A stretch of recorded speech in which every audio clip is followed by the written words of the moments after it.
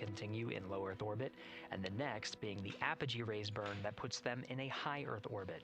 This is an orbit that takes them around the Earth for nearly a day, 23.5 hours to be precise, and allows the teams, including the astronauts and the flight control teams, to check out critical systems ahead of committing to the next day's translunar injection. But before they even call it a day, Integrity will separate from the ICPS, and the crew will command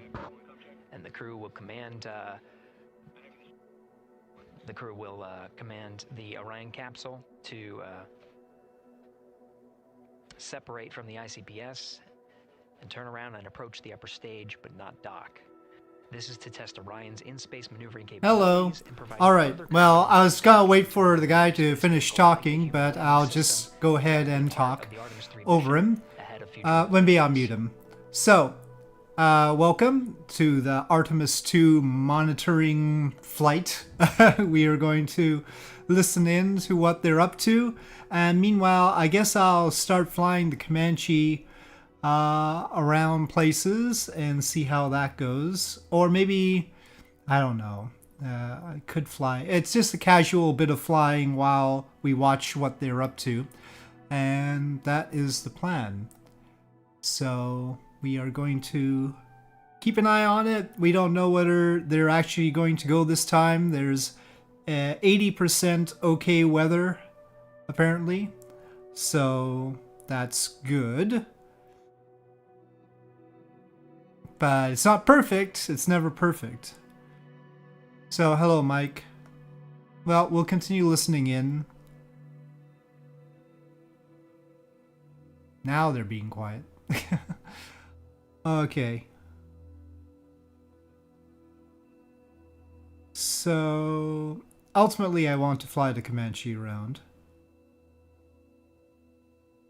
But you may be able to see from this view. I had picked up one plane that I wanted to try out. This is again a pressure check. There it is. Verifying that there's a freeware Dassault Rafale. So let's take a look at that first. How you see the crew now with I suppose I should fly it around here somewhere. Of their ascent all the way through core stage separation, about a little. Oh, maybe I'll fly it around Cape Canaveral. Since it's not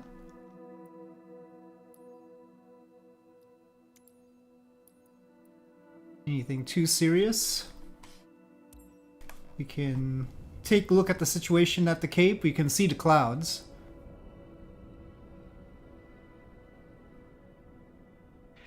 Alright, here in Mission Control Houston, we are continuing to follow along, standing by for confirmation of good leak checks. In the meantime, there are no showstoppers here in Mission Control Houston. We continue to monitor the countdown to launch. Megan, we'll send it back to you over at the Space Coast. Hey Gary, thank you so much. Yeah, as we wait for confirmation of a successful leak check for all 4 astronauts, why don't we go back to Daryl again, who has been following along with the launch countdown as we... Well, not the worst interior, but of course, just the stock sort of monitor here. Probably I just want the map would be fine. Even though it is as simple as a comm check, it's really good to hear their voices as they move through those various comm checks and then get ready for their suit leak checks. Fantastic views inside Orion that you're looking at now. Give you an update on the weather outside. The Rafale has these interesting cheeks. For our 2-hour launch window, which starts at 6:24 p.m. Eastern Time and closes at 8:24 p.m. Eastern Time. That's the good news. I don't know what added those smoke plumes. We've got some rain showers that are starting to head in. It looks like it may miss the pad. Wouldn't matter if it rained on it or not, though. It's received some rain earlier today. Water isn't going to hurt anything out there at this point. Okay. But, it's one of those planes.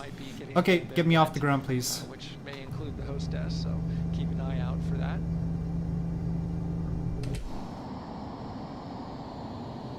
As we're watching with the astronauts, perhaps unnecessary to have Afterburner on right at the start. Spacecraft, you'll be hearing more and more from them, especially Christina Cook, specialist number 1.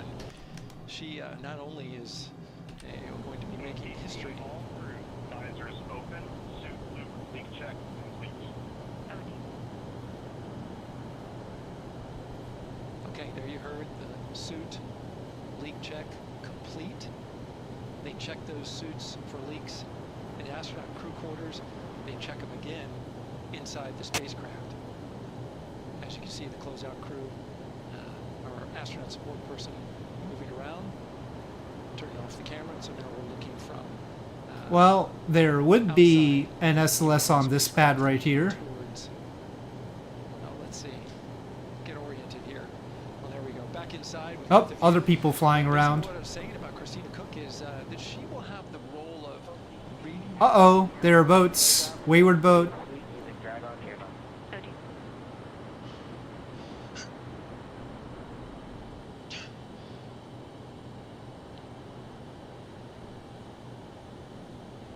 Bit gloomy. She will have the role of reading out a pressure reading that tells the team that...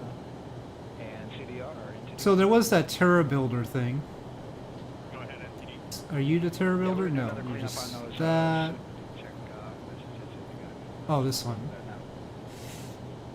It does have Artemis SLS / SpaceX, but which one?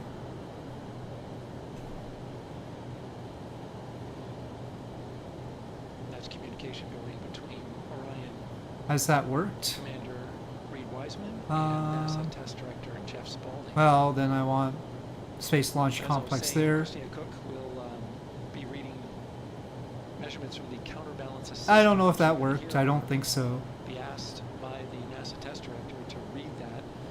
That CBA, counterbalance assist arm, it's mechanically latched by the closeout crew. I might need an update for this thing. There's a hydraulic assist.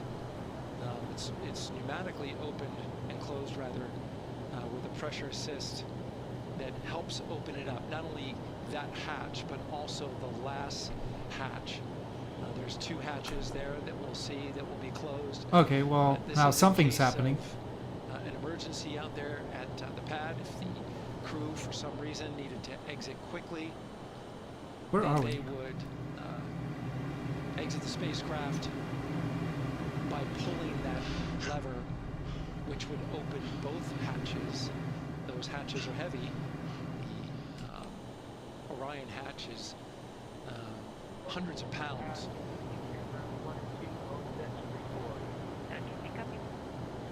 What is that? That probably Just shouldn't be update on there. the launch countdown, continuing to monitor Or maybe that is the communications here. It's fine. SpaceX tower. Everything going really smoothly so far. I forget. We don't have any Weather is great. open constraints to launch at this time, so we continue counting down. I don't know, this feels like a significant constraint. And for now, we'll send it back to the I host probably desk, already- Ian and Nicole. Oh yeah, let's Thank you so reset. much, Daryl. And so we heard some of the communications over Orion to Earth 1, and it sounds like we are now moving Do we have something on the into pad there? hatch prep and closure phase. We will now start to see the closeout crew getting out of Orion soon. Oh, there it so that goes. they can Hello. start getting ready And to, play. again, close up We've got a simulated SLS launch get out in of the pad. Yeah, the closeout team will take the hatch in seals flight off sim and here. inspect the seals, make sure everything's ready to go, and then do a few last-minute configurations before they close that hatch. And then, like It's Sam not talked going. about, Whoops! the It's not going crew really fast though. looking at the CBA. Yeah, you might have heard them say Dangerous. again that drag-on camera.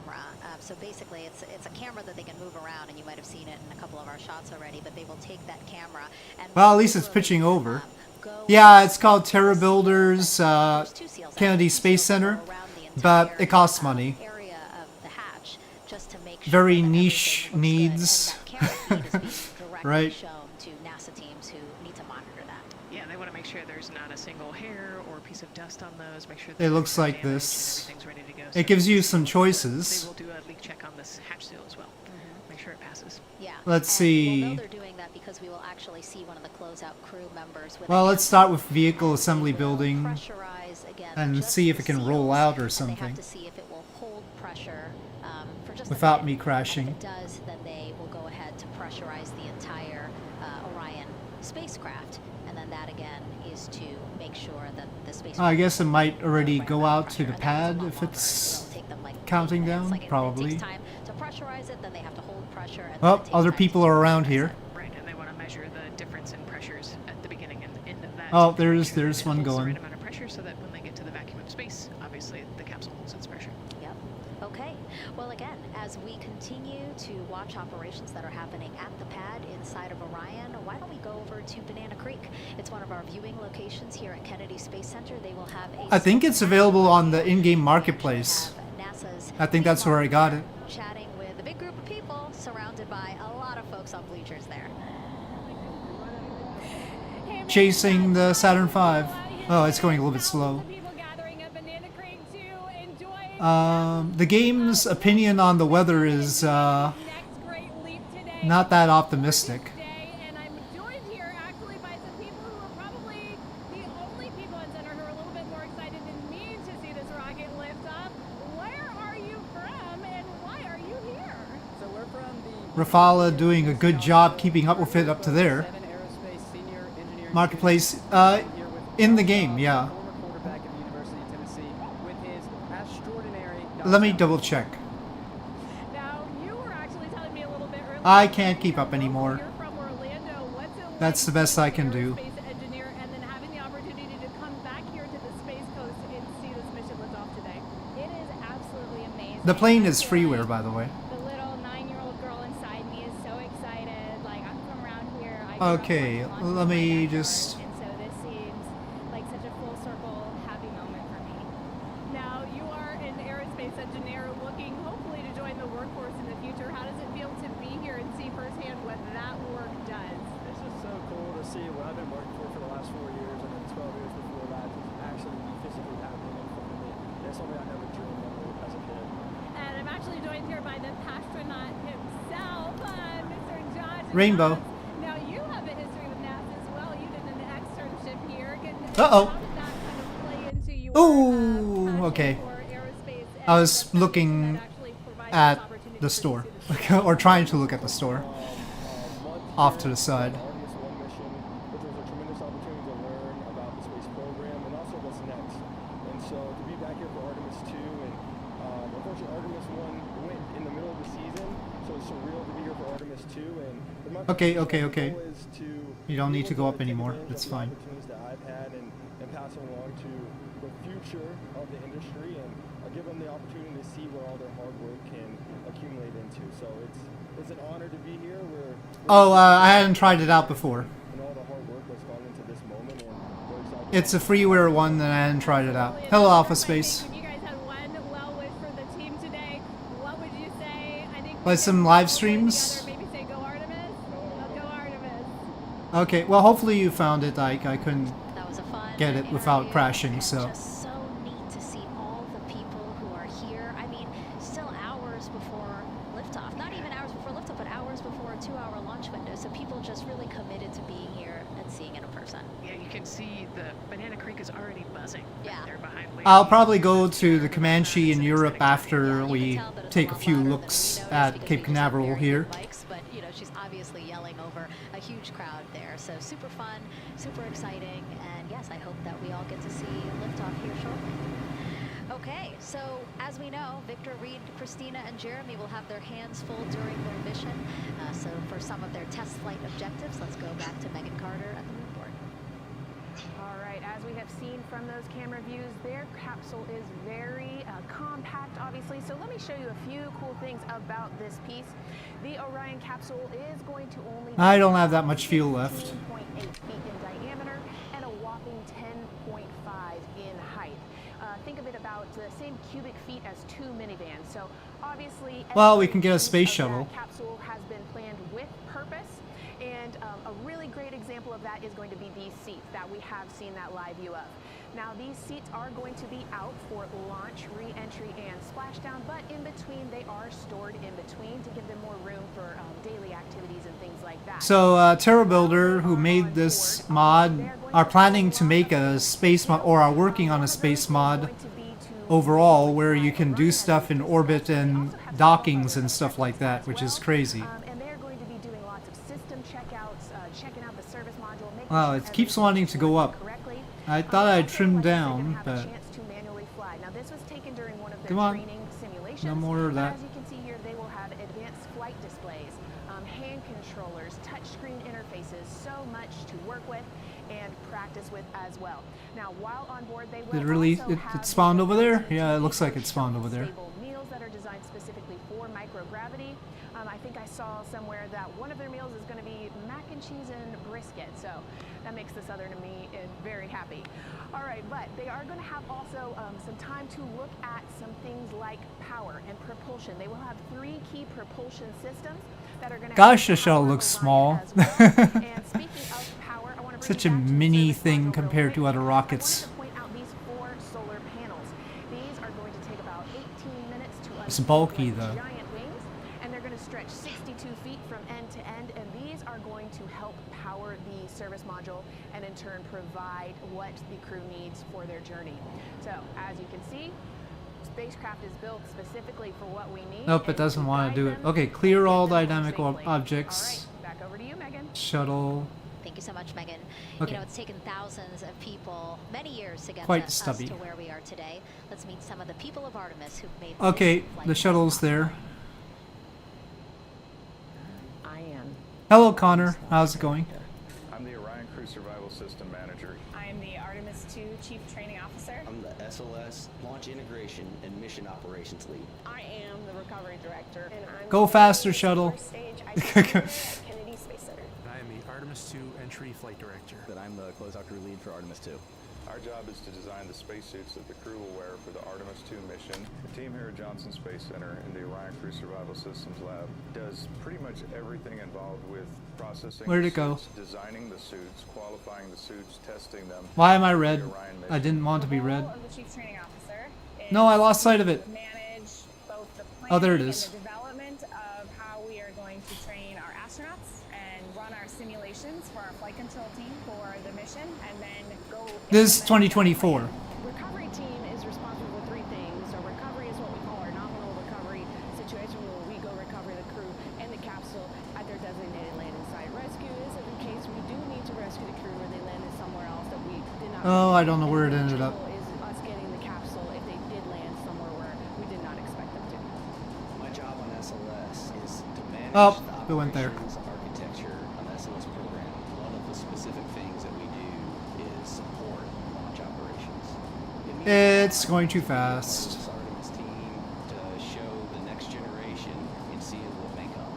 I am responsible for our core stage processing at Kennedy Space Center. My team is responsible for that core stage, and it's our responsibility to make sure that core stage is safe, built correctly. Let's try that again. Well, okay, it says my fuel's low, though. To their ride around. I'm gonna try and Flight land Director then. For over 10 years now. I worked on the Artemis 1 mission, and after that mission completed, I was assigned as the Entry Flight Director for Artemis 2. I can't wait to see the hatch open after splashdown. That's when we know that our mission will be No, completed. there's not that kind of realism in To this. the moon and back to Earth. Closeout crew is responsible for getting the astronauts up to the white room, getting their helmets and gloves on, getting them into the vehicle safely, connecting all their umbilicals, making sure they're ready to go for launch, and then closing the crew module hatch. The reason we do this is to expand mankind's knowledge. If I can be a part of that, doing anything, I want to do that.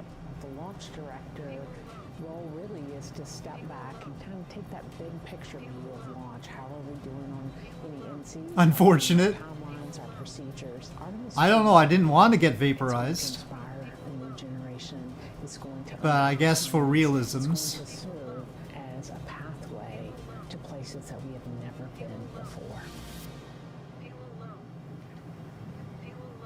And to meet more people of Artemis, you can head to the link we're going to put up on your screen there. Just, again, really nice to see all the faces that have put in the work, the time, the hours, the dedication to get us to today. Yeah, so many professionals that worked so hard on this mission.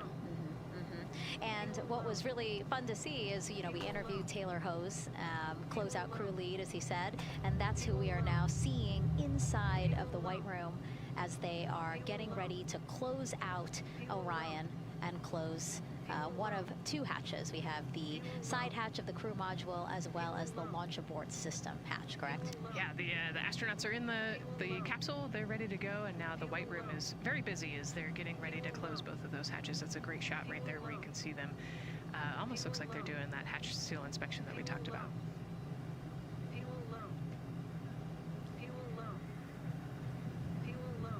And so, Nicole, as we continue to see them get ready to close that smaller hatch, again, the crew module side hatch, let's take some questions now. Sounds good. A lot has changed since Apollo, and I have a few questions about what's next. What part of the moon are we exploring through Artemis, and what are some of the key points that NASA needs to consider when planning missions like this? Were you expecting to see Scarlett Johansson? I think that took you. Yeah, I mean, took you aback. We've talked about this, but everybody has an interest in this mission. You know, it's humanity trying to explore and go back to the moon, and I love this question. You know, what part of the moon are we going to? You know, eventually we want to get to the polar regions, the South Pole specifically. We think that there are volatiles there, so water ice, something that can be harnessed as a resource. As we why is it so bumpy? On the moon and then try to get onto Mars. Whoa! Why am I going sideways? Mission, you know, we're going further than we have in a long time, and you know, on the International Space Station we're 250 miles from the Earth, and so we're pretty close. I thought I had my gear down, but apparently I did not have my gear down. Pretty often with cargo missions, but the further and further you get away from Earth, the more you have to think about the lack of cargo, the comm delay. You know, there's a communication delay the further away you get, and so there are different and unique problems as we continue to explore further and further out into the solar system. And there is so much to learn about the moon, so it's no surprise that gears coming down now. Our goal is to have a moon base at the all better. Pole. The lunar pole is not the main focus of this lunar flyby. So instead, the crew is going to be focused on observing the okay, can we get out of here? The moon. So this is actually an animation of what teams expect the moon to look like if the crew launches today. So and who turned on the red smoke anyway? And this is the far side of the moon, which I think the crew does their lunar flyby. Well, it's not letting me rev up. They're expecting this will be their view. What an amazing view and an opportunity. Yeah, you know, there's so much to learn from this particular mission, because obviously we're not landing with this mission. Come on, you can do it. Potentially could see the South You can Pole do it. Kind of scope out what our landing regions look like in the context of the entire. I believe in you. But also, they're going to see parts of the lunar surface that have never been seen before by the human eye, and so they're going to take these detailed notes. They're going to record themselves talking about what they see. Yeah, I mean, I've got throttle all the way up, so in theory it would be on afterburner, but it's not igniting that. How to pick out the unique portions that we want to go. Maybe what is the context of the moon? What parts of the moon? The engine's busted. Oh, no. The impact craters that we talked about earlier. So really trying to take all the pictures, take all the observations, come on, write down, talk about their observations, and record as much data as we possibly can for the researchers back here on Earth. Yeah, it's so important to, yes, we're all talking about what they hope to do during this 10-day mission. It's stuck, I I think. You think. have to think about all the training that goes into this. I mean, you have 4 crew members who will, you know, have Oh, maybe it was on reverse. It has a reverse. I mean, they'll be talking through communications, but you know what I mean? It's just them and the moon, right? So they need to be fully aware and equipped with everything that they'll need to do to be able to accomplish the objectives Are we okay? Right, and there's specific flyby around. All right, I need fuel. The lighting will be different, and the here, let's assume that I get a truck right here. Would be different from tomorrow, and so you know they actually had to learn the geography of the moon so that they can orient themselves when they're on the backside of the moon, because they're not going to have communication. You know, there's. I don't usually refuel it like this. Oh, right, the pad is how we do that. Far side of the moon, and so they themselves have to know what things look like on the moon, how to orient themselves, and how to get the data that we're looking for. Yeah, really ambitious mission. Excited to be here at the start of it. Yes, all of it. So another check of the clock. Oh, I'm heavy. 7 minutes and counting to the. I don't know. The external tanks are ugly. Artemis 2. This pivotal test flight comes 250 years after America began its journey as a nation. As we celebrate that milestone, a special live performance. It doesn't load the tank when there's only 4 there, apparently. Ann Wilson. Good progress on your turbopump designer? Okay, very good, Alpha Space.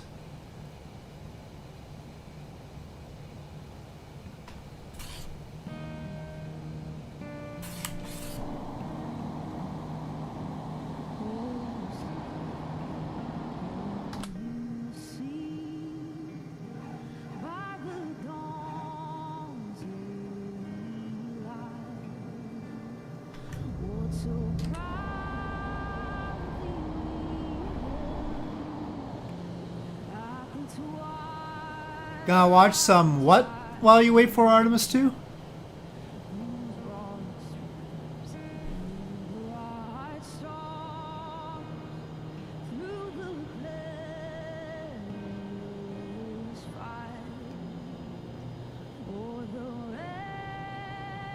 Watch out, Becca, it's the American flag there.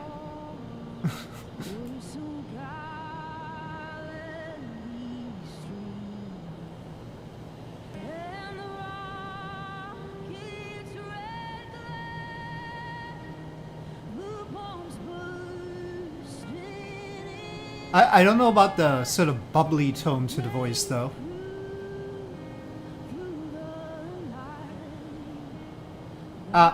Shuttle infrastructure here.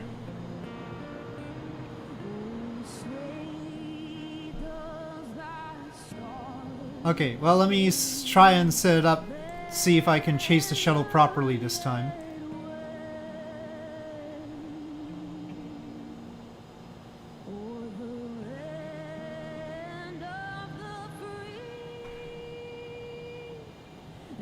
Yeah, I have to say, I think I can sing the Star Spangled Banner better than this.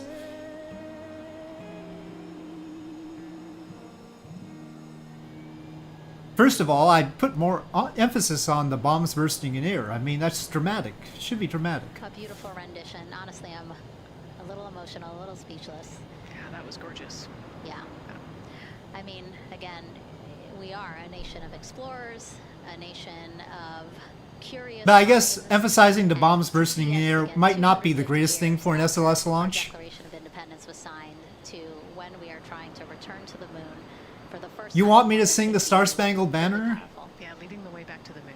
It's exciting. Mm-hmm. And that's so important to us, you know. We do want to be the leaders in... I don't think Pekka wants me to sing the Star Spangled Banner. You know, we often hear NASA leadership say that, you know, this is not something one nation can do. This is something that is a collaboration of nations, and that's why we have European countries. We also have Canada, again, joining us on this ambitious test flight. Yeah, of course, you know, it goes back to the old proverb, if you Uh-oh, I might have throttled up a little bit late. We want to go far. We want to get onto Mars eventually, and so we're going to get to the moon. No, come back. So thank you again, singer Ann Wilson, for that beautiful rendition, again reminding us of what it is we are trying to accomplish for all, by all. We are now back inside the White Room with the closeout crew. Well, at least there's an abort system. Unlike some rockets. Well, I was late this time. I should have throttled up a little bit earlier. Come back. The crew seated comfortably inside. As you can see, they've dimmed the lights a little bit. Well, Has the opportunity to seeing how Starship version 3 goes will be interesting too. There's the moon too. they were given the opportunity Oh well, to anyway. adjust the lighting as they see fit, again, just so that I'm completely stalled. My speed is 0. and you have the opportunity to Probably not the best thing. The bright lights in your eyes. Also, you want to be able to see Going the screen as down. well, or see the, you know, the tablet on Jeremy's knee. Well, for some of it I can. lighting to what makes sense for Not for the entire way, obviously. And we saw in that But I could probably keep up for some ways. of the two hatches is actually that drag-on camera, like we were saying, that kind of moves around. So sometimes it's hard to show Okay, that. So there you well, have it. let's see. You can see that the closeout crew has closed the side hatch. And so right now, that's a panel that they have to close out in order to then close the next hatch, which is the launch abort system hatch. And so, Nicole, can you just quickly, again, talk to people about the two hatches, again, crew module 10 kilometers? Well, I had kept up with SLS pretty well earlier. Oh, no, I don't want that. They just got closed. Stop. You can see he's No, get out of the way. and that is the hatch that completes Okay, the and then you have the launch abort system, which actually is kind of Okay, almost a shell let's that see. goes around the capsule and holds onto the capsule during launch, and it has its own separate engines that can pull the capsule away from the rocket safely in the case of an off-nominal data point. So it's actually I'm late, must go back. attitude and thrust and all sorts of different data in order to make sure the launch is safe. Oh, there it is. launch abort system will pull the crew module away and get them into the No, space darn cloud. safely. Oh, shoot. No, that was a stress one. It'd be easier without the clouds. Maybe I should get rid of them. And as we Godlike powers. wait for the crew to complete closing that side hatch of the crew module, let's head over back to Banana Creek, where we have Leah Martin standing by with the person who designed this mission's zero gravity indicator, named RISE. It was second grader Lucas Yee from California. Hey, Leah. Oh, going the wrong way. Going the wrong way. Many special guests we have with us today. I think one of our most exciting guests is Lucas, who's joining us, like you said, all the way from California. He and his family actually worked Okay. I think I'll get rid of the clouds. It's just too much with the clouds in the way. about your design. Yeah. So you named him Rise. Can you tell me why you picked that name? It was very remote, representing the Artemis 2 launch and Earthrise. And yeah, that's pretty much it. So were you really excited to find out that you won the competition and that your zero gravity indicator would be going to space? Yeah. So how does it feel? We're actually just Only thing worse than see it from where we're standing. How does national anthems, little kids. Alright, thank you.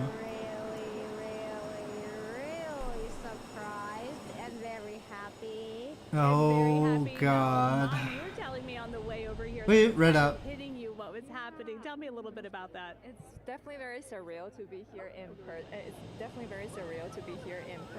That Commander Wiseman said that it's for all and by all. That we couldn't have said it better. We're just very grateful to be here. Super excited. And we're so excited to have you here too. Now, Oliver, this is your first launch too. Is that right? Yeah, that's right. And how does it feel to be here, just a little bit away from watching the first group of astronauts in your life? Oh, not random. It feels like. Oh, whatever, fine. It's probably there. So if you had one word of encouragement or something to say to the crew sitting on that rocket right now, what would you say?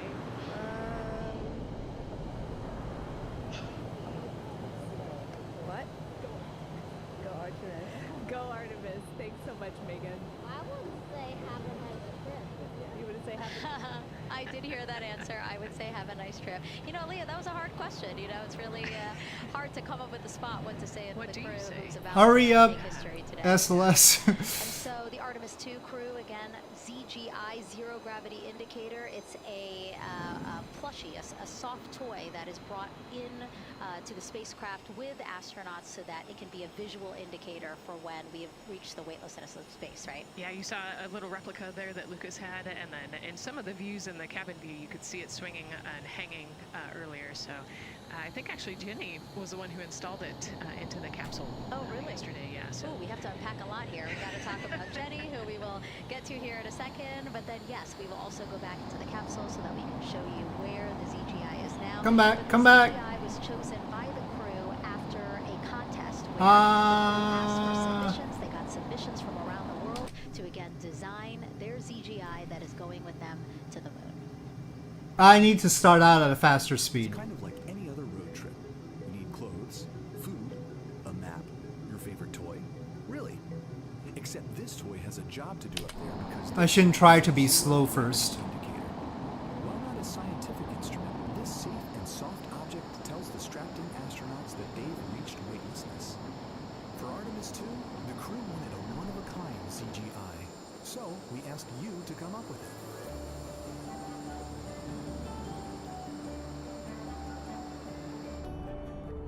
Thanks everyone for sending in your entries from around the world. Over 2,600 of you submitted.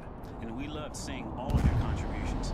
It was a really difficult decision because each design had a unique quality that stood out to our crew. In the end, we were able to narrow it down to a top 5 from Finland, Canada, Overstressed. from the United States, Kansas, and California. In the end, we went with one called Rise. It was a It's very cute. It's a very cute little plushie. I still think it's more inspired by Jim Lovell than just the photo, but... In the thermal blanket lab at NASA's Goddard Space Flight Center. This lab specializes in custom materials to protect sensitive spacecraft equipment and is perfect for creating a CGI that meets the rigorous safety standards of NASA. Because you have to be concerned with whether We can move on what? or if it will hold up, if it's flame retardant. This is the Rise CGI doll. All I have left to do is to close the opening here and hand sew the hat on, make sure stuffing is stuffed in there, and we have our pocket here. Okay, well, it sounds like I'm taking a lot of G... Oh, shoot. Will be millions of names submitted to virtually join the crew aboard Orion. I'm gonna die, aren't I?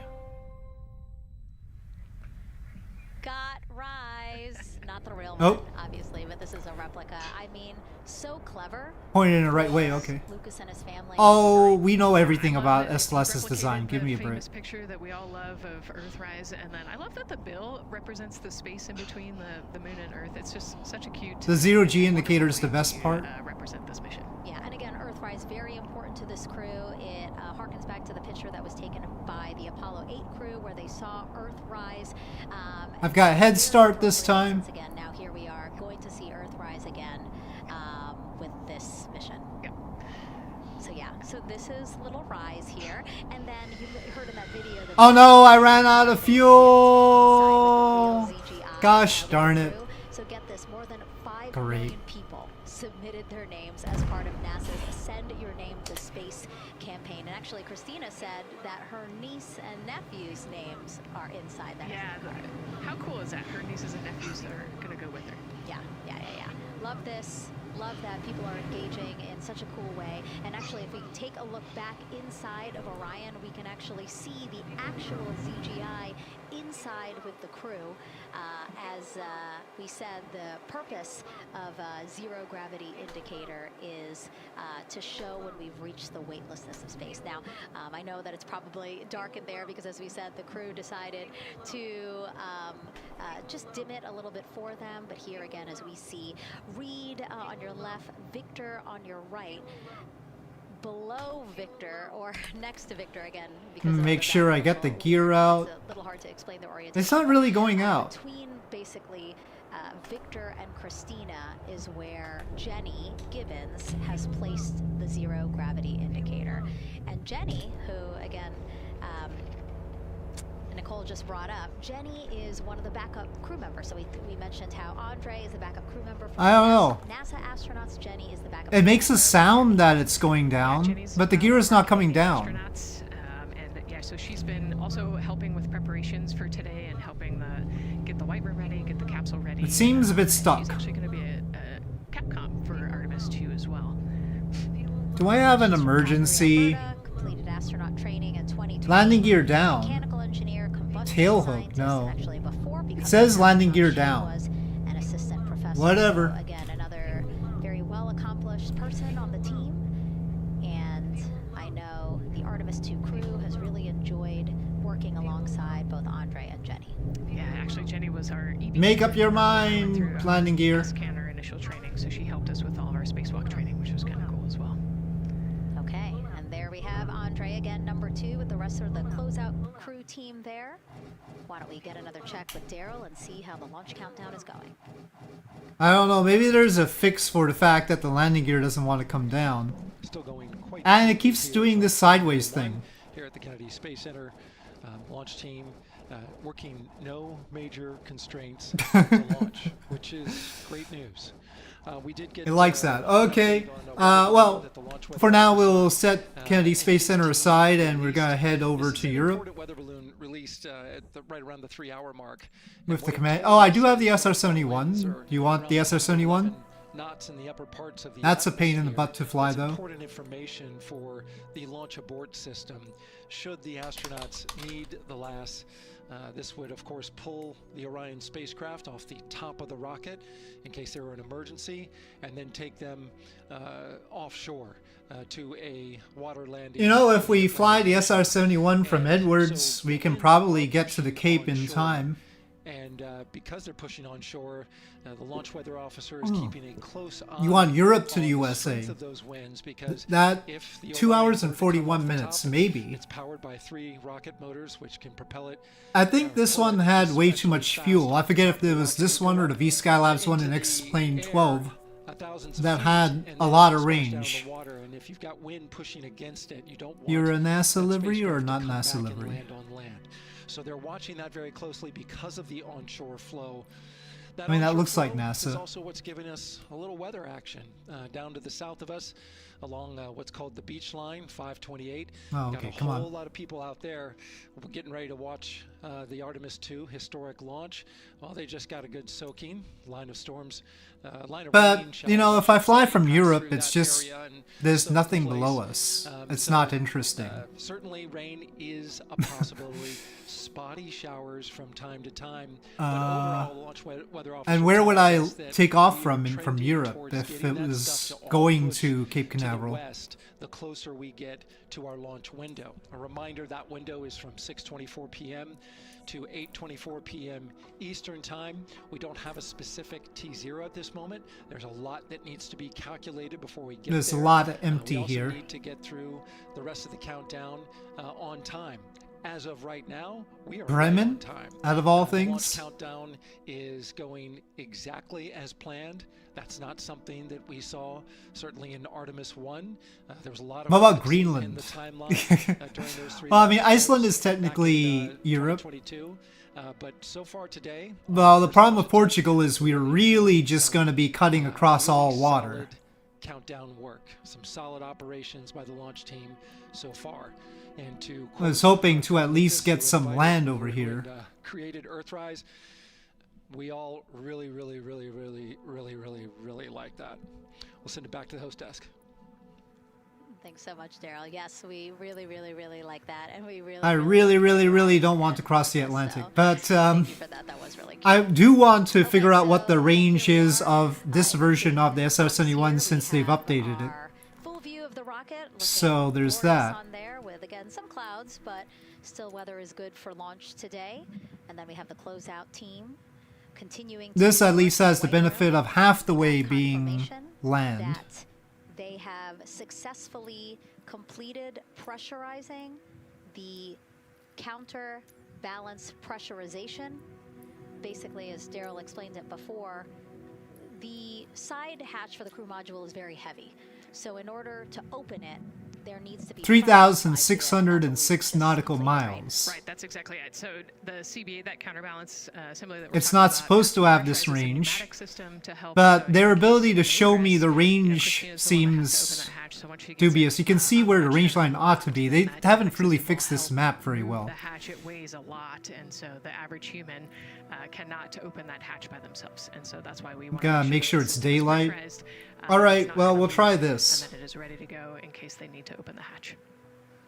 So That should be doable in 2 hours. Maybe I'll take off from Bremen. that is in progress. Again, 2 seals. It should be right on time if I go really fast, and I can get to speed We will quickly. take the seals to pressure, hold it for about a minute. Where Let's in make Bremen? sure that These are not the right Bremen, are they? Again, we EDDW. want to make sure that the crew has a safe, pressurized environment in any Well, sort I of mean, it's not situation that far from there to here, so. Yep, that's right. So we're gonna take a look at it. We're gonna take a look at the starting pressure, and then after a certain amount of time, we'll take a look at the. We'll fly over Manchester for some reason. Tolerances that we will accept for flight.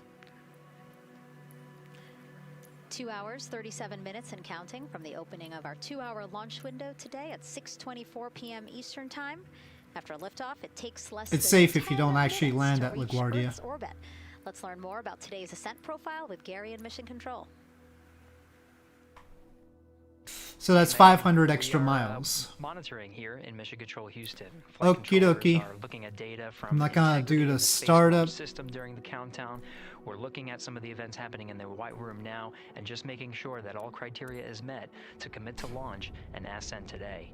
It's the team you see in this room that would be looking after ascent, which is a very dynamic phase of flight. And after solid rocket booster ignition of the Space Launch System, it's this team that takes over control of the mission. There are voices you'll hear upon ascent, calls being relayed between Stan Love, the Capcom you see here in this shot in Mission Control Houston, that's the voice from this room, and the Artemis 2 crew on the communications channel aptly named Orion to Earth. Nope, don't need a Windows. During this part of the mission. Capcom Stan Love, his first call after responding to the crew's Do need to double check that the fuel's... Why does it say £0? Okay, there we go. But it's half full as usual. In low Earth orbit can still be achieved. At 1 minute 25 seconds, you'll hear max Q on PDL.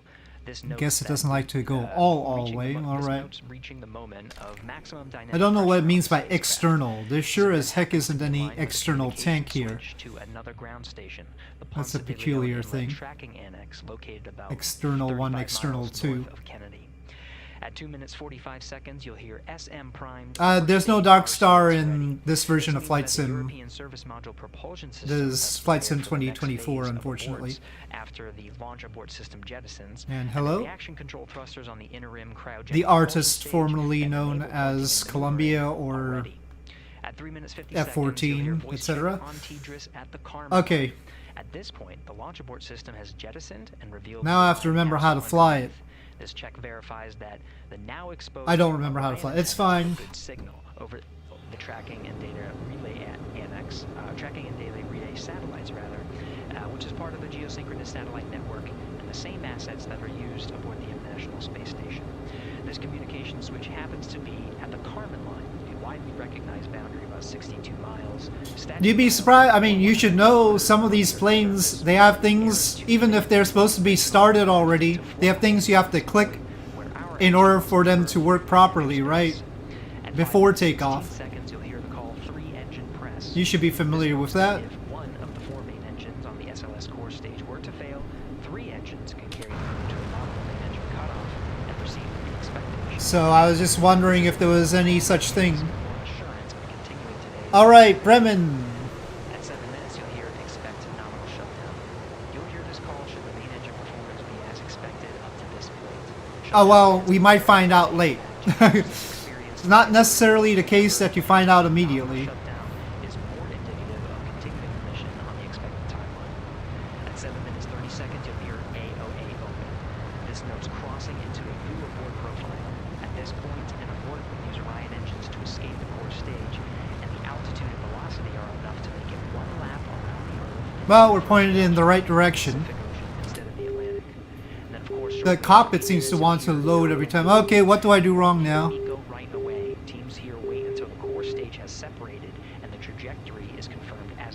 Maybe it was just the fact that I was pointing down and going real fast. Surface limiter, well, there's that. A few seconds, depending on the trajectory, and of course, these are the calls and times for a nominal trajectory. Teams in this room have been training extensively to prepare for any and all scenarios, and they are confident and ready to take this crew to space today. In today's pre-brief, the flight director, Judd Friedling, expressed his confidence to the team, citing the hundreds of simulations to prepare for this very moment. These are the calls you'll hear during ascent less than 3 hours from now. And now we'll turn our attention to the countdown to launch. Germany? Back to you, Megan, at the Space Coast. This particular part of northern Germany? Thanks so much, Gary. Now, one of today's 4 astronauts, of course, Canadian Space Agency astronaut Jeremy Hansen. Well, let's go now to Jasmine with her next guest. I mean, they have other ways of going fast, I presume, but yeah, more or less.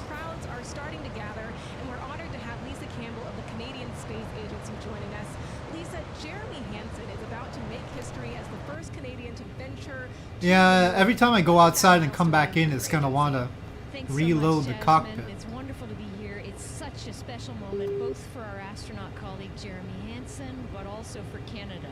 We're here because of decades of public investment in space robotics, in space collaboration, and so for our country, we're very proud. He's so ready. He's been waiting for this his whole life, preparing, training, and he's a wonderful example of Canada.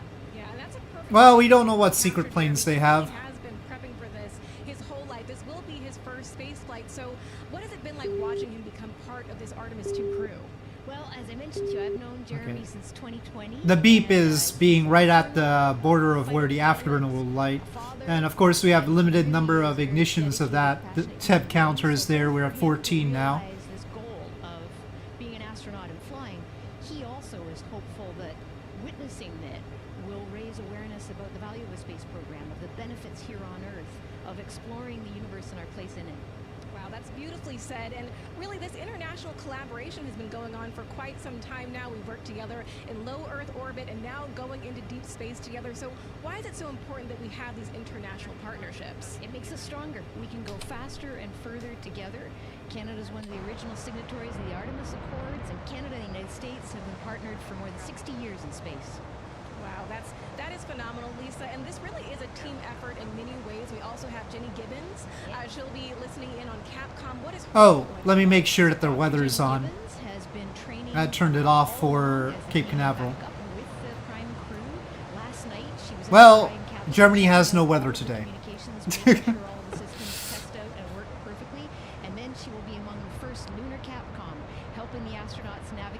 Really, really? Wow, Lisa, that is so exciting. Apparently. Any final words for the nation of Canada before today's mission? Just, we are so proud, so excited, and we can't wait to welcome Jeremy home. Fantastic. Lisa Campbell, thank you so much for being here today. Thank you, Jasmine. Of course. And with that, let's get back to NASA's Megan Cruz.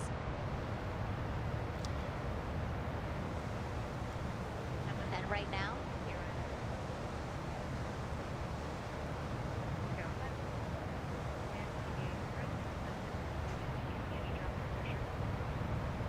Well, we should be able to go up faster than this. It is just over 2,600 now. Thank you, ma'am. again, a call out to mission specialist Christina Cook. Again, it was her responsibility. But let's just go with afterburner. The pressure on the counterbalance system that will help open the side hatch. And she did report a drop in pressure, but it seems like it's within nominal limits. Right.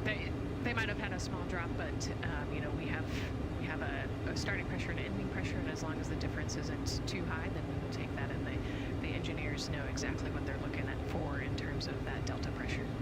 And so again, that milestone on the checklist of things that have to happen before they launch today, that is complete. The crew, again, still inside comfortably as the closeout crew team work to close the side hatch. Again, a separate seal. There's no weather there sometimes. Happens here too. Central Valley of California. Sometimes you don't have any weather at all. I bet at Cape Canaveral they wish that was the case today. Marching down the countdown timeline. And so, Bill, again, number 3 there, he is holding a silver flex hose. That hose is what will be connected to Orion in order to do that cabin leak check. So again, it does seem like we continue to march down through the milestones of this countdown.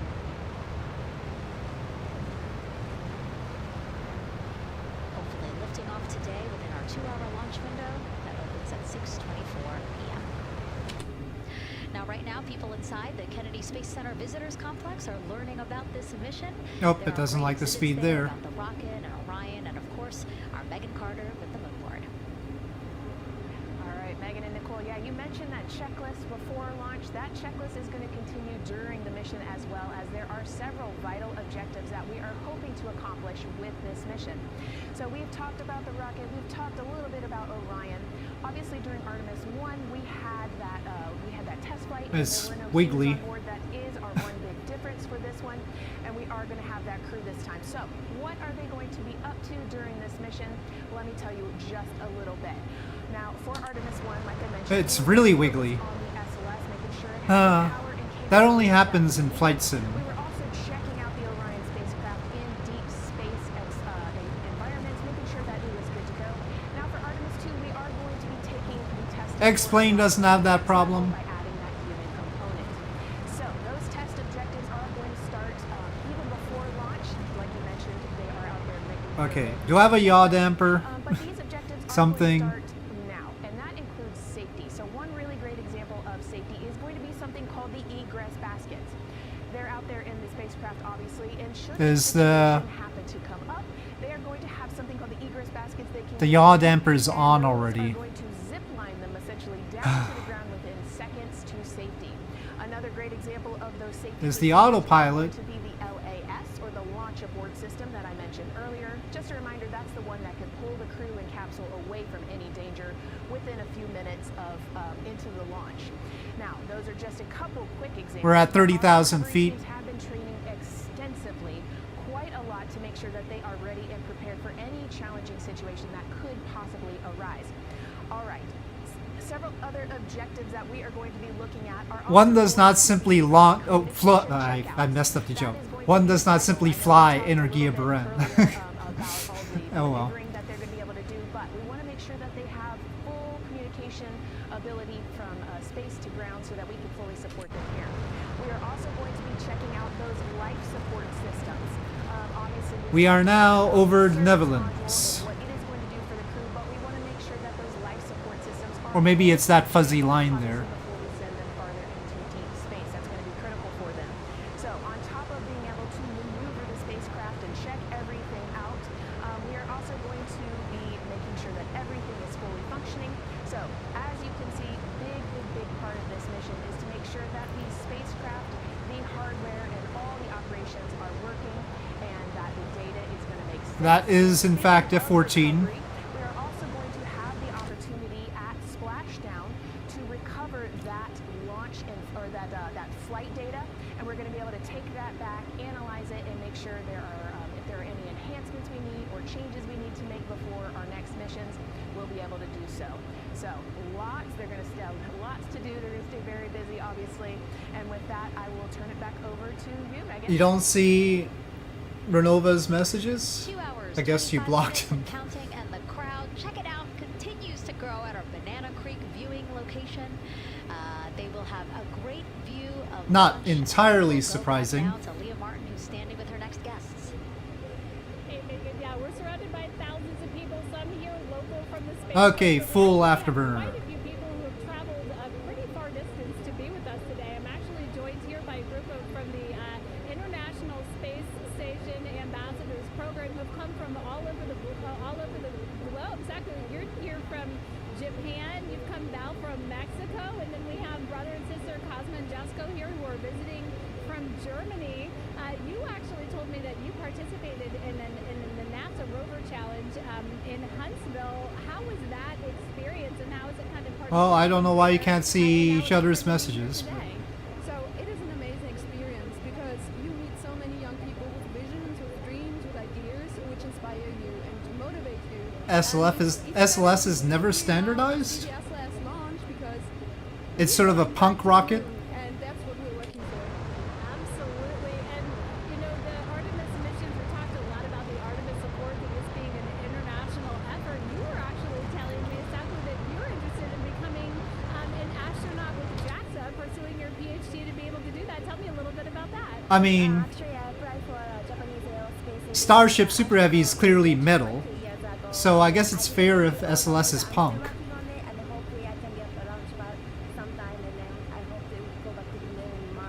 The upper stage is the standardized part, the core is always custom. Anyway, we're at Mach 1.08 finally, and increasing. Space. This is a team who, you know, is predominantly made up of women. What is it like knowing that Christine is on that rocket right now, about to be the first woman to travel around the moon? I think that's such an amazing news. It's just so inspiring that we are taking the first black person and also the first woman to the moon. It's just the first step in humanity and big step in equality as well. Megan, a lot of excitement here, not just in Florida, but from around the globe. But we're keeping our eye on that rocket. We're ready to see it lift off. Thanks, Leah. Yeah, a lot of excitement, but also a lot of inspiration. Again, this is part of a big part of the reason why. Good readback, aux 1 voltage, 131 decimal 3. I don't actually know what the sort of bay that is smack in the middle of the Netherlands is called, you know. The one that Amsterdam is on the southern end of. What is that called even? Anyway, we're approaching it. in order to get us to launch today. And so we were saying, yes, inspiration, a big part of why NASA does what it does. We want to go together. Disturbing everybody with our to learn more about ourselves and here on Earth. supersonic speed. Naturally want to explore, and so. So I should be accelerating faster now. Like Lisa said earlier, we're going to go farther and faster than we possibly can alone, and you know, what a way to celebrate that today. Yeah. Going back to the moon in the first time in over half a century.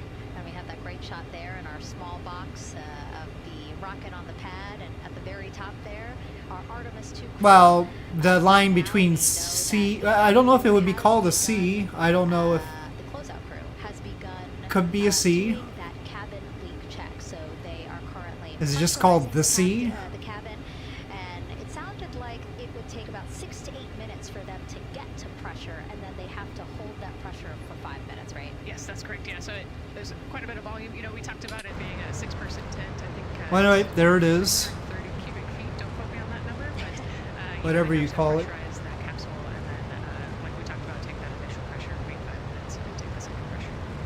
And then it takes about 6 to 8 minutes again to depressurize the cabin. So this process will take.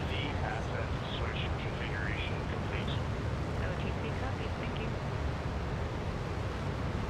And then after the cabin checks, then they will finally close the last abort system hatch. So again, chugging along in the countdown. They encroached on the sea. Again, continue to hear the crew's voice inside Orion. It's fine. all the procedures. They can encroach on the sea if they want. You're just sad because you don't have one. And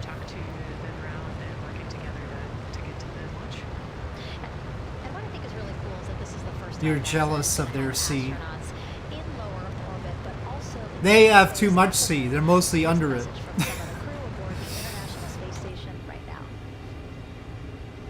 Hello, Megan, and a big hello to everyone around the world counting down together to the launch of this historic flight test. If we weren't in microgravity, Isilmir? I don't know. I'm not pronouncing that probably right, but Isilmir? all of us are honored to have the chance to wish our fellow Well, that's one of the names on the map.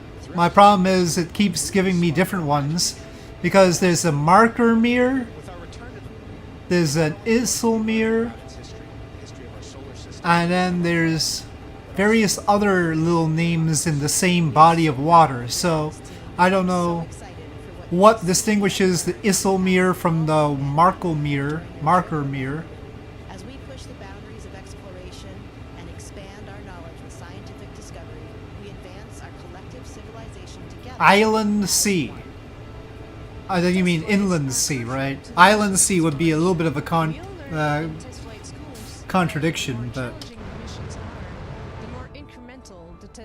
big one. Well, I don't know where the line is drawn though, because like, is it where that bridge is? I don't even know. our friends for your dedication. And from the entire Expedition 74 crew, thank you to all of the teams that had a hand in getting the Artemis 2 There's mission another to bridge where it is there. today. It's an island in the sea. Well, I was talking about the sea itself. What's the name of the sea? Not talking about the island in the sea. Oh, I love that so much. I just love seeing them there. And again, you have to remember the International Space Station is an orbiting lab. We learned so much there, and we're going to learn so much more from Artemis 2 because this isn't just a test flight. It's an opportunity to learn more about the moon, deep space, and now There is no $10 million SR-71. A $1 SR-71 must be one of those Matchbox ones. Nordsee or Wadensee? Is there just one name? Because on the map it looks like one body of water, but it has a lot of names on it.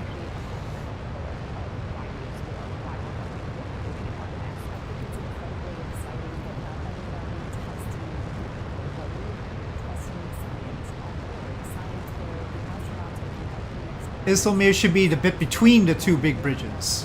Okay. Bridges usually do not divide seas. But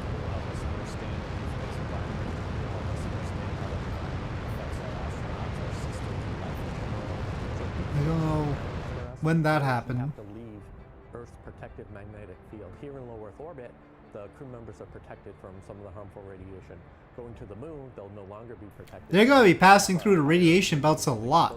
Much like Artemis 1, we have so many radiation sensors and detectors that are inside the capsule so that we can fully understand and appreciate the radiation environment for protecting our astronauts. In my hand here, I'm holding a tissue chip model. This is the exact Okay, I better continue accelerating here. We'll be collecting samples from each of the crew members And going up. these organ chips out of the astronauts themselves.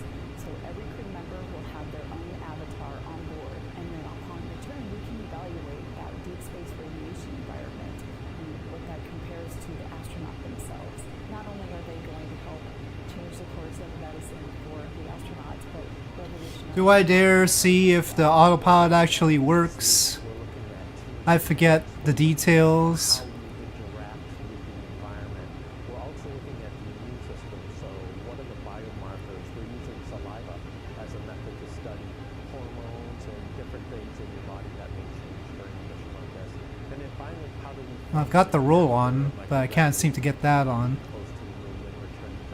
will ultimately help us achieve our goal of getting humans to Mars. And then on top of that, we have an opportunity to look at the moon from deep space on the far side for the first time in over 50 years. Having human eyeballs and brains back around the moon is going to unlock a new generation of lunar science discovery. The human eyeball is capable of taking in so much data in just a split second. So be able The problem is I'm a little bit mixed up between the SR-71 and V Skylabs and how it does things, and the one here. I think the V Skylab one, the joystick or the control stick has the autopilot switch. called the science officer. We have a brand new science backroom where it's basically our brain trust of lunar scientists and geologists supporting the crews. Well, that sure isn't doing anything. Will allow us to really test how this works so that future missions are really set up for success. We'll also be deploying some CubeSats. They're small shoebox-sized spacecraft of their own.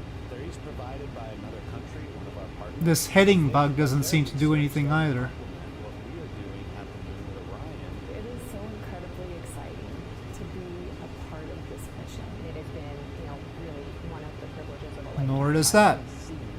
The work I'm doing Due to and benefit the crew members in the future. a dike? Incredibly excited. It's very rewarding. Oh, they're dams. Launches humanity off of the Okay, they're dams. setting the stage through our Oh, science we're going too fast. We're going way too fast, actually. for the solar system. And what we learned during this and future Okay, I need you to stop holding things. Here's Jasmine Hopkins again, now with Nikki Fox, Associate Administrator of NASA's Science Mission Directorate. Thanks Okay. so much, Megan. Yes, we're back on the balcony now, joined by Dr. Nikki Fox. Nikki, in this nearly 10-day mission, we are covering a lot of science from CubeSats to tissue chips. What are you most looking forward to learning? Oh my goodness, I think for me the most exciting thing is actually being able to interact with the crew while they are flying, doing this historic journey. Here, on now the you can far hold the side of pitch. moon. They are going to be seeing pieces of the moon that no human eyes have seen. We're close to Mach 2. We are at Mach 2. In darkness, then at the Terminator. So in Yes, darkness, they'll be able please to use watch Dutch the words flashes for when the micrometeorites places in pummel the that whole Netherlands. moon. And then at the Terminator, they can see shadows and interesting things, which kind of gives you depth perception. We have departed the And then, of Netherlands, course, though, the and we're summit, approaching you know, England, everyone's favorite which craters. oddly has Also, if we launch today or also tomorrow, weird then ways we'll of see a total pronouncing solar eclipse place names, so from the Orion capsule. doesn't really help. That is very cool. We are thrilled for this Artemis 2 crew to be able to see the moon in a way that we've never seen before. Let me What's test. so unique about that far side? Why are we going there? I mean, honestly, it's just, it is unique. That's It's quite very a roll different to the near side for of the moon. 1%. The actual sort of terrain, the morphology, it's very, very different. And so it will be very exciting to see that as we're going past that. Absolutely. And Nikki, we are performing a lot of science at the moon this year, actually, not just Artemis 2. Can you speak to the commercial lunar landers we're planning to send? Yes, we are very, very proud of our commercial Okay, why did you go the other way? as they take our payloads for us to the lunar surface. And very excited. Next one up is Blue Origin's Blue. I think the number next to it is just wrong. Going. It's got some science on it. It's got a Mach scouts 2.3. on the Blue Ghost. So 60,000 feet. As it's coming down onto the lunar surface, and then also the laser retroreflector that will be the array that's up there too. So even on that first test flight, packing it with science as much as we can. Wow, Nikki, so much science. It's hard to keep track of everything. But the unique thing about Artemis 2 is we're sending crew. Can you speak to the importance of the human element of science? Absolutely. I mean, we can program like we do with our beautiful rovers on Mars. We can And then here it says percent there, but what it really means is the vertical speed. Up there, they can make that sort of like really unique split-second decision. The thing I'm most looking forward to is when they think they're going to be looking here, is hearing one of them say, "Oh my goodness, look over there!" And I think that's just incredible about how we do that. Also, flying our tissue chips with the astronauts, our Avatar experiment. Here we go, Avatar. Wow, look at that. We're flying at a ground speed of 1,400 knots. To the crew, so we'll be able We to are over monitor, England. The effects of microgravity and radiation on that human tissue as we Don't prepare try for more and fries. more missions to the moon for longer and longer durations, and then off to Mars. Wow, Nikki, so much science ahead of us. But first, we have to launch. Thank you so much for being here today. Thank you so much. Go Artemis. Oh, of course, go Artemis. And with that, let's turn it back over to the countdown with NASA's Megan Cruz. Nikki is so fun. She has so much energy and so much passion about the science. And again, yeah, it's just so important. It's a weird so turn much controller. science is happening with this mission. It's not just to test out the hardware and the life support systems. Yeah, you saw the science video, and then we talked to Nick. Man, there's so much going on, right? We talked a little bit about the lunar observations that we're going to do, and then she talked about made a really great point about the human eye can pick things out that a camera or a robot can't necessarily. 74,000 feet. But also, we're not just doing the lunar observations. The Avatar, that's a really cool experiment. They took Trying to get to Cape samples from the crew, Canaveral and then from they over used here those in stem Europe cells to make bone marrow and create in these little Avatar time. chips, which is so like impressive. feels like scientific, sci-fi movie stuff. But we're going to look at radiation. We're going to look at all sorts of different scientific experiments. We got the little CubeSats. We're going to go look at space weather. Lots going on. Yeah, even collecting some of the astronauts' saliva, you can learn a lot about the body. Collecting the astronaut saliva. A lot in a small amount of time in a small capsule. Yeah, scientific discovery. That's why we go back to the moon. I'm at 2.9. Mach So, 2.9. oh my god, I can't find the words. So wonderful. Awesome.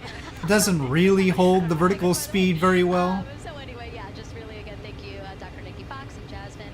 And so Nicole, what about answering more questions? Let's do it. Okay, great. First one, what was the word I was trying to get at? No, I'm kidding. Let's have the first question up on the screen now. 81,000 feet, Mach 3 now. I know we got him. I see him being asked. CDR OTC or Earth 1. Go. For your awareness, scrubber cycling is about to be restarted. Integrity copies.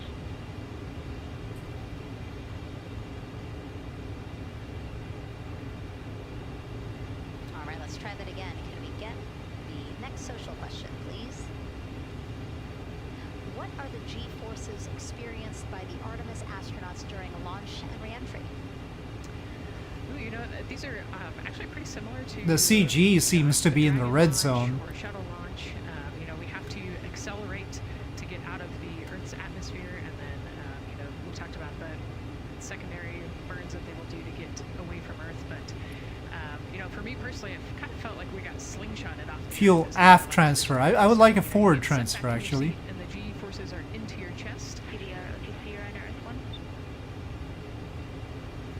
Go ahead. And link check complete. The cabin is going Mach to be vented 3.3. momentarily. Integrity copies.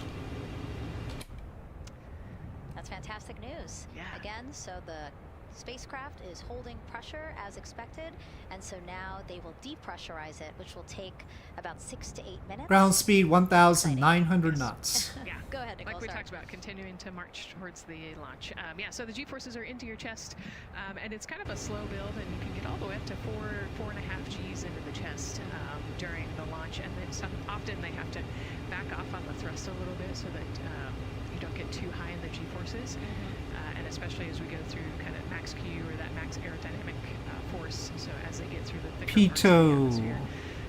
And then very You don't need the similar piso G-forces heat the way on. home, so slow, steady build up to about 4.5. CG is blinking. Rocket actually decelerates. You know, you heard in one of the packages, when they come back, they're going to be going 7 miles a second. Gosh, that's And so you have to slow down somehow, and to do that, you have to actually, you know, when you brake in a car, you feel those G-forces. And so for the astronauts, it'll just be, again, into the chest based on the orientation.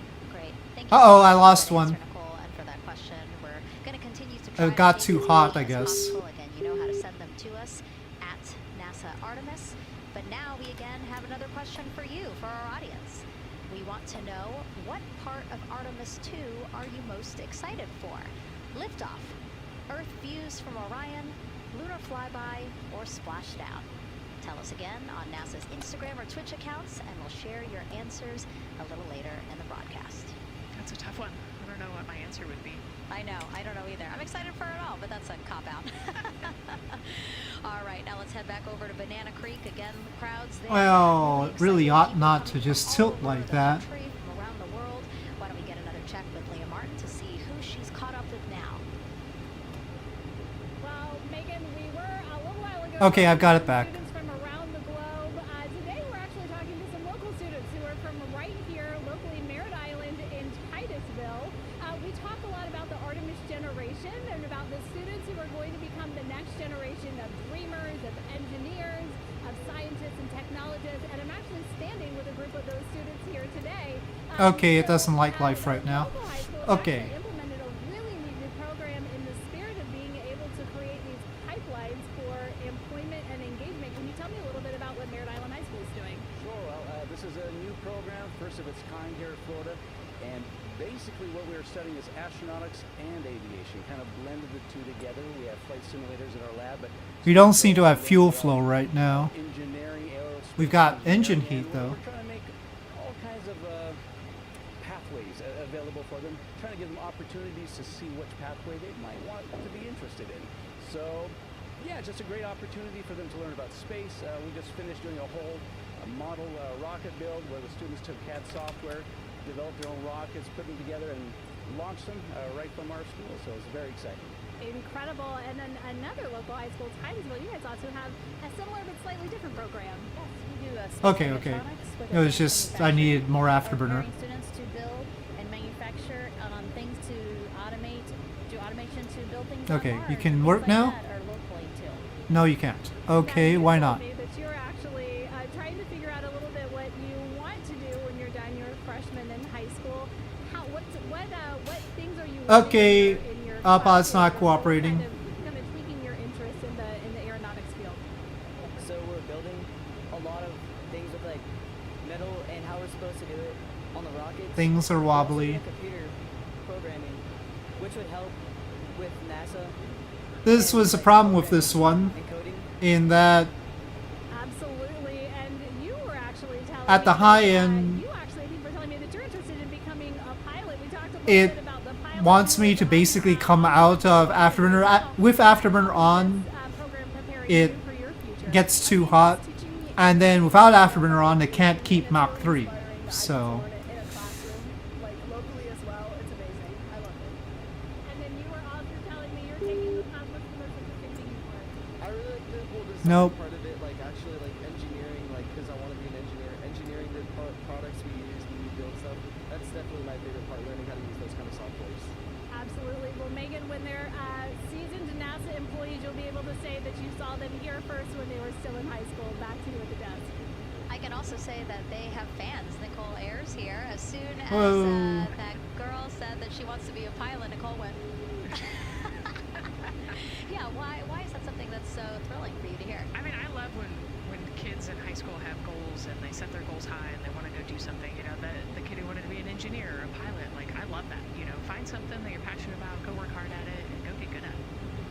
Yeah, and speaking of passion, I mean, we definitely have a whole bunch of people here passionate about what NASA is doing here. Again, the lawn behind us just filled with media from around the world, making sure that they can help tell our story to everyone who is interested in hearing it. So Back here in Florida, of course, we have NASA leadership also keeping a close eye on What can I do to convince you to come back on? who is standing by with Lori Glaze, acting associate administrator of NASA's Exploration Systems Development. Autopilot. Thanks so much, Megan. Yeah, we're honored to welcome Dr. Lori Glaze to the balcony now. Lori, this is our very first time having crew on an Artemis mission. How does that feel, and how does that change our overall approach to the mission? Right. It's a really good question, and you really came home today. We were watching the crew walk out, and then we saw them get into their to the pad, and we've been watching them getting into the crew module. And so we've really put an enormous amount of rigor into assuring the safety. I've got the engines. It's just. One of the most important things on this mission, different from Artemis 1. Well, anyway, we're picking up with the same fuel. Let me just try and get this. Maybe the autopilot will work now. What we're going to do on this mission is test those out and make sure that we can keep our crew healthy and safe. We started with too little speed, though. This mission have an activated launch abort system, which we had the system for Artemis 1, but it wasn't active. But we definitely have that active on this mission. We want the ability, again, if something goes wrong, to be able to have that ability to abort and get them back to the ground again, safe.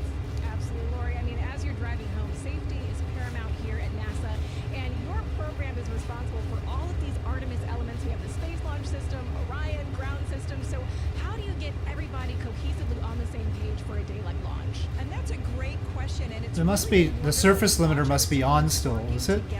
No. We have the ground systems, which are kind of the bookends of Well, no, it's supposed to be the on. ground systems help prepare us to get the rocket ready to take off. They're doing all of the loading of the tanks right now and getting the crew into Orion. And then the back end, they'll be there to Okay, it can work. cover the crew when they land in the ocean. But they know that their job is to make sure that But it's a little bit late. and that the crew Oh, no, that's not working, though. It disengaged again. rocket itself, the space launch systems, they know that their job is to deliver the crew module to the right point in space so that they can conduct their mission. Tell you what, sorry, Bremen, I'm gonna start from Dublin. Everything is ready, that they set them on the trajectory that is going to bring them around the moon and set Let's them up have a to fresh land in the start right here. place in the Pacific Ocean, and that's their job. Honestly, They I know think how it once important again that is. still And they has have to work more closely with Orion, which again, they also have to work with range than all it the ought other to. teams to make sure that everything's working together. Let's And then on start top of again. that, our flight operations And try and be teams, more all the people careful, on the but- ground, they're all working together. They know this mission doesn't work It's a unless touchy every thing. single part of the mission works. Right. Lori, there are so many things that have to work together today. We can't wait to see what happens next. Thank you so much for being here. It's my pleasure. Thank you. Of course. And with that, let's take it back to the countdown with NASA's Megan Cruz. Yeah, and speaking of the countdown, 1 hour, 59 minutes and counting until the opening of our 2-hour launch window at 6:24 p.m. Eastern Time. This is a shot of Jetty Park. It's a nearby popular viewing location of rocket launches, and it is so great to see how many people are here. I mean, this is a Wednesday. Like, people had to take time off of school and off of work, but it's something that they felt like they wanted to do, to be here. Yeah, you know, I think just based on the chatter on the airplane ride yesterday, half of my airplane ride Oh, no here way, was really? they were coming to see the launch. You know, everybody's excited. Why else would somebody go traveling to from all Florida? over the world to come see this launch. Except for Really Disney, is a of great course. day. We had some sprinkles here in the crowd, but for the most part, I mean, it's just a beautiful day to witness history. It is, yeah, you know, a little bit of sprinkles, but for the most part, the clouds are staying away, and you can see the blue sky behind us. So, hoping for good weather in a couple Okay, hours. we better rush. And so Dr. Lori Glaze mentioned what we learned from the Artemis 2 mission helps pave the way to sustained human presence on the lunar surface. So what are the objectives of this mission to eventually accomplish that? Let's check in with Gary in Mission Control for more. Thank you, Megan. Yes, the ascent teams are here in Mission Control Houston, working through their steps to prepare for a go for launch. Right up here on the front board, we're watching the teams in the White Room work through their checklist and closing the hatch as we verify ours, working as one NASA team. What Dr. Glaze said about working across the teams throughout the nation is true.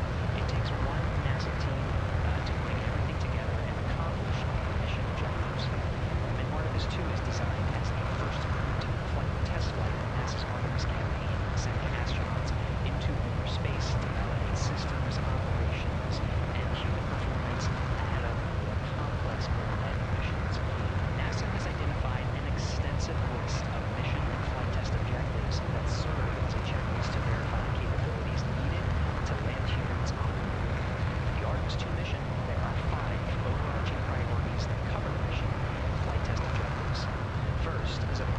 Okay, Dublin. As the first crewed mission inside the Orion spacecraft, this mission serves to demonstrate the capability of safely sustaining the flight crew throughout the mission, including launch, the deep space component, and return. Number 2 is systems. This mission brings it all together to validate the performance of all ground and flight systems needed for a long-term lunar campaign. From launch Of course, infrastructure something's to beeping at me. spacecraft operations in deep space. Third is hardware and data. We'll be gathering performance data as much as possible over the deep space network, but we also aim to retrieve onboard data and hardware after splashdown to gather additional insight and improve. Oh, I didn't put all the fuel in. Shoot. Why does it always have to start with half fuel, even when I, in the menu, put all the fuel in? Emergency systems such as abort procedures, rescue operations. I knew takeoff was too nice. Astronauts will rehearse a number of these procedures to ensure that in the event of a real emergency, the planned procedures and operations are sound. And finally, there's subsystem validation.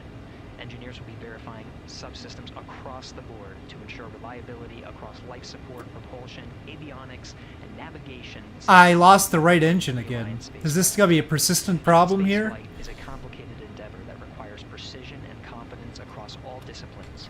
You may hear the phrase, human spaceflight is the greatest team sport a few times in today's coverage, and it's absolutely true. Not only does it need mastery of specific components, but the integration extends across thousands of people and facilities around the world to come together and make it all work. A lot of the work from many people has led to this moment, a rocket at the pad with humans on board, ready to put everything we worked for to the test. I'm certainly excited about it. The teams here in this room are looking forward to supporting the mission, and I hope those watching are as excited as we are. We are following the countdown here in Mission Control Houston. Everything Okay, got it back again. Inside 2 hours from the beginning of the launch window. With that, I will send it back over to you, Megan and Nicole. But the engine gas temp doesn't seem like it's... Okay, there we go. Or exhaust gas temp.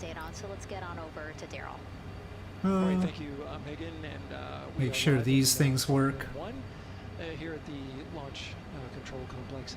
Yes, we are currently not working any constraints with regards to the rocket or the ground systems. But the launch team has been made aware of an issue that the range is working. And currently the range is working something? What is going on over at the range. We understand that issue is related to the flight termination system. Not the flight termination system. To give you a quick explainer, every rocket has a flight termination system. It's the system that the Eastern Range here uses in order to send a destruct. Becca, you jinxed it. You mentioned it. So it's a very critical, important safety component in terms of how the range keeps the public safe here. We understand that the flight termination system, they're working an issue. And so as they continue to work that issue, they've asked for some assistance calm. from the launch team to help verify some of the work. They asked for calm as they worked the situation. And this is where it gets... You mentioned it, Pekka. You mentioned it yesterday. The assistance they've asked for is to verify... Very dangerous thing to do. What's going on with their system. They want to check it to see that the work they're doing is okay. And in order to do that, the FTS console operator inside the firing room has been asked to help them verify it. And the way that they're going to do that, and the solution that he proposed to check and verify the system with the launch director, and she gave the approval, is to go get a piece of heritage equipment.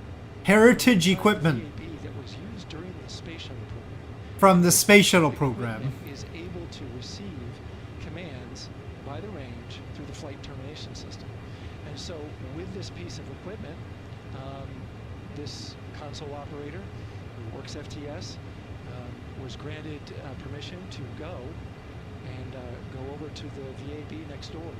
So, in response to your question, I think the FTS is very much the same kind of FTS that they had before, Pekka. Seems like that's safe to say, given this new information. But that is not stopping us from moving forward in the countdown.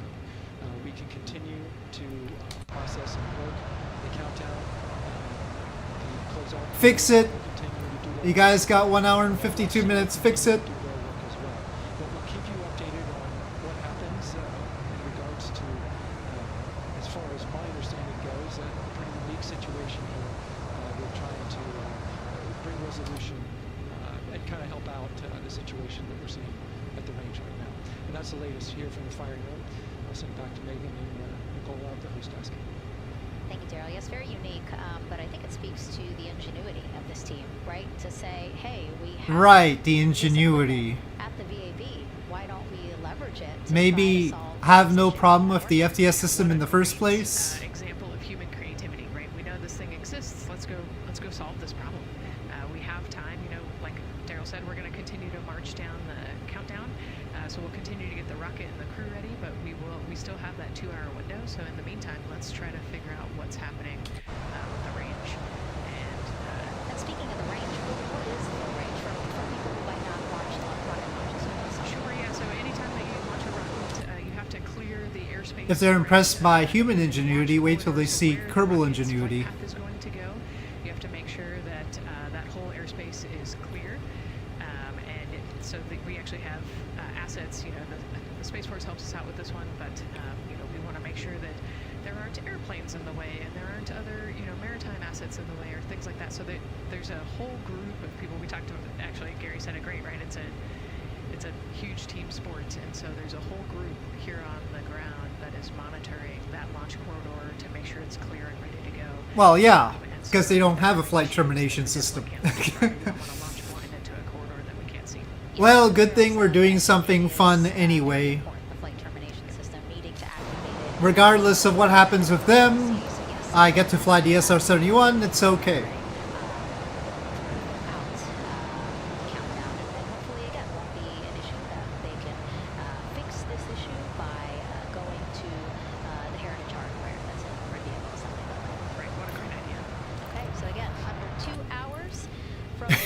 Heritage hardware. And the picture I get in my head is, you know, Grandpa's toolbox, right? But yeah, but you can't do that with Orion. You can't mess with its name like that. So there. The moon, to me, it's the thing that connects me together with all the other humans in my life. I remember being a little kid lying in bed at night and just looking out at the moon in whatever phase it was in, and I was thinking, man, my friends that live like 20 miles away, they can probably look out and see that same exact moon. And then when I was in the Navy and I would look out at the moon, and I'd be happy with the planet, and I would think, man. How many of your friends thought that the moon was a conspiracy? To me, it's a connection of life on Earth. We can all look up and see that moon, and it's always changing. The moon is never the same 2 days in a row. I love that. My name is Reed Wiseman. I'm the commander of NASA's Artemis 2. I have some questions about this point of view. I grew up in a little town just north of Baltimore, Maryland, about 20 miles north of the city. There was a National Guard base nearby my house, and there were A-10 aircraft that would fly over every now and then. I just would look up at them and be like, man, I want to be up there. I want to go do that. And then my brother went to the Naval Academy, and I would go every year and watch the Blue Angels fly during commencement. And that just started to grow and grow and grow. For a while, I wanted to join the Air Force, and then I realized the Navy Ireland. flies as well, and they fly from ships in the middle of the ocean. And that was it, like done deal. Well, that's the point, though. We know an AI did not come up with this. So that's good. Nearest land is over 1,500 miles away, so when you come off of that aircraft carrier, you are truly just alone with yourself out there. It is a magical experience to be out there all by yourself in the aircraft over the Pacific, just free. I think anybody who accomplishes something that they set their mind out to, there's no one thing that does it for them. It's a combination of everything. I mean, the way my parents raised me, the way my brother and I, the way our relationship developed over time, my friends. You know, from Carl Sagan's Contact, they should have sent a poet. Well, they're not sending a poet this time. It's fine. On their path to success, but being given the freedom to, make excursions and fail every now and then, regroup. That's not what they're supposed to be doing. Come together in the end to get you where you are. I've had to overcome. I mean, I'm a human being. I had to overcome a lot of fears. I'm pretty scared of heights. I joked about that on the International Space Station, but it turns out I'm only scared like at the edge of a building. When you're up on the International Space Station, even though you're 250 miles up, I never had that feeling of falling or that I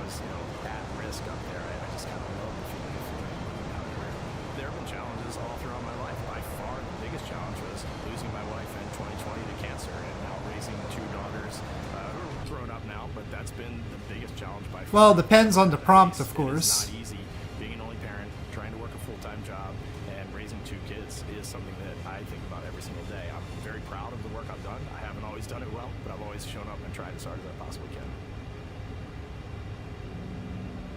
I do wonder what it's going to be like when we are really far from Earth and can see it. The sensation of being so far away from everything that we know. I had that sensation on the space station the first time I got to sit in the cupola for a really long time. So I can only imagine what that's going to be like from 200,000 plus miles away. My name is Victor Glover, and I'm the pilot for NASA's Artemis 2 mission around the moon. When I was in 4th grade, I was 10 years old, and that's when the Challenger accident happened. And it helped me understand how the general... While I'm paying attention, I mean, I have to make sure that the astronauts in my stories have exactly the right tone. I mean, this is how astronauts talk, folks. We need to make sure that ours are accurate in our stories. When no one in my family had gone to college was a huge risk. I had more confidence in my athletic ability than in my academic abilities. I could play football with those college students that I saw on TV. But my classmates that I saw in the lab and around the University Union, I didn't know if I had what they had. I think addressing that self-doubt was a part of, swinging for the fence and trying to go get an engineering Too degree, slow. not just go to college, but get an engineering degree. And then Nope, they don't have to be the best talkers.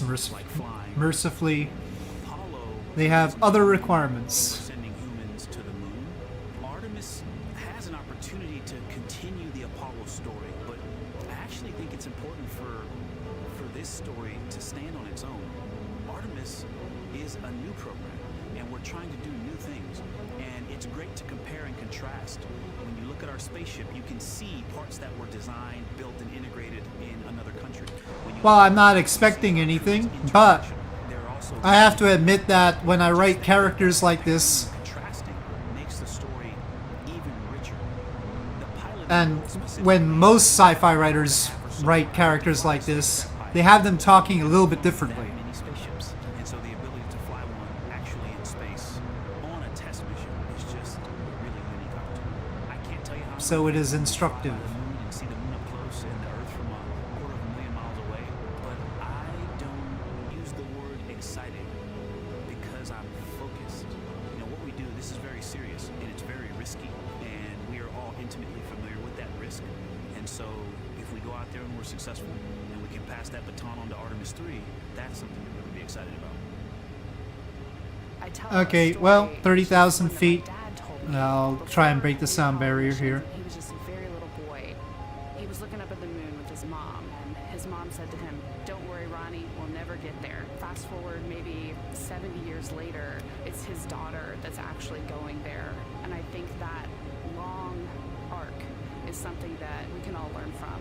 The idea that the seemingly impossible becomes possible if you just believe in it and are willing to work hard and come together to achieve it. My name is Christina Cook, and I'm a mission specialist for NASA's Artemis 2 mission around the moon. We're running out of Ireland. My dreams as a kid, I definitely never thought I would actually get here. I was very pragmatic. Even though I'm a dreamer, I knew that the odds were way against me again, so I might as well do something I'm loving in the meantime. I definitely loved science and math in school and, did pretty well in those things, but I also loved being active. I was always outside. I loved things that made me feel small. I loved looking at the night sky, oftentimes between the...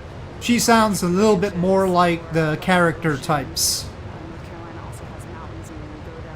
It's a subtle thing, though. Those things. I loved how they made me feel and what they made me think about and the vastness of the universe and how much out there was to learn. I'm drawn to exploring. I'm drawn to challenges that involve both mental and physical, and I'd much rather be solving problems wearing a whole lot of equipment and in a harsh environment. So it seems like the sci-fi astronaut characters are more mission specialists than anything else. Challenges that I've had to overcome, there are just so many. I mean, basically, it's just been, that has been the journey. I always say to people, do what scares you, and that means I have to follow my own advice. So doing what scares me meant getting on a plane and going to the Antarctic, getting on a plane and going to study abroad in Ghana, applying to become an astronaut, opening the Mach EVA hatch 1.12 in the now. airlock and going We out can of it go into up. the darkness, strapping myself onto a rocket. And so for me, I think that no matter what the challenge, recognizing that if people believe in you and you believe they believe in you, the challenges seem always a little bit easier. To me, the moon, it represents history. It is a witness plate. Everything that's ever happened to the moon is still written on the moon. Every single person has looked at the moon their entire lives. We see the same moon. That's something really special. It's just the epitome of a symbol of something that's in each of our hearts, but this also represents exploration and reaching. I have this very distinct memory of seeing an image of an astronaut standing on the moon. It's burnt in my brain because I went back to it so many times in my childhood, and I would look at that image, and I know it had a huge impact on me, that humans had walked on the moon. My name is Colonel Jeremy Hansen. I'm an astronaut with the Canadian Space Agency, and I'm a mission specialist on NASA's Artemis 2 mission around the moon. My elementary school years, I grew up on a farm outside of London, Ontario. I spent as much time as I could with my dad on the farm. I learned the value of hard work, for example. Climbing up Mach 1.34 at 33,000 feet right now. Or I wasn't going to get to go the next day. I had a treehouse. I had a vivid imagination, and I changed my treehouse into a spaceship. I made all these dials and controls. I had circuit breakers for switches that I found in the barn, and I was exploring space in my imagination. The most Small important thing head. I did to get to where I wanted to go in life, which was flying fighter jets and eventually becoming an astronaut, is I shared those desires with other people. And it turns out, just like you don't go to the moon on your own, if you could, I would have done it a long time ago in my treehouse as a kid. You have to go as a team. I think the biggest impediment to achieving my goals was, of course, myself. And I think that's a common human experience. There are many times where just little things would get in my way, and my immediate interpretation of that was, well, now that goal's out the window. You know, people must have lifted me back up, and somewhere in the back of my head, that persistence came through. And I think that's a common human experience, to doubt ourselves. I've come to this, I guess, realization that I believe that we all have gifts to contribute. And Might as well get the Ford fuel transfer on. use your energy towards adding positively to humanity's existence on this planet. But I love it when humanity sets big goals, like sending humans to the surface of the moon with an eye to eventually going to Mars. Because when we do that, we can bring together genius from not just even in one country, but around the world. I've also learned from my indigenous mentors that they No, I think I need this one. as grandmother moon. So you've probably heard of Mother Earth, they use grandmother moon because grandmother moon is responsible for the water in their community, just like the moon moves the water around the planet, affects the tides. And I think that's a really beautiful thing for us as we go back to the moon, to think about all the different cultures around the world and how they view the moon differently. And that's really neat because we all share that same moon in the night sky. Mach 1.5, 40,000 feet. 1 hour, 38 minutes and counting until the opening of the Artemis 2 launch window today, 6:24 p.m. Eastern Time, and we are looking at the rocket and Orion out on the pad, historic launch pad 39B here at Kennedy Space Center. What a great view, Nicole. Yes, it is. You know, we can see the clouds out in front of us, but they are to the west, and you can see that there's some blue sky peeking through behind that rocket, which is good news. And more people continue to come on center here. Well, now it's the Atlantic Ocean. Folks with special passes to come on center. My least favorite part. Start driving on with family and friends, and of course we have media growing by the moment here at the press site here at Kennedy Space Center, setting up their cameras, setting up tents, interviewing folks. Again, this great jib shot that we have from our camera here showing all the interest that we have here at the press site. And actually even to the right of us, so camera left, no, sorry, the right of your screen, left of us, plenty of other people there, set up with their own tents, broadcasting to their own viewers. And so again, just really cool to see everybody wanting to share in this moment. Yeah, that's, I mean, how many media tents we can see from here. It's a beautiful thing. Yeah. I think it's important to share this message with the whole world. Yeah. And so let's take a look now at people who are watching in other parts of the country. We have this shot here from the U.S. Space and Rocket Center in Huntsville, Alabama. Oh man, look Just at that. kidding. Museum of Flight, Seattle, Washington. So sorry. Hello to you over there. Sorry, I thought that you were in Alabama, but here you are from Seattle, Washington. Again, the Museum of Flight. They must have had a special They event think everything's in there Huntsville. to watch, as well as a special event here now, correctly, the U.S. Space and Rocket Center, Huntsville, Alabama. There we go. Of course, they would have a lot of people here, and I'm sure this crowd will grow when we get closer to launch. Marshall, the home of the SLS rocket. Yes. Yeah, this is a great chat. You can see all the people there, and obviously you've got quite a few artifacts in there as well. Oh, Now they know, yeah, now they know. They're on the broadcast. That's too funny. Awesome. Hey, Because that's where all the space money goes, Becca. until we wait for the opening of the window. No, there they are. I mean, that's where von Braun originally set up his rocket stuff, though. It's just that you felt like sitting at the moment. And that's Or all right. was forced to, basically. Little delay. Yeah, that's all right. Mach 2.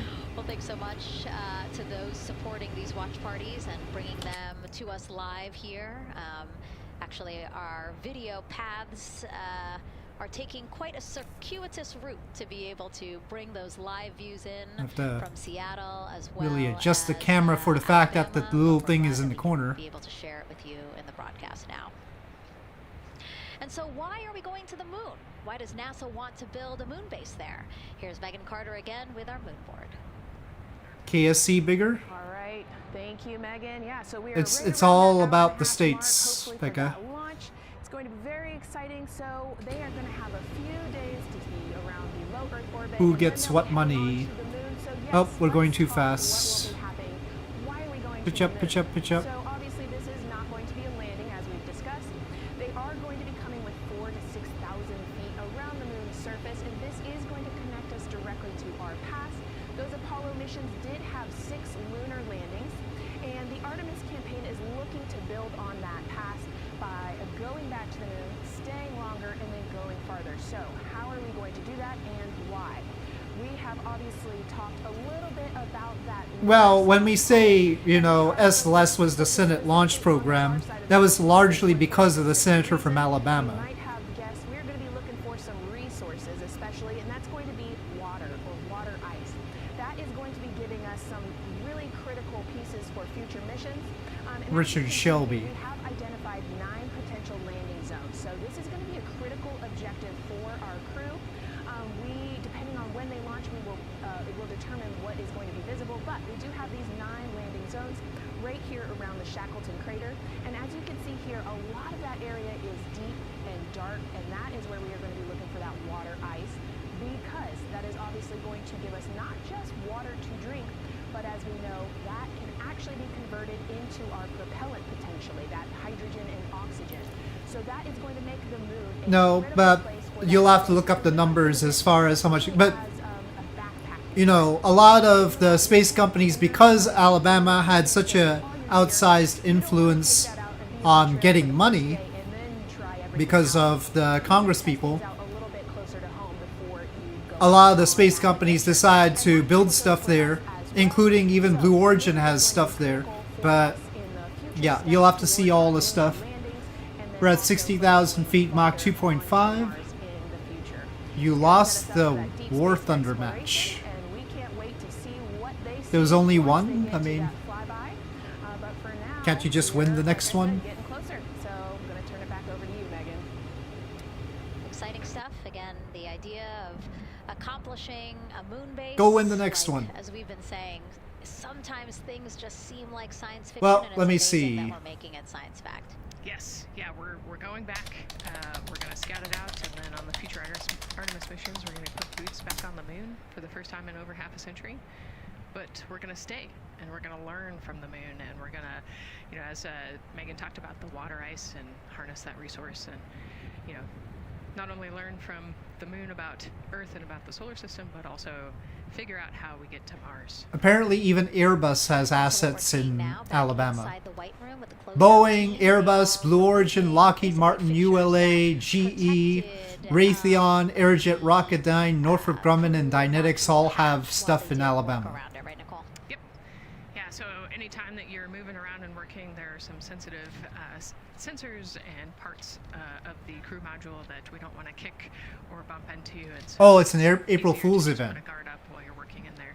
Well, then maybe you actually won and they're just fooling you. Visual cue for us that the team is getting ready to close the last hatch, again, the launch abort system hatch. Can you tell us about what the last is?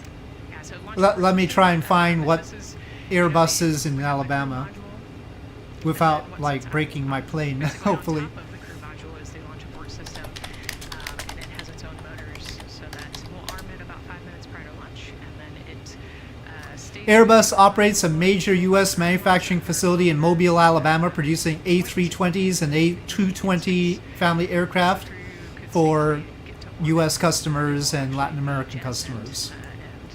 So I'm sure that was to make some congressperson happy. Outside of the crew module, and then as they monitor the attitude and the thrust and all sorts of the roll, all sorts of different data points to make sure the crew is safely getting to orbit.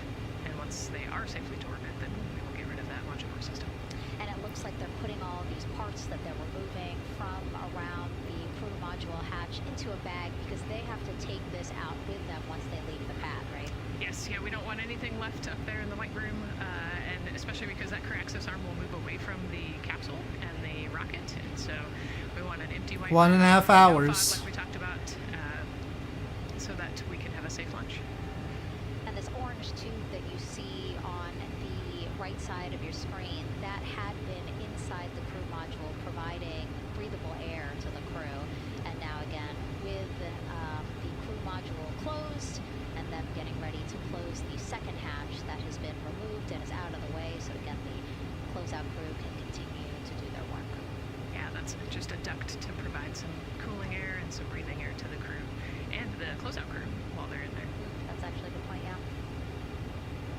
And so as we continue to watch the crew prepare to... Whoa, you don't have to increase the vertical speed that much. Why don't we take a look at the crew's mission patch? Now, crews have designed their official mission patches since the Gemini 5 launch in 1965. Reed, Victor, Christina, and Jeremy, they really wanted to play on the abbreviation of Artemis 2 to all, signifying not only the second major flight of the Artemis program, but also a mission to explore for all, by all. The crew chose the iconic Okay, it's not happy. by the Apollo 8 crew in 1968, the first crew to ever fly around the moon. The mission was to prove teams then were ready to land on the moon the same way Artemis 2 hopes to fly around the moon ahead of a lunar landing with Artemis 4.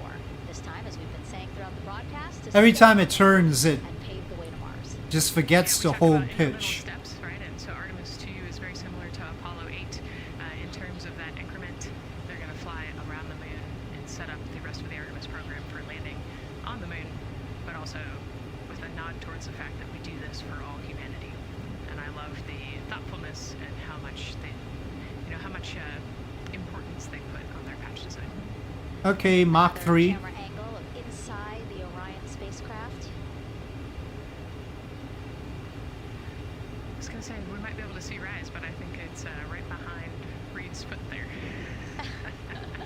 And so to orient people again, so basically we have Christina in your upper right hand, nope, sorry, Christina in your upper left hand corner. Then you have Jeremy below her. And then the feet you're seeing, those are Reed's feet. And then next to him, the upper right. Can I turn safely now? Victor, who's unfortunately hidden by Reed's feet. But again, that is the orientation of the crew inside Orion right now. Now, earlier this week, the crew got to stick their patch on a wall just outside the pseudo room. You can play that video there now. You can see that crews have been doing this as part of a flight tradition again. Wow, Reed just making sure that thing won't come off. And so now Victor is signing there, followed by Christina, and then Jeremy. Well, it doesn't seem to be obeying this thing much. It is, yeah, ours is on the left-hand side there. Yeah, it's a fun tradition. This is a really fun day too. You know, they did this a couple days ago, but it's just another step that makes it a little bit more real that you're going to be launching soon. Can you just, I just want it level. Right. Again, we talked a little bit about this before. Basically like a computer there on Jeremy's leg, a way for him to just check out the data, see some of the data that also Reed and Victor are getting to see, but in those much bigger displays for Orion. Right, yeah, it's basically a tablet on his leg, and it's actually plugged into a cord nearby that allows him to have We're a a screen. little bit hot here. I don't want to overheat the thing. Can you talk a little bit Just about don't go up, it's please. part of, all of them have like a little procedural book, right? Right, yeah, so they have what we call a knee board, and they'll have blank pages to take notes on. They might have a cue card or procedures, or they can be kind of custom built to what each crew member Turning this thing is finicky. They really need to update this. This mission, of course, built by people and companies in all 50 states, as we've been saying throughout the broadcast, and with our international partners as well. Let's take a look at some of the people playing such a big role in today's... So I've taken it out of Afterburner, but that means that the Mach number is going down. What we're doing here is a collaborative effort of hundreds of thousands of people. We have the parts, the hardware, the software, 13 more ignitions of the Afterburner. So I'll just sort of pump it every now and again. My dream for this space program is that we would not just push the boundaries, but that we push them together. And liftoff of Artemis 1. We rise together, back to the moon and beyond. It takes a team to do great things. And Artemis has an incredible team. We have international partners. We have commercial partners and industry partners. It takes unity to accomplish great things, and that's what this mission's all about. We're not sending our money to the moon and lighting it on fire. We're putting that money right back into the economy. Worth mentioning the whole, we don't actually send the money over to the moon. Goes back into the treasury 3 times. What is very important to me is that we do it the right way. People don't seem to understand that part, that it does get spent here. Our families are healthy and safe and have amazing things to work on. Then we're going to build machines to go even further onto Mars. That is our generation, the Artemis generation. My intake cones the starting point of our exploration future. have moved inside quite a bit. I just want to say thank you to all of the hands that have touched a part of this program. Well, it is holding up Mach 3.3 here at 88,000 feet. So we're in good shape. About 2 hours worth of fuel with some reserve. What I really like about that Current speed 1,878 knots. is spurring so many jobs across the country. Yeah, across the country and across the world, right? The whole world has a part of this. The Artemis Accords are signed by over 40, 50 different countries, and so, yeah, we're taking all of the taxpayers' money and we're putting it right back into the jobs here in the U.S. And the money too, you know, when we have more disposable income because we have good paying jobs, that's money that goes back into our economy as disposable income. So really it is just an ecosystem that NASA is proud to be a part of. Right. Not only is it about the money and the economy, right, but it's also about the science and what we're going to learn and exploration. You know, we, on top of all of those things, we benefit the economy as well. Obviously, Nicole is a wealth of knowledge. We're very lucky to have her. We're going to be tapping into that knowledge throughout the broadcast, and we have been for now close to 4 hours. So thank you, Nicole. I hope you're holding up okay. Yeah, I'm loving it out here. It's been great. Let's learn a little bit more about Nicole. Her first mission to space was actually last March. She launched from here at Kennedy Space Center as pilot of NASA's SpaceX Crew 10 mission to the International Space Station. And what a beautiful launch that was. She spent 148 days in space conducting science experiments that could benefit us on Earth. For example, one studied the physics of liquids, which could help researchers deliver medicines more effectively. She also conducted an almost 6-hour spacewalk to help upgrade the orbiting lab's power system. Nicole is a lieutenant colonel in the U.S. Air Force and flew one of its most advanced aircraft. She was born in San Diego, California, and is a twin. That's a cute photo of the two of you. Oh, that one too. Young explorers, yeah. Yes, yes. That's so great to just see how far you've come. Again, I think that speaks to what we've been saying. Like, you know, just if you're passionate about something, go for it and see where that takes you. Yeah, I think that's a great example. You know, I was a serious little kid with really high goals and, you know, just kept working on it and never got bumped up the path and ended up here. And, you know, I think it's a testament to the human, like we talked about, you know, if you're willing to work hard, be a good team player, you can really get anywhere you want in life. And that's what I love to talk about. Christina has mentioned similar things, and so it's been kind of a theme for the day. Yeah, definitely a theme for the day, a theme for the team. The team has said the same, the crew has said the same sort of things, so absolutely, Nicole, thank you so much for being here, and hopefully only a little bit more until launch today. So today's Artemis 2 test flight will mark only the 7th time NASA astronauts will launch on a new NASA spacecraft designed for crew. And then controlling the flight will be Mission Control in Houston. Our Gary Jordan is inside with flight controllers. Hey, Gary. Hey, Megan, you are right. This is a significant milestone. We may be putting the names of a few more astronauts in the history books today. The Artemis 2 crew is set to launch today will join a select list of humans to fly in a spacecraft for the very first time. And Artemis 2, like missions before it, is a test mission. During ascent, the crew and the teams here in the room are prepared for a variety of scenarios. Some of these will For those just joining, I am trying to fly to Cape Canaveral in time for the launch. Should be close. I was flying, I originally was flying out of Bremen, but I had a little bit of a issue, so I took off again from Dublin. And we're crossing the Atlantic. Astronauts an idea of what would happen after that moment should the core stage lose one of the main engines. First is AMT low. You won't hear it called out by the crew or Capcom since this happens right at liftoff. If the core stage loses one engine at this moment, an abort once around option could be made at main engine cutoff, meaning the crew could target a splashdown in the Pacific. The second is AMT high, which will be called out by Capcom's Stan Love around 22 seconds. After this moment, if the core stage loses an engine, we can still pursue an alternate mission in low Earth orbit to accomplish some of the test objectives. And at about 5 minutes, 16 seconds into the flight, you'll hear the call 3-engine press. This is a good moment. After this point, if the core stage loses slower. an engine, Bremen. main engine cutoff and pursue a moon mission as expected. Again, these MECO targets give the flight control teams and crew an idea of what lies ahead should one main engine be lost, but assumes we are otherwise continuing to a main engine. We went pretty fast through it, though. This differs from an abort, where the Orion capsule separates from the Space Launch System prior to the planned separation time.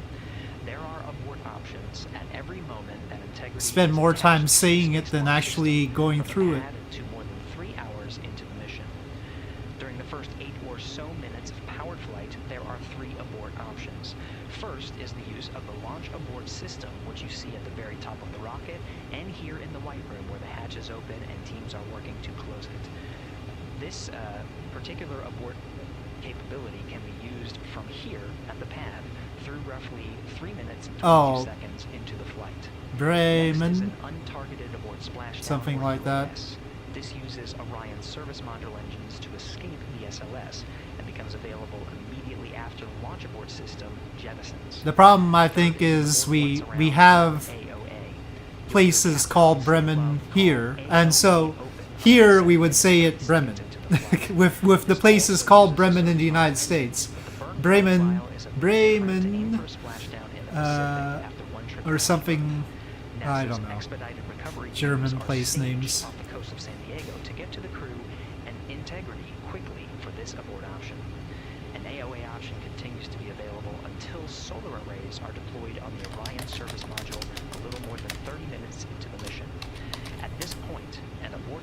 orbit, or ATO option, becomes available until separation from the upper stage around 3 hours and 23 minutes. We don't have particularly big ones, though. Depending on when an ATO is executed in that window, but with power being drawn from solar arrays, it buys more time for astronauts and flight control. There's even one in Alabama. Decisions and stay in Earth orbit, return for a splashdown, or continue to the moon.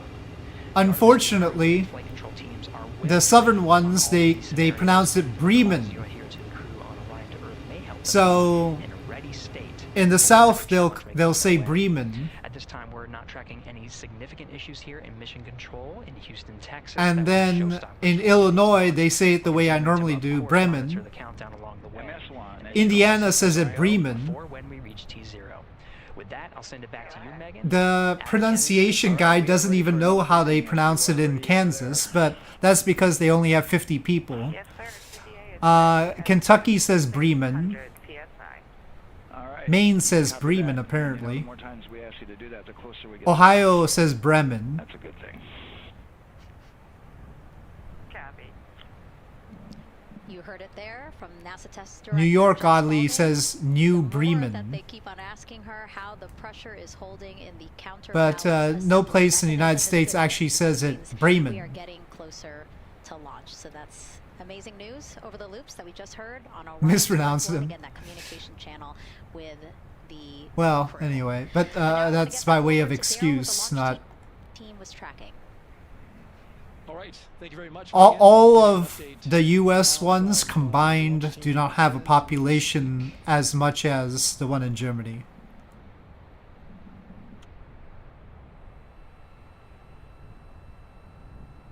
Stand by 1 second. So you do outnumber them in that way.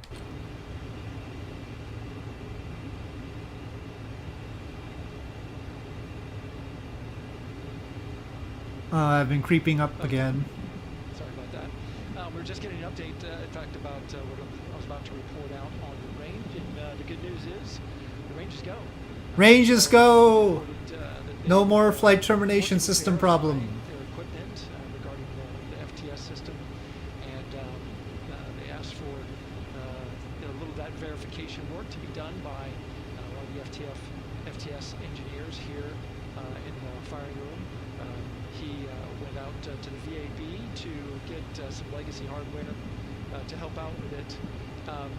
But in the end, this is a fix that the range had come up with to get clearance, to clear the range rather, and to as well work the FTS system. And so now they are go. Again, the range is go. That is no longer a constraint. Correct. I don't correct pronunciation. It's just not something I do. It's hopeless. No constraints. Clear board here.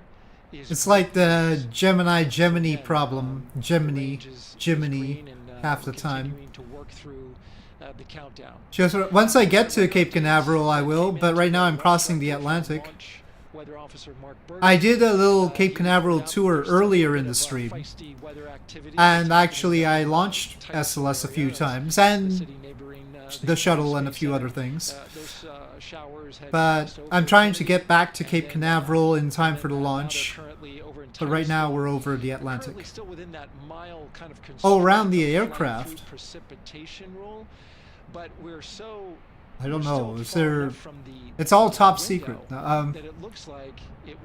Principia. Well, no. There's a distinguishing thing. It's not get wrong. Nobody should correct the Principia one. I just get annoyed when people correct my pronunciation when it's actually the classical Latin. The problem is there's a modern Latin, and modern Latin has the soft C. So ancient Latin has a hard C. So ancient Latin is Principia, and probably Newton would say Principia knowing that, but the modern way they say it is Principia. So I wouldn't correct somebody on that, but they sure try to correct me. So I don't know what I'm supposed to give a tour on the SR-71. It's not like I can open things up in flight right here. closeout crew that you see right there, right on time with their work. But the hard C way is, of course, why Caesar, as it is often pronounced in English, Caesar is Kaiser. That would be how it would have been pronounced. Thank you so much, Daryl. Great news all around. And yes, we did just see them close the last hatch.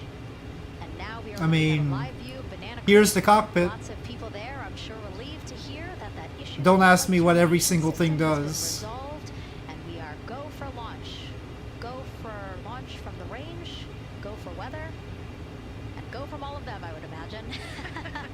Yes, it's got to be exciting. The crowd is building. Where do passengers travel? And as Daryl said, you can start to see the sun poking out here, and we can see Yeah. the clouds are moving. Fallout got it right. Anyway, there's the fuel. That's important. Fuel pounds, very important. Fuel flow, also very important. Exhaust gas temp, we have to keep that low. The airspeed, the functional airspeed that I'm looking at is this one. Altitude, Mach number, 3.28. And that's our important information. I'm very excited. The rest is bonus. Worked on the shuttle? Yeah. There are people who have worked on the shuttle.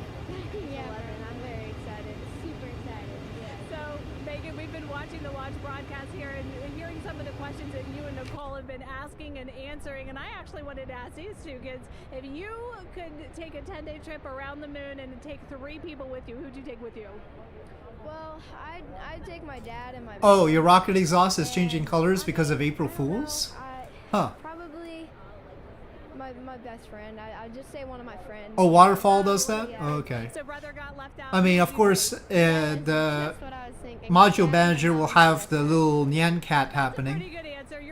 Are they working on Orion these days? Well, they just had somebody fish out an old piece of shuttle hardware to fix the flight termination system on SLS, so they're working on the rocket probably more than Orion. Because they wouldn't be working on Orion because Orion is a Lockheed spacecraft and the shuttle ended up with Boeing. So probably they're not doing that. But SLS itself is Boeing, so they are probably using shuttle stuff from with the SLS. Shape or form to help them stay steady and calm, you know, in such an exciting time within the agency, and so to just be here and witness it. And apparently the FTS system on SLS uses diagnostic equipment that the shuttle also used. So they were able to use the old diagnostic equipment on the SLS FTS. That's what happened. I think the vibe over there is they fished out the old diagnostic equipment. We're go for launch. Everybody had to run back to the camera and work. It's sort of a remote diagnostic equipment thing. A little bit of a different vibe, but I definitely think that people are excited, especially as we see now live inside of the White Room at the launch pad. The closeout crew has closed the launch. Well, you know, they said they're using legacy hardware. Okay, well, there you are. I think all of them. They're proud of using the legacy hardware. 3 or 4 of them to push that. They fixed it, yeah. Where the ranges go, the FTS falls under the range safety thing. Everything was sitting just right. Right, yeah, we talked about how heavy the crew module hatch is. This hatch is just as heavy probably, and so, you know, they're working the closure here and working those connections. In the future, I doubt it. Still 3, 4, 5 people that we can see in the White Room. It takes a lot of people to get this these hatches closed and this rocket ready to launch. And so the next step in the countdown is that this team will start closing It's out quite a the big White gap. I Room. think So they've... basically disconnecting things, stowing things, making sure that I'll try and check, when I they think. leave, there is nothing that isn't supposed to be there. And really, then at that point, it's just all 4 of the crew member, Victor, Reed, Christina, and Jeremy, That by they themselves have at the top of the all launch pad. retired is what I want Yeah, to say. and then eventually that crew access arm will move away, and then it'll really just be them up on top of that rocket. Yeah, your eyes lit up when I said that. That's exciting. It is. It is. Yeah, we had a moment.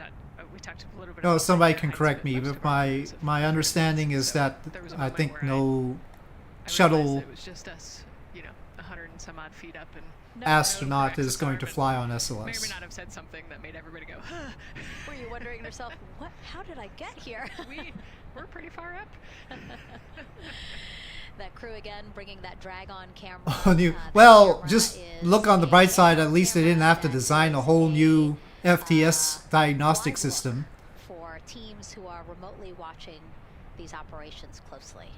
Again, verifying that things are as they should be before the crew starts, the closeout crew starts leaving the white room.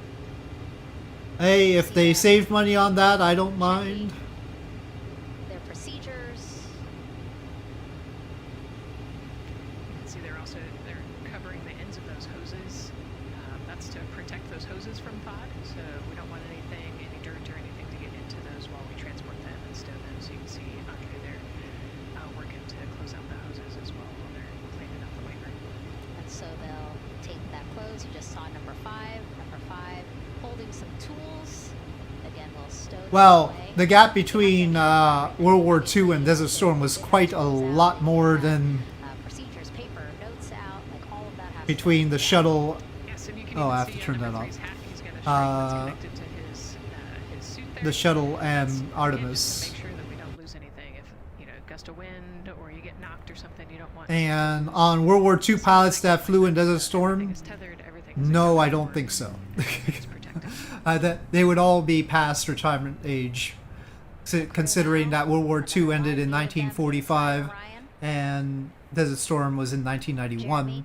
There's 46 years between the two, and to be pilot, they would have had to be in at least 18. What do you think they're thinking right now, Nicole? So that would put them at Just over an hour 64 to launch. There's probably a little bit of a lull right now. at minimum. Monitoring some systems, but you can see Reed's got his feet crossed. So I think just trying to relax and pass the time by maybe thinking through the items that they're going to monitor through the launch. Now you're just trolling, jobs that each of Renova, them have throughout the launch. And once they get to as if that wasn't the this case first all day the on way. orbit is actually really busy for them.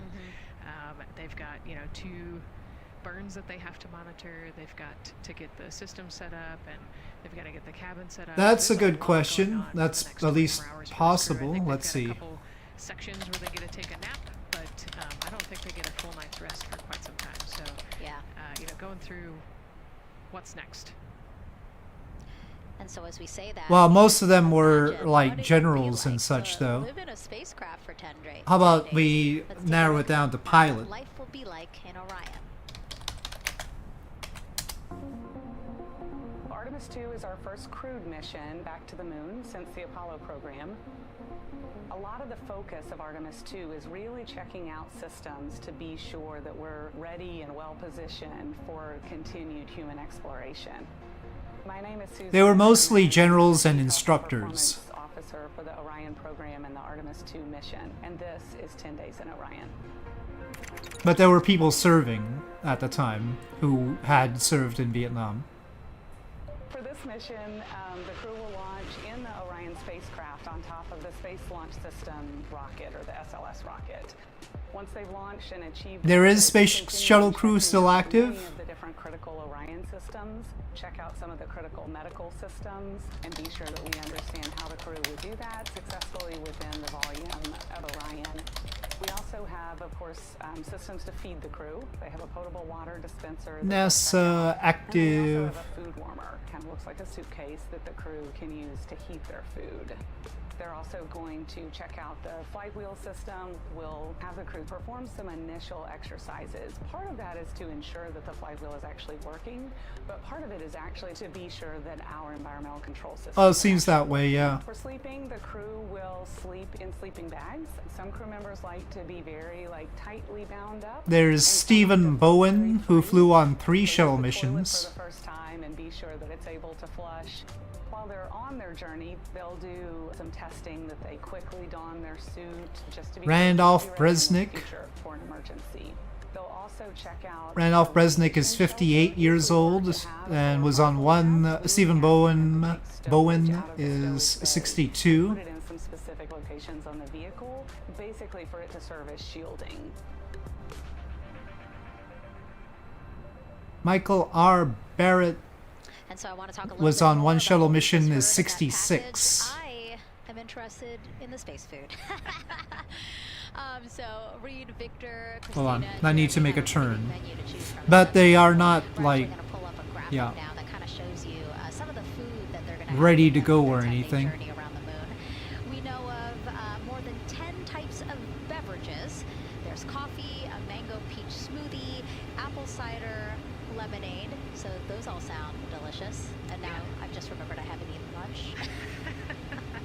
Actually, not too bad. I actually have a mango peach smoothie with me today. No way. It really can't hold pitch while we're turning. It's annoying. These little packets here, but it's just kind of a dried powder that you add water to. So this would actually, you'd add 175 milliliters of water and let it sit for 2 to 5 minutes, and then you can stick a straw in it. You saw in that package they put a straw on the top septum portion there, and then you can drink it. And so this is the packaging. This is food that you brought up with you, or that you had while you were at the ISS. Yes, yeah. Actually, this is all food that we have available to us on the standard, what we call the standard menu on the space station. And so, actually, the graphic there showed quite a bit of the standard menu that they're going to take with them. So, space food is space food. Yeah, we can. They really need to fix this thing. The food that we have been using, you know, our food lab at Johnson Space Center actually creates that food, and then they stabilize it and they package it for us and everything. So they do a really wonderful job out there. We've got different types of food. You know, you can see I've got this is a soup, tomato basil soup. So thermal stabilized, it's already hydrated. So you just throw it in that food warmer that we talked about, and then you can eat it. But then we also I have some shrimp cocktail here that's you know, Shrimp cocktail. So in a package that protects it. I'll show you. I've got a brownie too. That's probably my favorite one. But are we eating it? We might, if you're. Well, Energia Baran definitely can't go to the moon. I don't know what happened, but it worked out. What we were saying here. So it's in an outer package to help protect it against, you know, radiation, and then it's in this inner package. And so this cosmic brownie, actually, the trick, Anne McLean, my crewmate, taught me. The trick is you got to put this in the food warmer and get it nice and warm, and then you can get it. But so what we do is we just take scissors and you open it up, and then it comes right out. So these brownies are F14 said that Energia Baran is metered in SLS and can get to the moon. You know, if you imagine. What have you done? You wasted the chocolate. No, chocolate's expensive these days. Things that you can actually eat. The menu's pretty good and pretty diverse on the space station, and then as you saw, pretty diverse for Orion. Nice. Yeah, that's amazing.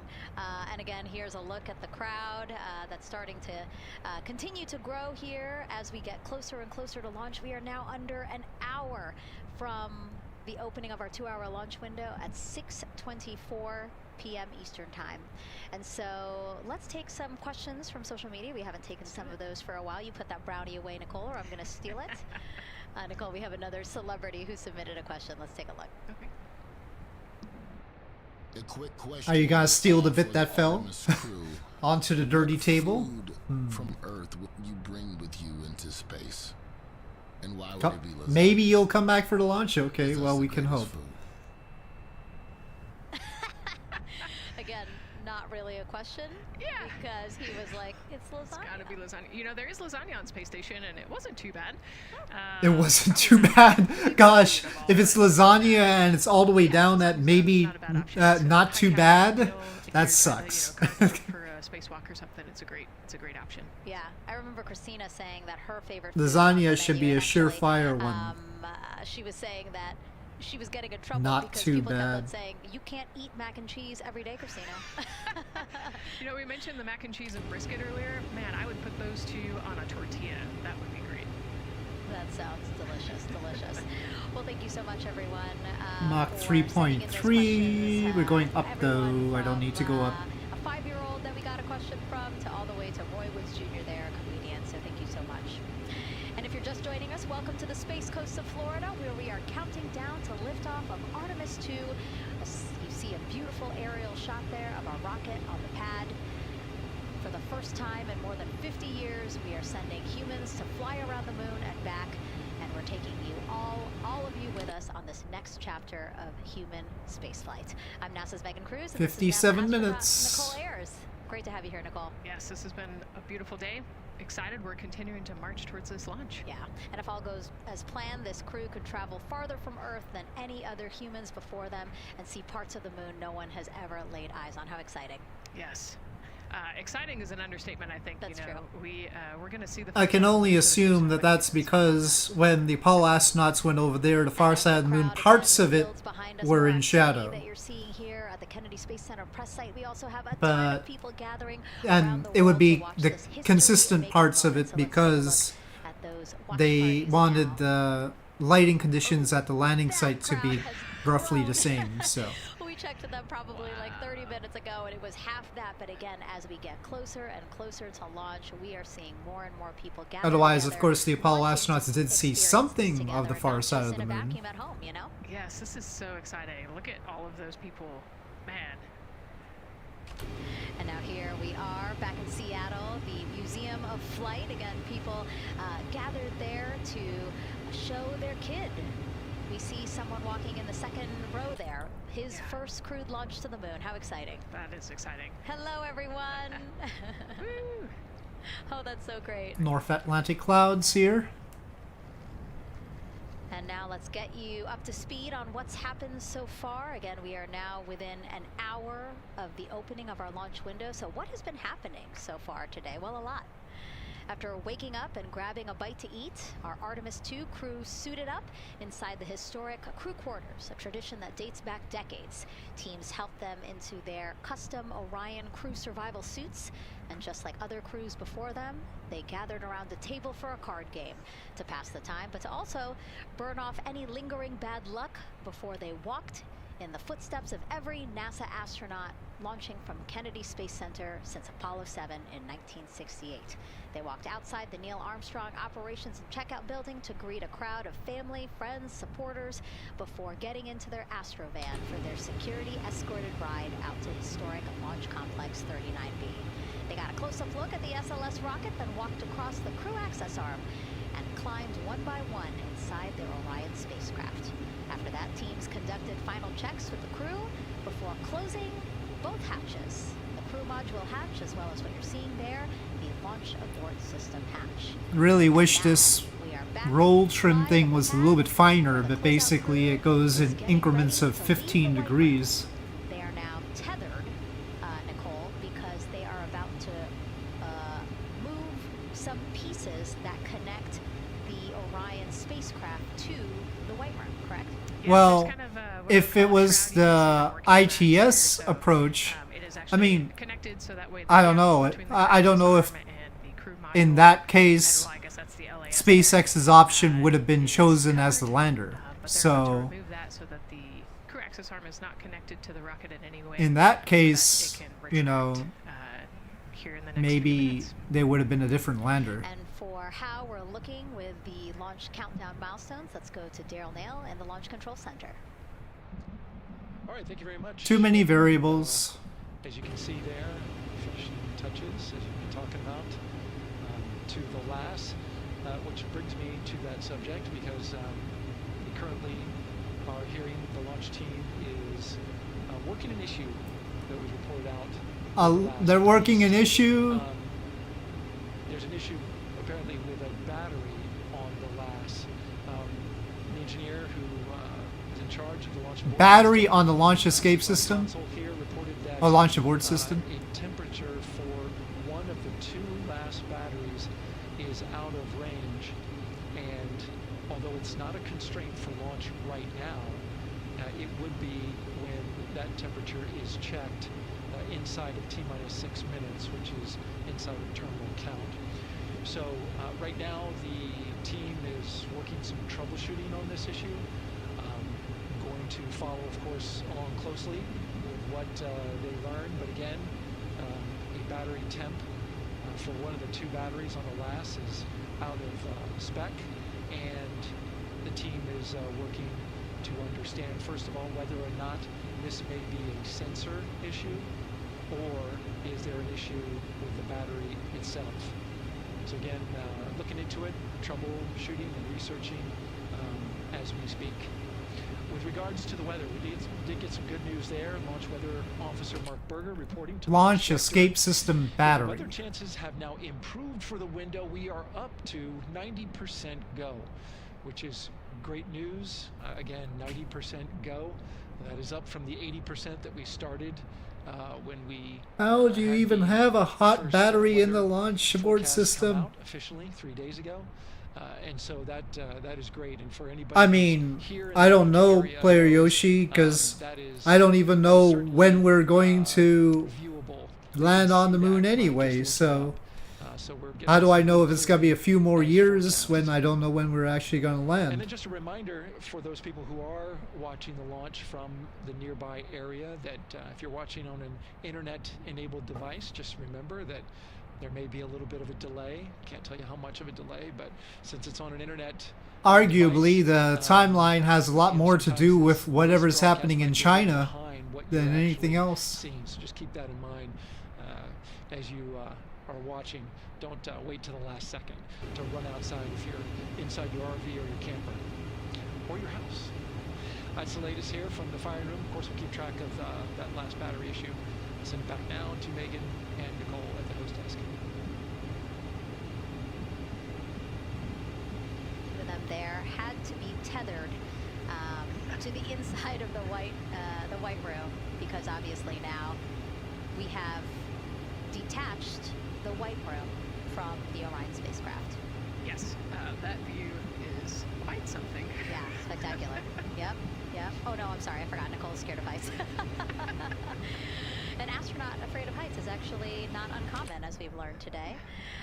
But yes, so obviously, again, things proceeding as we march closer to the opening of our 2-hour launch. I think that's the weather, Alpha. Again, the closeout crew. I don't think anybody ever says that the weather is 100%. Leaving the white room and then leaving the pad, leaving only the 4 Artemis 2 crew members inside the spacecraft by themselves at the pad. Yeah, and then we'll be curious to follow. You only take the go, no go closer to launch after all. Issue. Sometimes it's a battery issue, so hopefully they figure that out quickly. And so if we can take a shot of the... And the weather in Florida is sorta... Why don't we... It sorta surprises you sometimes. Let's put it that way. So we have Artemis 2 Commander Reed Wiseman, Baltimore native, and he's actually... You see his feet in that shot there from inside Orion. He's been in space once before as flight engineer for Expedition 41 aboard the International Space Station from May through November 2014.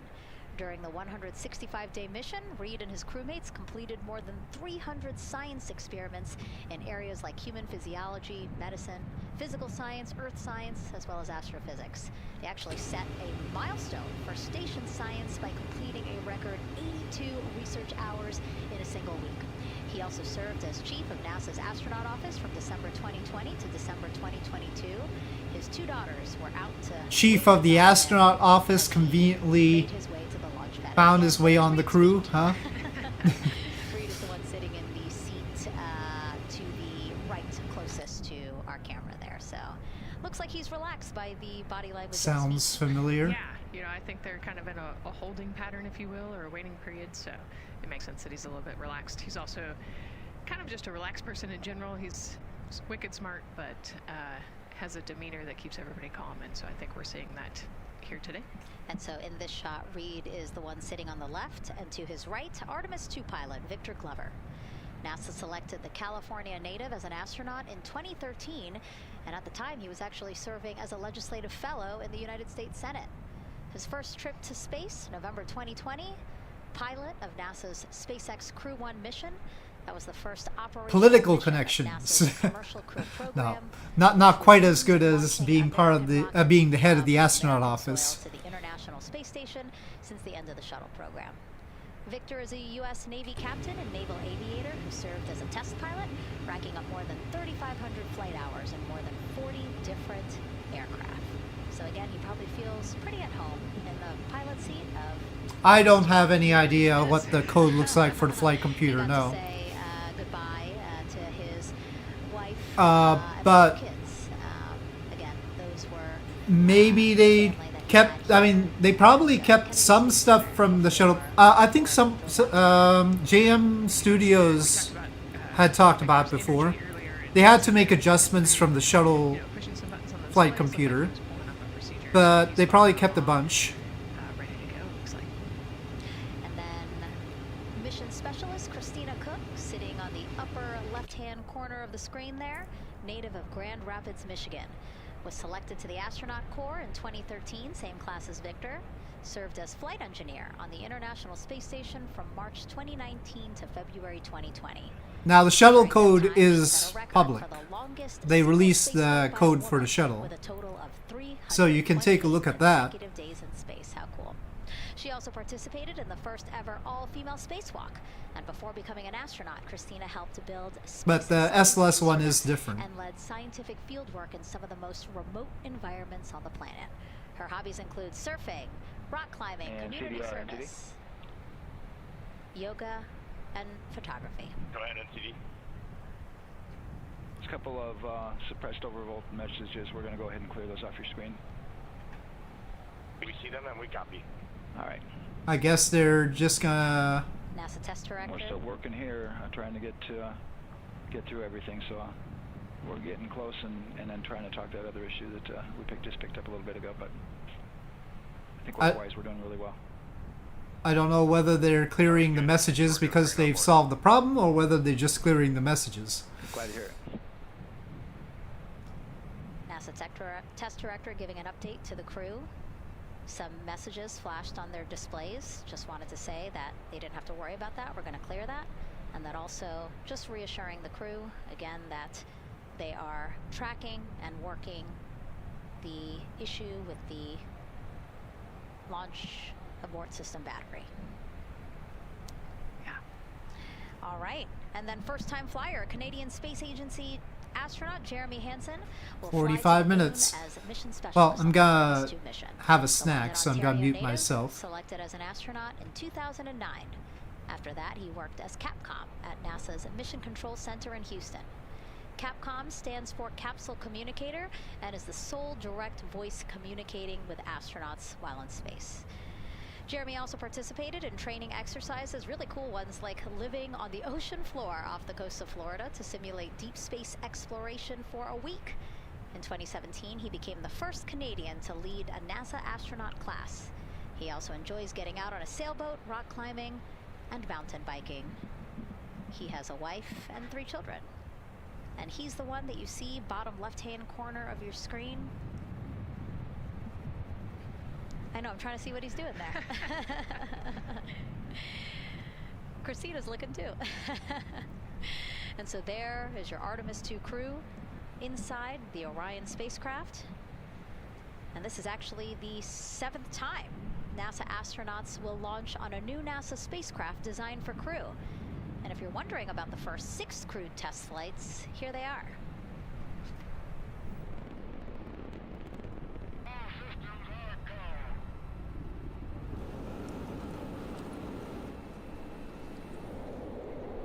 Gemini 3, Gus Grissom, John Young, March 23, 1965. Apollo 7, Wally Schirra, Don Isley, Walt Cunningham, October 11, 1968. Space Transportation System, or STS-1, John Young, Robert Crippen, April 12, 1981. Then NASA's SpaceX Demo 2, Doug Hurley, Bob Behnken, May 30th, 2020, followed by NASA's Boeing crew flight tests. Butch Wilmore, Sonny Williams, June 5th, 2024. And now, Artemis 2 with Reed, Victor, Christina, and Jeremy. It is really surprising, honestly, to hear that through all these decades, through all these launches we've had, this is only our 7th new vehicle that we're testing for crew. Yeah, you know, we have so many different missions that we think about and we talk about, but really 7 vehicles that we've tested and that we're flying. You know, I like to think of spaceflight really as a permanent test, right? We have, you know, hundreds of missions or so. You know, an airplane that gets tested and then flown has thousands of data points, and so really spaceflight is always going to be in the test field, and I think it's important to remember that, especially as we put humans on rockets that we never have before, or for the 7th time we start a new vehicle and a new mission. Just getting word now that White Room closeouts are complete, and so the closeout crew is preparing to leave the pad. It's exciting stuff. We are making good time, and the closeout crew is doing really well. 41 minutes, 43 seconds and counting until the opening of our window. And Artemis 2 is a 10-day mission that will send All the right. 4-person crew on a journey around Um, the moon and back to Earth. can adapt to unpredictable scenarios. Well, the key is that the rocket doesn't have a whole lot of things that it can do in response to the situation. So basically, whatever happens, it just goes like, well, either I'm at the right speed at the right height, or if I'm not, then I can pitch up, you know, because I'm falling short one way or another, or, you know, it can solve some problems, like if there's a detected problem with an engine, shut it down, that kind of thing. But that's usually the engine controllers anyway, not the launch script. So mainly it's just, do I pitch up? Predict everything? No, it doesn't predict it. It just has a place it needs to be, and if it's not in that place, it adjusts, and there's only a few things it can adjust.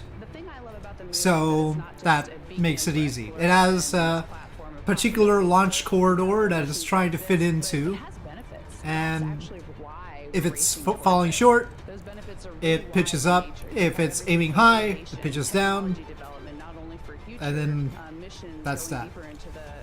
What else can it do? It's not a whole lot. A whole generation of people starting this pipeline of STEM workers and manufacturers and operators that are excited to see what you can do when you work hard and you come together. An airplane's autopilot has quite a few more options.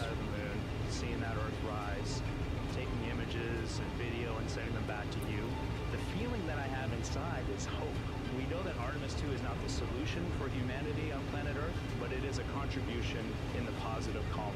We hope that just for a moment that people will pause and say, wow, it's extraordinary when you look back upon the Earth. Rings, right. 8 billion people, and you see this concrete example of what humanity can do, this extraordinary thing when we set big goals. And CDR NTD.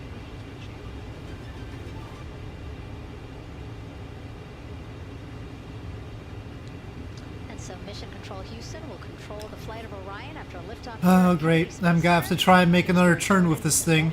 With that team, Gary, you might have to pause because we did just hear a call out to the commander in Orion. Will do, Megan. I think that was Commander Reed Wiseman responding to prepare for some of the next steps. We are now holding at the T-minus 10-minute hold. Expected a 30-minute hold. So we are well on the countdown. 30-minute we are hold. well on the timeline to meet this L-minus time and launch towards the beginning of the window, but continuing to track progress along the way. Again, I'm here with the Artemis 2 flight control teams in Mission Control Houston. The team in the room behind me has been monitoring the countdown and verifying their own mission-specific launch criteria of the Space Launch System. Well, in that case, I will definitely make it in time. Good. From each of the flight controllers in this room, Flight Director Judd Freeling will report a go for launch from Houston Flight. Upon liftoff, teams here take control of the mission and communicate with the crew while they fly. Well, I have a grudge against Take-Two, right? Because Take-Two canceled KSP2. So even though I would like to play GTA 6, I still hate them. So I don't want to give them money. And to be honest, I have plenty of games to play. What's blinking? Fuel quantity low. Oh well, that's tank 4. 24/7, so anyone can follow the crew's journey, take peeks inside the spacecraft, and share the experience of a lunar flyby with astronauts looking down at the moon's surface.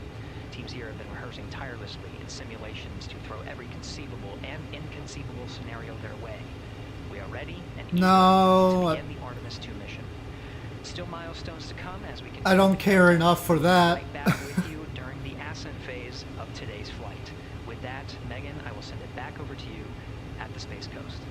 Much, Gary. Under 37 minutes until the opening of our 2-hour launch window, 6:24 p.m. Eastern. I've never been more excited for a time. Hopefully the fuel quantity low. It can take from the other tanks. We've got 39,000 pounds. Hopefully it can use them. Absolutely. I am definitely also getting excited. Things feel like they're starting to pick up a little pace here. Oh yeah, I'll play more Outer Wilds maybe after they launch. After those first 10 minutes, let me take you over here to my mission map so we can kind of jump ahead and let me explain a few things. So, our main engine cutoff. I don't know how much coverage we're gonna have after they launch. Maybe I'll try tomorrow as well. To our ICPS, that stands for Interim Cryogenic Propulsion Stage. Don't try and say that too many times fast. But the ICPS is going to be right here, and that's our in-space propulsion. About 50 minutes into, after about 50 minutes into launch. Well, that's Newfoundland down there. That first burn, and that's going to be the perigee raise maneuver. Essentially, what that is going to do is going to raise the spacecraft from a. So we have crossed the Atlantic. Just a little bit higher into space, and then they are going to conduct that nice path. It's going to set them on that nice circular path around the Earth. That's when they're going to start to be able to really check out the spacecraft. The Orion spacecraft is going to be able to, like we've talked about. Maybe for Outer Wilds, I'll just stick to Twitch for that, since I started it on Twitch. Flight Sim I tend to do on YouTube. They will be conducting that another burn, and that's going to raise them just a little bit higher again. And then they will, it'll be about time for the ICPS to separate, and they will start another lap around the Earth as well. Now, the ICPS, but even after it separates, its job will not be done because they will have the opportunity to conduct something called the Proximity Operations Demonstration. And this is going to be really important for our future lunar missions because the ICPS actually has a target on it, and the crew is going to have the opportunity to manually maneuver these spacecraft like we've mentioned and practice those docking maneuvers. Now, obviously, they will not be docking for this mission, but that is, again, going to be critical for those lunar missions in the future. Now, all right, after that, that's nice. I didn't realize anybody used my SR-71 footage. I should do more plane footage then. I thought the only ones I knew about was the rocket profile. Some people use rocket or mission profiles. Where they are going to produce about 6,000 pounds of thrust, and this is that point that is going to take them out of low Earth orbit into deep space. Yep, SR-71. I just crossed the Atlantic with it. I'm trying to get to Cape Canaveral in time for the launch. Why this could be a record-breaking flyby. We are currently we just passed Newfoundland. We are currently approaching Halifax. Set by the Apollo 13 astronauts in 1970. They were 248,655 miles away from Earth, and this Artemis 2 crew might surpass that on flight day 6 when they fly around the moon by more than 4,000 miles. Yeah, it's a long ways. It's tough to fathom 250,000 miles from Earth, right? I mean, space, the space station is only 250 miles, and so we're going, I don't want to do public. How am I managing the fuel? Well, I mean, but it's important, right? Because we want to get back to the moon. This version, the Blackbird Sim version, seems to be alright. First of all, I'm actually out of Afterburner. Even though I'm at Mach 3.36, it's going just fine without the Afterburner. So in that case, we're in Super Cruise, and the fuel flow is 12,000 apiece, 12,000 pounds, so 24,000 pounds. We've got 37,000 pounds left, so we're talking about an hour and a half left. That's plenty. We're going at 1,800 knots, so right now, even though I'm less than halfway, I have less than half the fuel. We've got a range of 2,700 nautical miles. Do I think this is accurate? I'm not entirely sure about that. I think maybe we should be still requiring the afterburner, and this is something maybe they should review. Blackbird Sim should. So there are a few things Blackbird Sim should probably fix. The autopilot is one of those. It's roll trim thing. This whole business down here is iffy. So yeah. I also have the V-Skylabs SR-71 in X-Plane, and that seems to have somewhat better accuracy overall. I just want to say how proud I am of each of you and how inspired you make me. But it's not just about me. Your mission is going to inspire future generations of scientists, engineers, athletes, and dreamers to do something. But Flight Sim looks better. Hey, it's Roy Wood Jr. and I want to wish the Artemis 2 crew a happy and safe journey. It's still difficult to fly in a very nice cockpit and very detailed, of course. I know what you're doing. You got to look for a parking space. This is to go around the moon, make sure it's somewhere to park, and then you park. Journey. Good luck. It's actually a really good way to explain what how this mission builds. Again, we are hoping to land astronauts. The lighting really makes its neck look slender. So yes, we are looking sort of giraffe-like in a way. Mission to see where we might park. Thank you, Roy Wood Jr.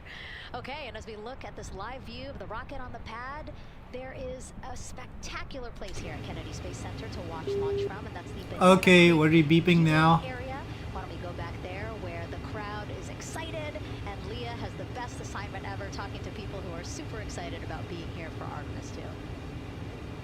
Oh my gosh, Megan, you talk about the excitement being palpable. I'm telling you, everybody here on Pins and Needles as we get just about half an hour late from launch. I've been walking around talking to people, and I'm just struck again and again by how many people are here from across the agency. I want to introduce you to just a small portion of the people across NASA who have been supporting this mission.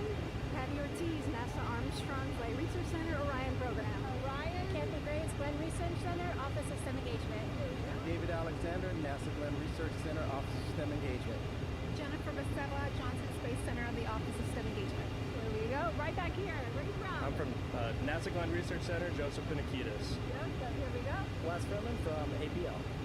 Maria Arredondo from Headquarters, Next Gen STEM. Mark Robinson, Stennis Space Center, Commercial Space. Amira Flores, Armstrong, Office of the STEM Engagement. Molly Kearns, NASA Glenn, Space Communications and Navigation. Matthew Pierce, Goddard Institute for Space Studies in New York City. There we go, and right over here, Lauren Ring, Ames Research Center, Data Integration. So we're coming together, we're one big NASA team, one big NASA family, and we have one major message before we launch tonight. Okay guys, what are we gonna say? 1, 2, 3, go!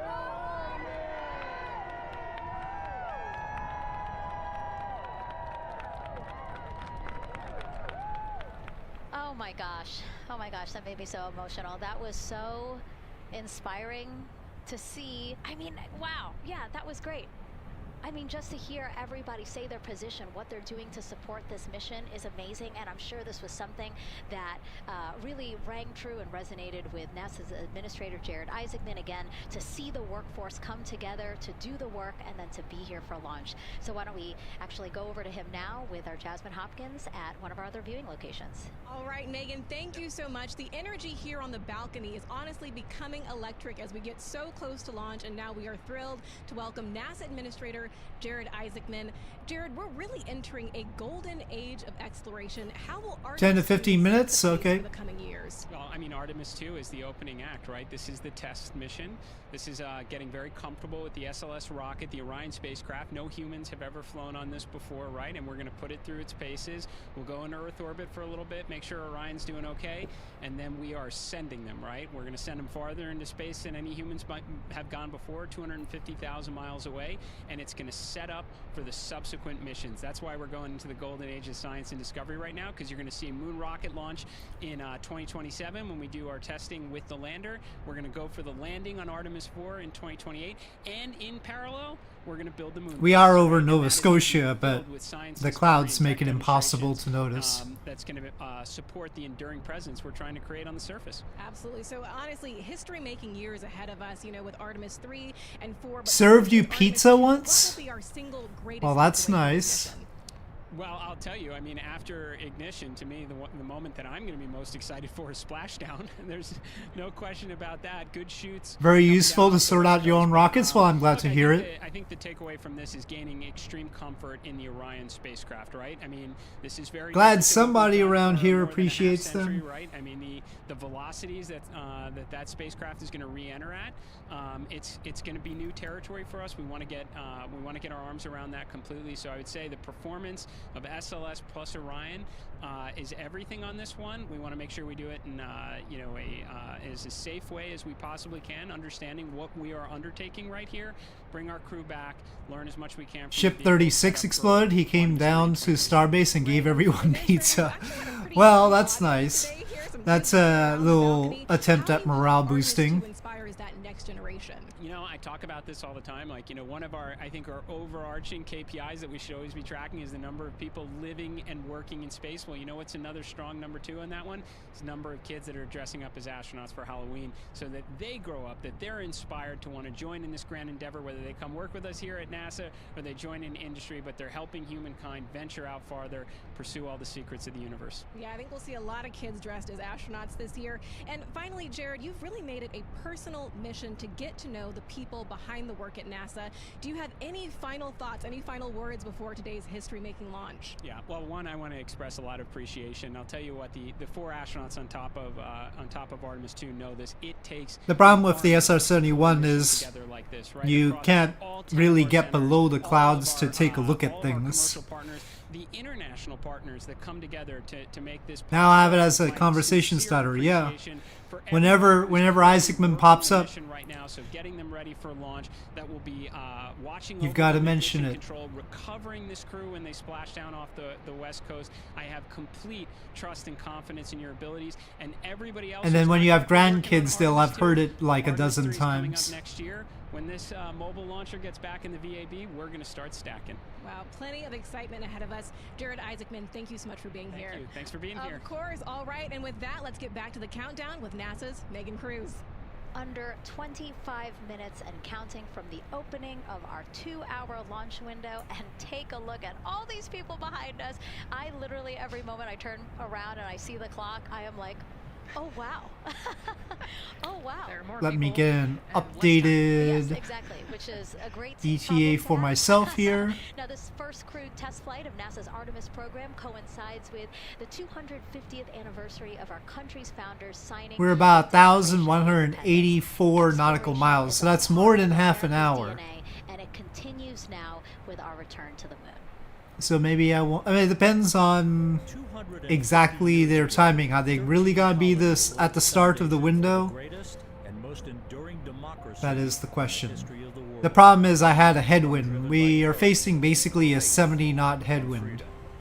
That doesn't sound like much when you're going 1,800, but it does make a difference on the timing. By where we stood, but by how far we were willing to go. We conquered vast frontiers, invented tools that shaped a modern world. We found light in the dark. Well, yeah, the clock is counting down to the start of the window, not to when they're going to launch. So it's not entirely clear when they're going to launch. Yeah, well, honestly, all these missions and stuff like that feel more surreal afterwards than when they're in the middle of it, though. In the middle of it, they're just doing their mission, just trying to get through things. Afterwards, they'll probably need some souvenir to really believe it all happened. For 250 years, America has carried the light of humanity forward. So yeah, I think looking back on it is way more surreal than what's happening at the moment, because they're sort of going through what we're still determined to discover. the things they need to look at. across every horizon, America is at its Along the best. way, probably there'll be a little bit For something of greater. time for America that celebrates sense of things. 250 years, and we are leading the world into the future. Yeah. Artemis 1, yeah. That was amazing. 22 minutes, 15 seconds and counting from Artemis 2, NASA's boldest test flight in a generation. The crew has said this often, that they hope it inspires children around the world, and recently a group of kids here at Kennedy Space A couple of Center got the generations, really, surprise of but a lifetime while watching that rocket roll to the launch pad. it's tough to measure it, but I still think that the first launch of the space shuttle beats this out as far as an audacious test flight.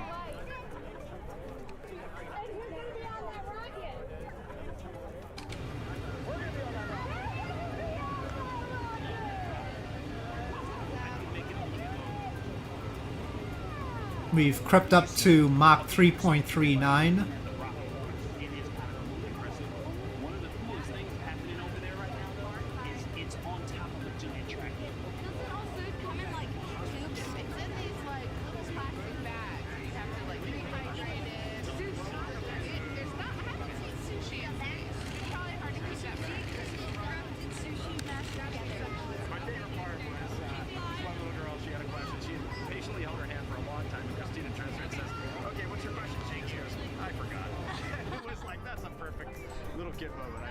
Wait, are you my mother's cartoon astronauts? What? Say that again? Never mind. It did it. Never mind. Go Artemis! These two? Yeah. Put it over the pan. Yeah. There you go. I like your dabbing astronaut back there. It's just so fun to see the enthusiasm, the energy, and a little bit of chaos. 3, 2, 1. Wasn't that so cute? I love kids and their excitement, and you know, even just being around. Like, I don't kids. I know, he goes, but I'm glad you're here.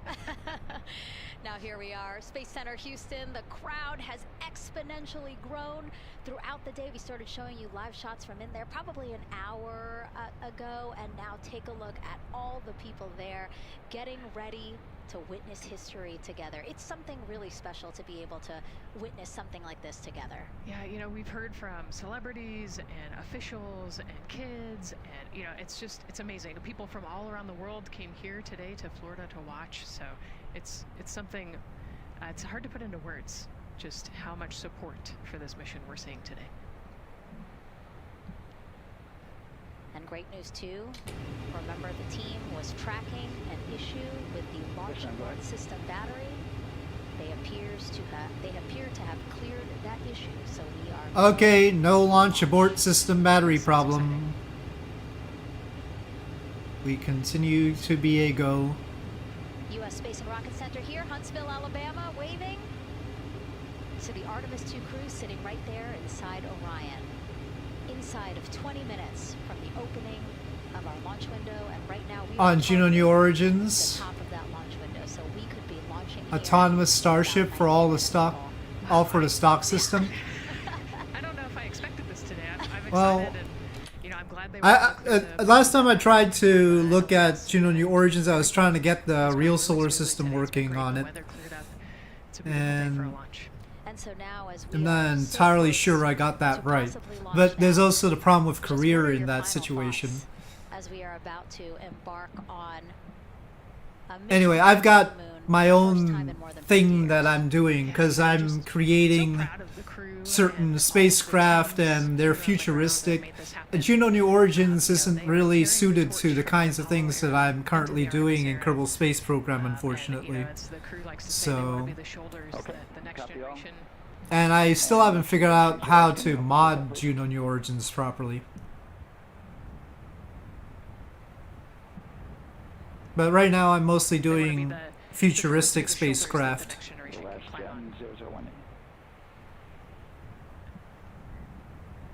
You know, I think it's in their patch. We're going for all. It's in the name of their capsule integrity, representing humility and the professionalism of everyone that got them there today. So proud of them, we love them, we're excited for them, and we cannot wait to see what they see. Just leveraging everything we've learned so far as an agency, taking us from Apollo now to the launch pad here, 39B, with Orion and SLS poised to again fly us. When should you run out to your front yard? It's not entirely clear to me, to be honest. The countdown in the corner of the little window there is for the start of the window, of the launch window, so... Go vote on Instagram and Twitch. Instagram, you guys said launch. Twitch, you guys said but they are apparently not facing any problems right now. About 17 minutes from the opening of our launch window today. And so with that, as we approach terminal count, let's send it back to Daryl Nail in firing room 1. Daryl.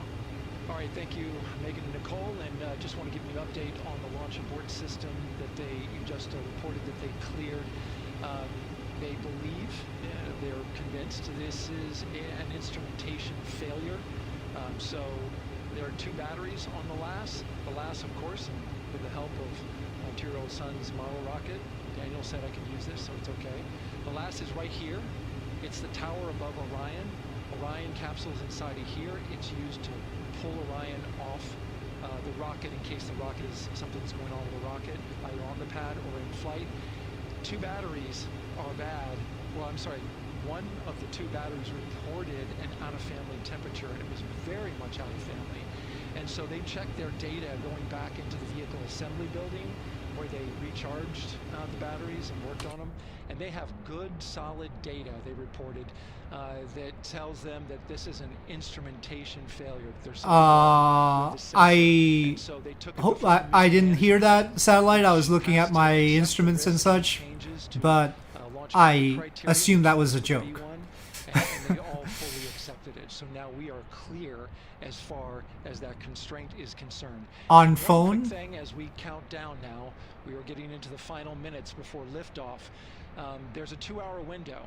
We haven't quite set the T0 yet, but this is a list of the cutouts. There are 150 cutouts that are included for this 2-hour launch. Well, I don't know exactly what that's all about, but yeah, I don't play on mobile, so. Because there's basically 16 minutes inside this window that they cannot launch, and these are because of small things flying in orbit. There's a lot more things in orbit than there were back in Artemis 1 when we had 35 to 40 cutouts.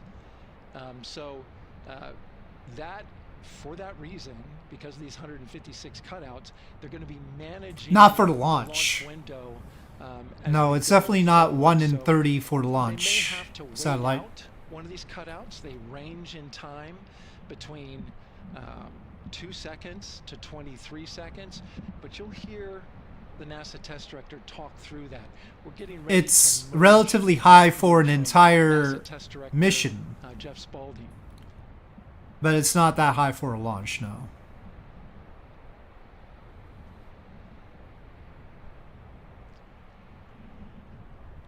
And so now I'm listening to the launch team get ready to merge their operational channel. Missions to the moon are still dangerous.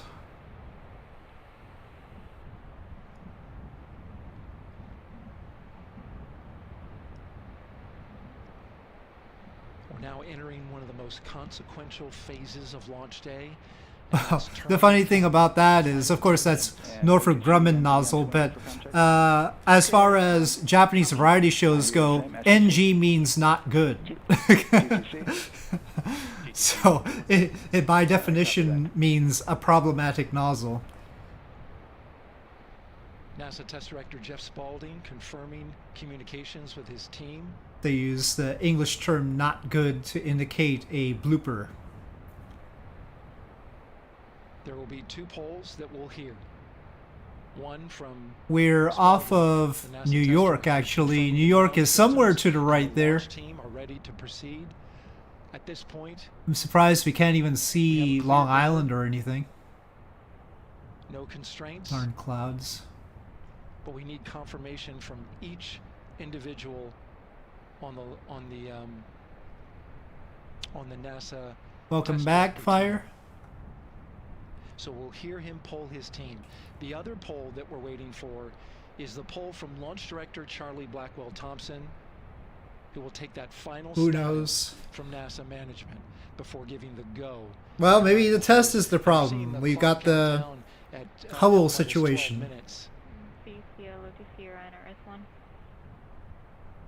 CCL. Yes, sir. Reconfigure ARS primary loop ISO valves.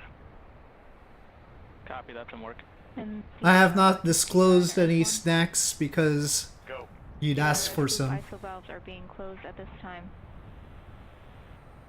Integrity copies. Yeah. They have the launch abort system, the tower. Yes, I have discussion with CIS and with MER manager regarding the Good browser spaceflight sims? No, I don't do browser.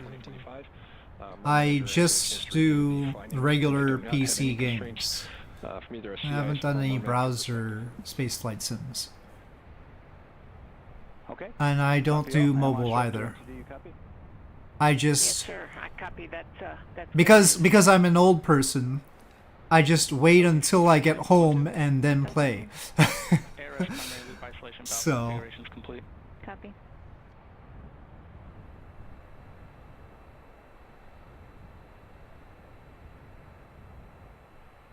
And CGLS NTD cancel pending, please. GLS copies, and that's complete. All right, and for all personnel. well, you're younger than me, Satellite. Before we pick up the clock, and we're about a little over a minute from getting to T-minus 10 minutes. But we're So that makes you young. there, and then we'll pick it up after we get through all of our work. And It's just that you feel old. you have old person ailments. So when we get more to, than I do, perhaps. About 50 seconds from Yeah. now, we'll extend that hold. But then again, you go diving and such, so you're probably still fitter than I am. CVSE 400, 290, looking to verify that we are configured for ascent. Yep, give me about 2 more minutes. I'm going to start CMA2 streaming. Copy. We should eventually see some North Carolina, at least. Copy that. I feel like Flight Sim's rendering of land is not as good as it was in Flight Sim 2020. LCC violation, so transponder 1 had a demodulated SNR estimate that went down to 2 dBm when it should have been between 10 and 13. Double your glasses prescription? I haven't had to change my glasses prescription since I was 18. What have you been looking at? So at this point, recommendation would still be go. However, we do have a Holding at 10. contingency procedure if we want to look at that. But again, this is transient, so we're back in a nominal range. All right, let's see LPE NTD. Yeah, we're not seeing that hit, so I guess question for COSC, was that less than 3 samples? Is that below our persistence? Stand by, let me look. It did look like it did persist for several seconds on mine, but let me take a look at the number of samples. Could I get a repeat on I look at computer screens with numbers. Yes, ma'am, that's going to be O-CT-004. Oh, we've been going down. This see, this autopilot doesn't want to hold pitch or hold the vertical speed, which is what it's supposed to be set to. It doesn't even get set right. It's weird.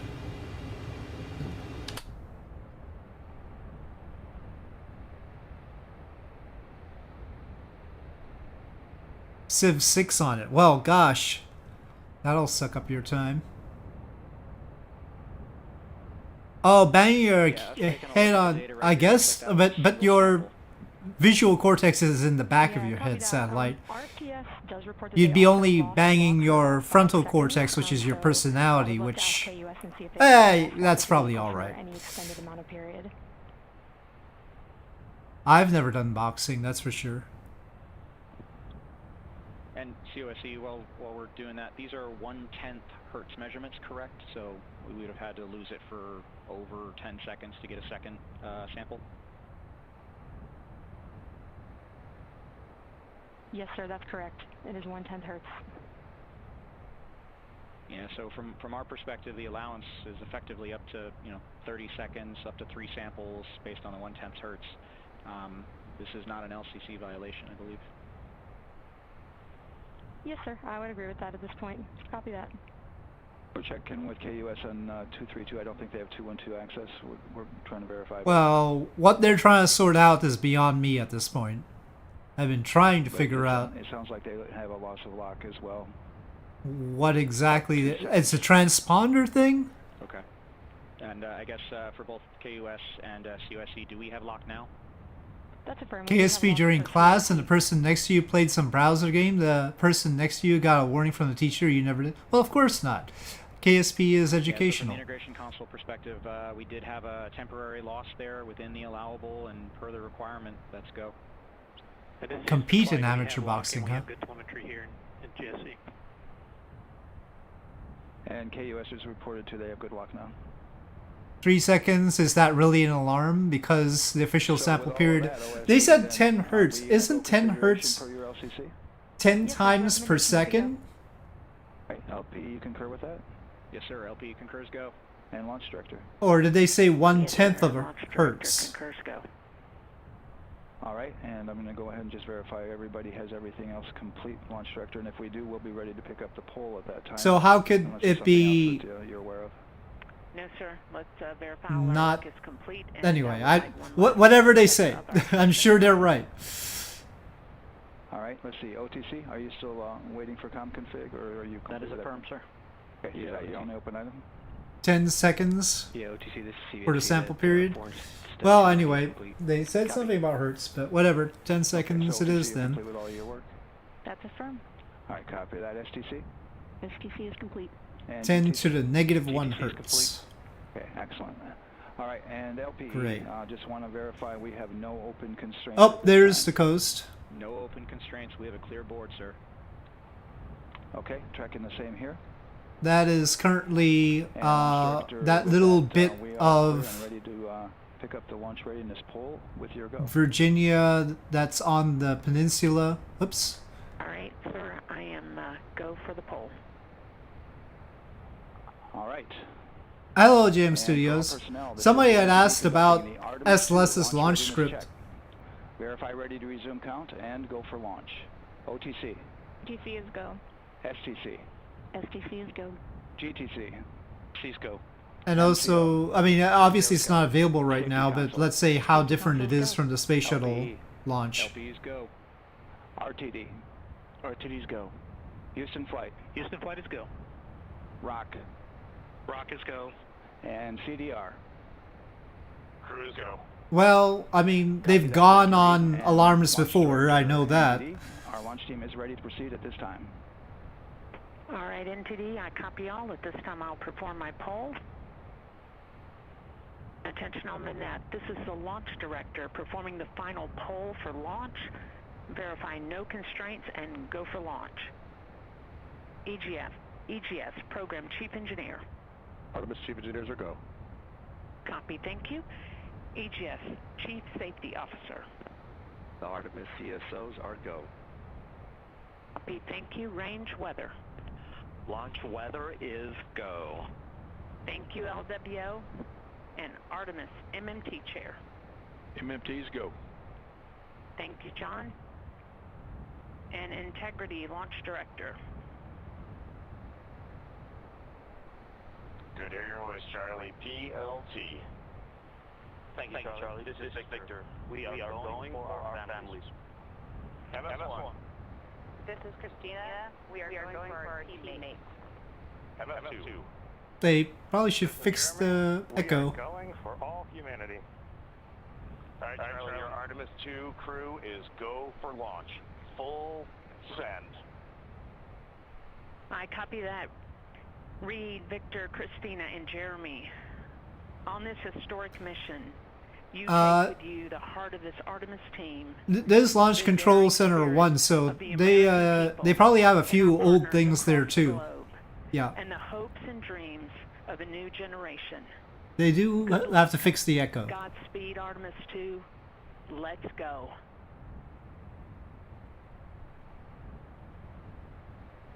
And into the launch director. Well, the astronauts can say whatever they want to say. They always say something to the effect of "just let me go." So they always have go fever. So hardly a surprise. Your risers and initiate short purge per your EPROC 10.1.1, steps 8 and 9. 10.1.1, 8 and 9 going to work. Copy. CVSE NTD, start and verify recordings of our Orion cameras. Copy. Okay. Well, there you heard it. RSR NTD. RSR. They're getting ready to start terminal count. ARM rotation enable at this time, please. It's currently at T-minus 10 minutes. Forget you said that?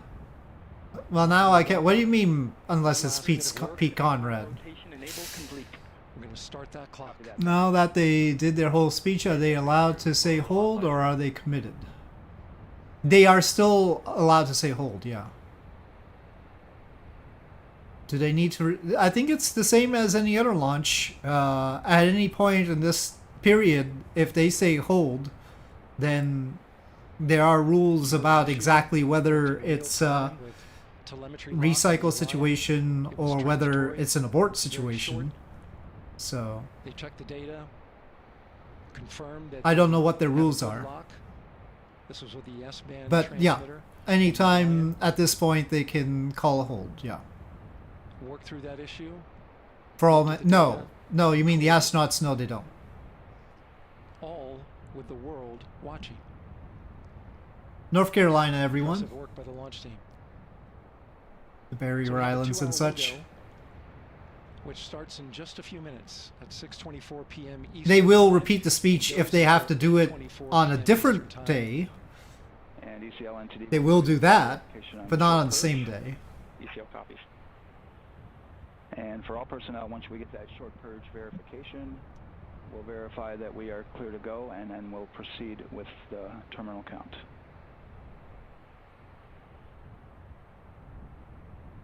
The 46th time.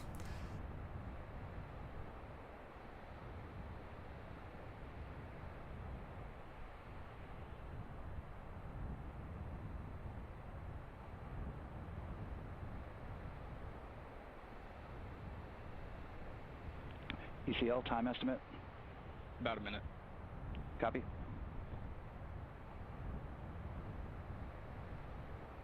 Will I make it? I have no idea still.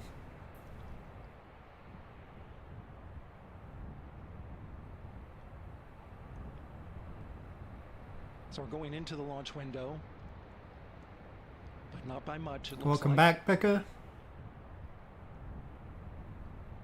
Just wrapping up some final work. Oh, they did go, no go. They seem to be go. NASA Test Director Jeff Spaulding asked for the ground launch sequencer operator to go ahead and start the clock. The ground launch sequencer is an application software. It runs on top of the launch control system in the firing room. Acts like I have not watched For All Mankind because I don't have the Apple stuff. hundreds of commands in precise order and timing. I know about it. Occasionally people have brought up some of the spacecraft in it and I have laughed. Copy that. And but our constraints. they held for the go no go, yeah. They are expected to start the clock momentarily. Raining heavily at your house 10 miles away? Yeah, there was a lot of clouds when I looked at the area before. And with that, we're going to resume. Whoa, all caps. And CGLS, you can resume the clock on your mark. GLS copies. 3. Not in the Apple Store, huh? You were able to watch it in streaming? GLS mainline has been initiated. From where? And counting.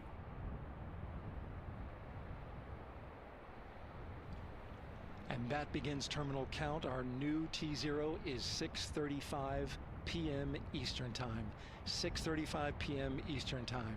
We are now counting down to liftoff of Artemis 2.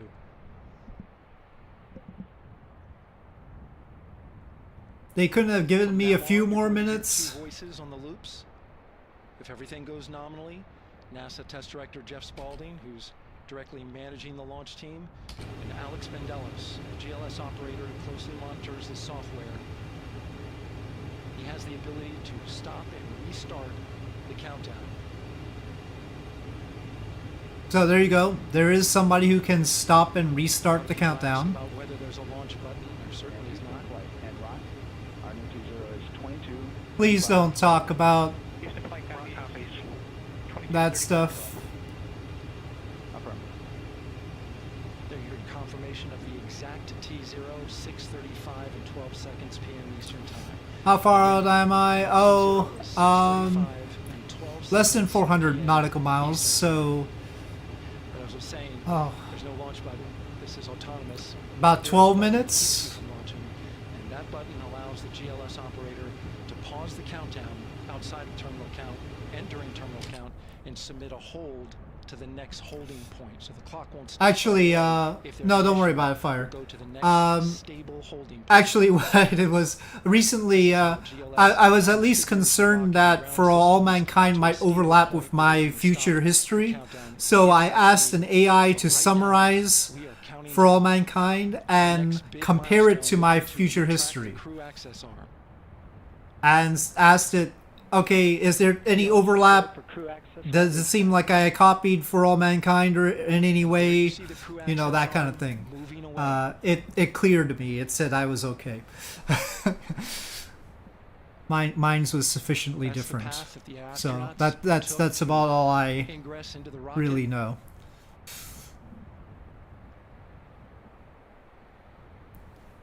Until this point, that was their way off the pad if they needed to evacuate. But now with that arm retracting, the backup transitions to a launch abort system. And they'll begin arming that shortly.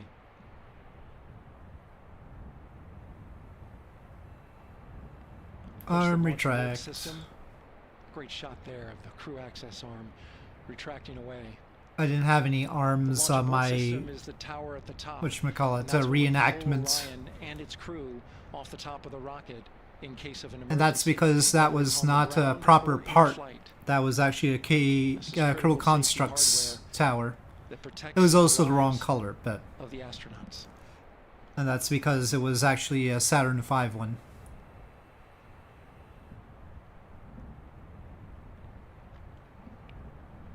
Starting at T-minus 6 minutes, the GLS will start bringing that and other high-energy systems online, starting with core Makes no stage sense. pressurization. Crew access arm attached? I mean, the launch escape system would happen anyway, right? I think. I'm pretty sure it would just knock the crew access arm. Go. The range is go. I think the launch escape system is armed before they retract the crew access arm, but I'm not 100% sure. GLS is go for core stage tank pressurization. They just said they... Oh, I missed it. Okay, so I guess in that case they don't. In that case, if the rocket explodes, that was bad timing. Pressurize to flight levels because that hydrogen is naturally boiling inside the tank. There... We'll get the liquid oxygen tank on the shuttle was an escape slide. Now the team is waiting for, but I don't know if they could get to it. The Artemis 2 crew could use the launch abort system to pull Orion safely off the top of the rocket in an emergency. Let's listen in for that call. That's where you like Dragon. GLS why? If it's armed when there's an arm... if the arm is there and Dragon has it armed, then it could knock into the thing. That's great news. And I assume that they don't have the launch escape system armed. Of the mission. No, but the reason why they don't have the launch escape system armed is because they'll bump into the crew access arm. That would still be true with Dragon. Send a flight termination command if the rocket flies too far off track. There's a brief built-in delay. Oh well, yeah, it's got a quick cooling, quick fuel loading thing. But that's not practical with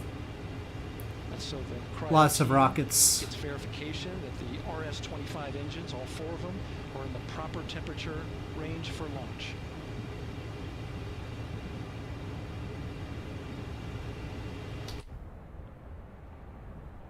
Well, they're gonna go before I get to.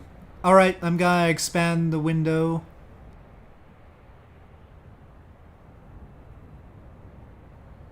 And I'll pause flight sim.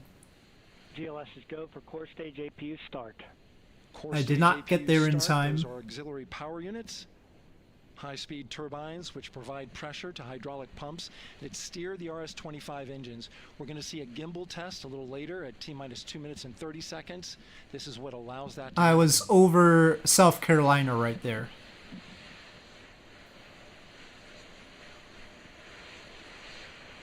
Coming up in about 20 seconds, we're listening for go for purge sequence 4. That's a helium purge. Well, we'll see. We don't know yet, Fire. It's not done yet. I don't want to jinx it. Air and moisture out of there.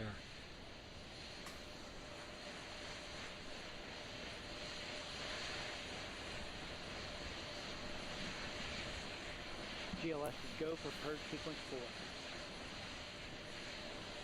4. Moving through the milestones. All is looking good. I'm not convinced until it's off the ground, personally, so... Coming up in just a few seconds, we're going to get that thrust vector control actuator test. This is a gimbaling of the engines.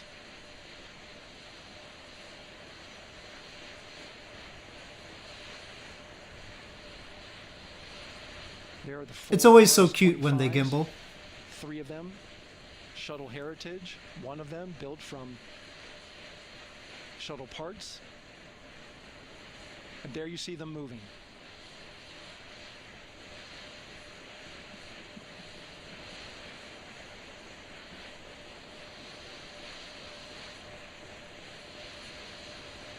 Now we're going to start moving the power from both the upper stage and the lower stage of the rocket to internal, taking ground power away and now going to battery power. GLS is go for upper stage to internal power. Well, the shuttle did have aborts after main engines start. They had to shut down the engines at least one time. I forget how many times total. Right now, the 4-person Artemis 2 crew is 248,000 miles away from the moon. And if all goes well, they will fly by it in 6 days. GLS is go for core stage to internal power. All right, there's the rocket's core stage, which houses 3 flight computers, is now on its own power. There's no more hold time because there's no more margin on these batteries. So we would have to recycle back to T-minus 10 to recharge if we had a hold. That's a weird thing, but okay. 1 minute. Right now, the rocket does not know what the T0 is, but coming up at T-minus 33 seconds, control shifts from the ground launch sequencer to the rocket's onboard autonomous launch sequencer, or ALS. The rocket will count itself down, but honor any holds that could come from the ground. Now, shortly after liftoff, Houston will take control of the rocket, and my colleague Gary Jordan will take over commentary. GLS go for ALS. Great call out. The rocket is on its own. 4 brave explorers ready to ride the most powerful rocket NASA has ever launched. Sound suppression water is flowing. 15. And here we go. 10, 9, 8, 7. RS-25 engines lit. 4, 3, 2, 1. Booster ignition. It's going. The crew of Oh, come on. 2 now bound for the moon. Humanity's next great voyage begins. Cameras! Help me out here, tracking. Roll pitch. Roger, roll pitch. Houston now controlling the flight of integrity on the Artemis 2 mission around the moon. Integrity, AMT high. AMT high. On time passing 30 Looking good. seconds. Integrity passes the alternate MECO. Target milestone. Mission Control Houston seeing good performance on 4 main engines. Space Launch System core stage.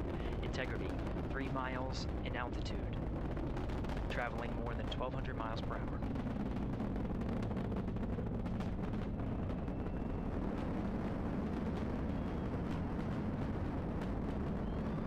I don't know what we're supposed to get out of that camera.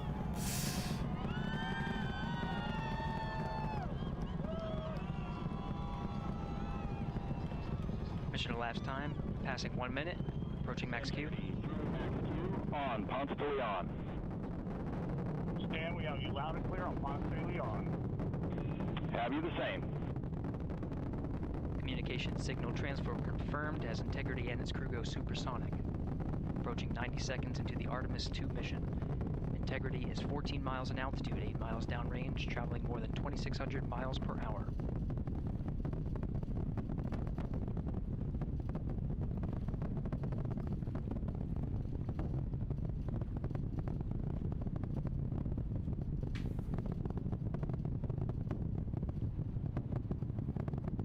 Minute 50 seconds of mission elapsed time, standing by for main engine throttle down to 85%. It is quite a plume. Ahead of solid rocket booster Just a separation. continuous plume all the way to the ground.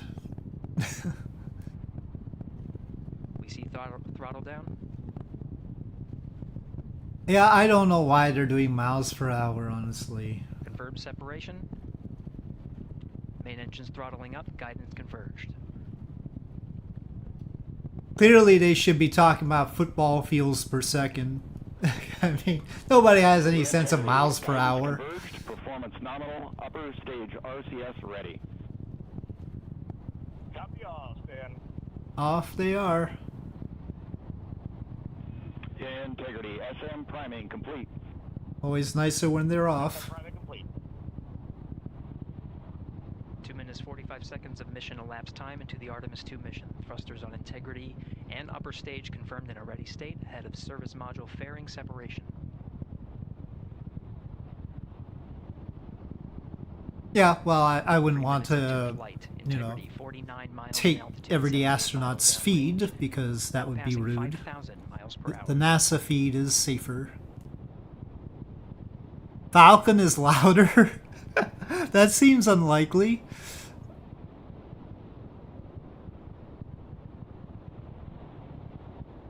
Standing by for launch abort system jettison. How does that work? Houston Integrity, good last jettison, great view. Copy jettison, Team Eco 8+02. We see the same on board, Stan. And Houston has you loud and clear on Tidris at the Kármán line. Outstanding, Stan, we have you the same. 3 minutes, Well, it 50 does seconds depend on into the where flight. satellite Artemis is. 2, Wiseman, Glover, Cook, and Hansen cross the boundary to space with good comm checks. GPS signals acquired after last jettison now working on internal No, I checks think and satellite's on location, Fire. Flight dynamics officer analyzed the time of main engine cutoff, confirmed at 8 minutes 2 seconds, time of MECO.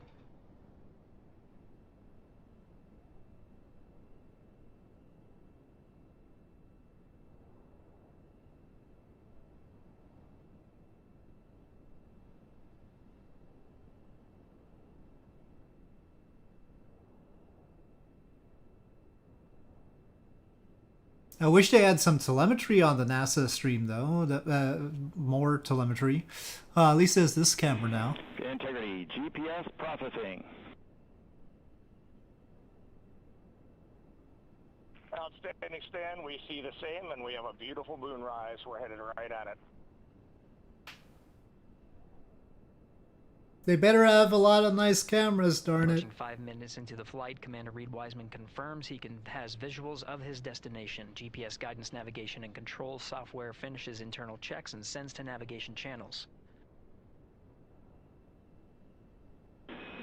Integrity, 3 engine press. 3 engine press. Would be better if they were using... Probably. Why not? I mean, shouldn't Isaacman have figured that one out? I don't know. All that's needed to carry Integrity to a nominal main engine cutoff target. Though at this time we're seeing 4 good engines here in Mission Control Houston. Integrity, 75 miles in altitude, 330 He didn't miles really downrange, think that they would go on the first 10,000 try. miles per hour. Well, that's your April Fool's Day thing, satellite. They actually did. You thought they wouldn't. They're probably using Tidris, yeah. Integrity looking good at 6 minutes.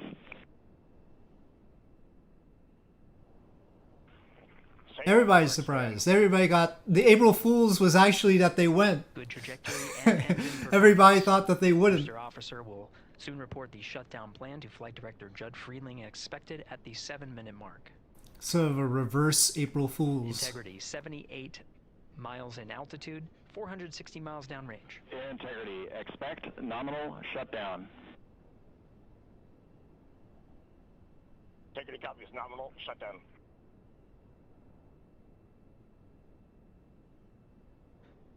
Six minutes 40 seconds of mission elapsed time. Shutdown plan is as expected.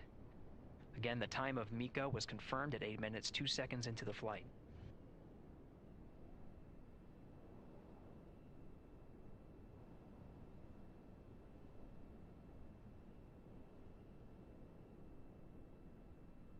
Seven minutes of mission elapsed time. Throttling down as we approach the abort once around option. Milestone at the 7-minute 30-second mark. Now 84 miles in altitude, 650 miles downrange, traveling more than 15,000 miles per hour. Integrity, AOA open. AOA open. The window is now open for an abort once around option that would target splashdown in the Pacific Ocean. Still following nominal ascent at this time.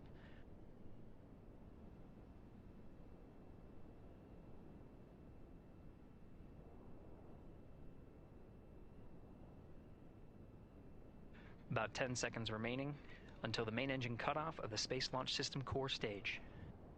Standing by for confirmation of MECO and core stage separation.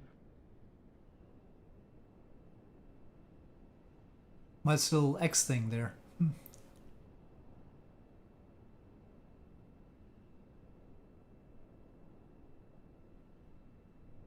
Oh, well, I guess it's happened. Integrity and nominal MECO core stage separated. Hey, your simulation is a little bit late. It's still got the engines on.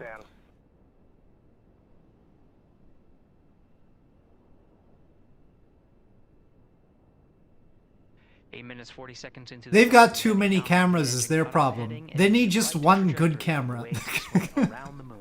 They've got too many things. Alright, they're not in orbit. They're in space, but they actually have to use the ICPS to not circularize, to raise their periapsis. Mission elapsed time, integrity crew of Reed Wiseman, Victor Glover, Christina Cook, and Jeremy Hansen now in orbit around the Earth. At the beginning of their simulation is just messed up. The simulation is just straight up messed up. Integrity Houston looking ahead to PRM numbers so far per the pad.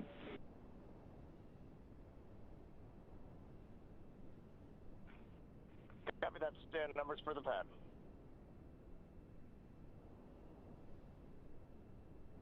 Capcom Stan Loves now reminding the crew that the perigee raise maneuver time of ignition is as expected prior to booster ignition. I'll have to check the timeline on the 6 days. Seconds of mission elapsed time. Because it's a total 10-day mission though. Well, the thing is, with a free return, it sort of takes longer because you're dawdling around the moon. If you are trying to get into orbit, they generally go faster and then use the Delta V to capture there. So then it's about 3.5 to 4 days for that. But because they're going further out, they slow down as they're going past the moon. So the technical close approach to the moon, they're actually moving very slowly. And integrity, good. Neds deploy. And so the whole part where they're in, let's say, lunar SOI, they're actually moving slower than for the Apollo missions. Yeah, because they're going further away from the Earth, they're on the other side of the moon.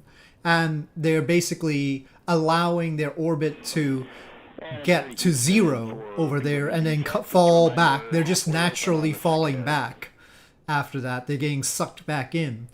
That whole part of their orbit high up is really slow.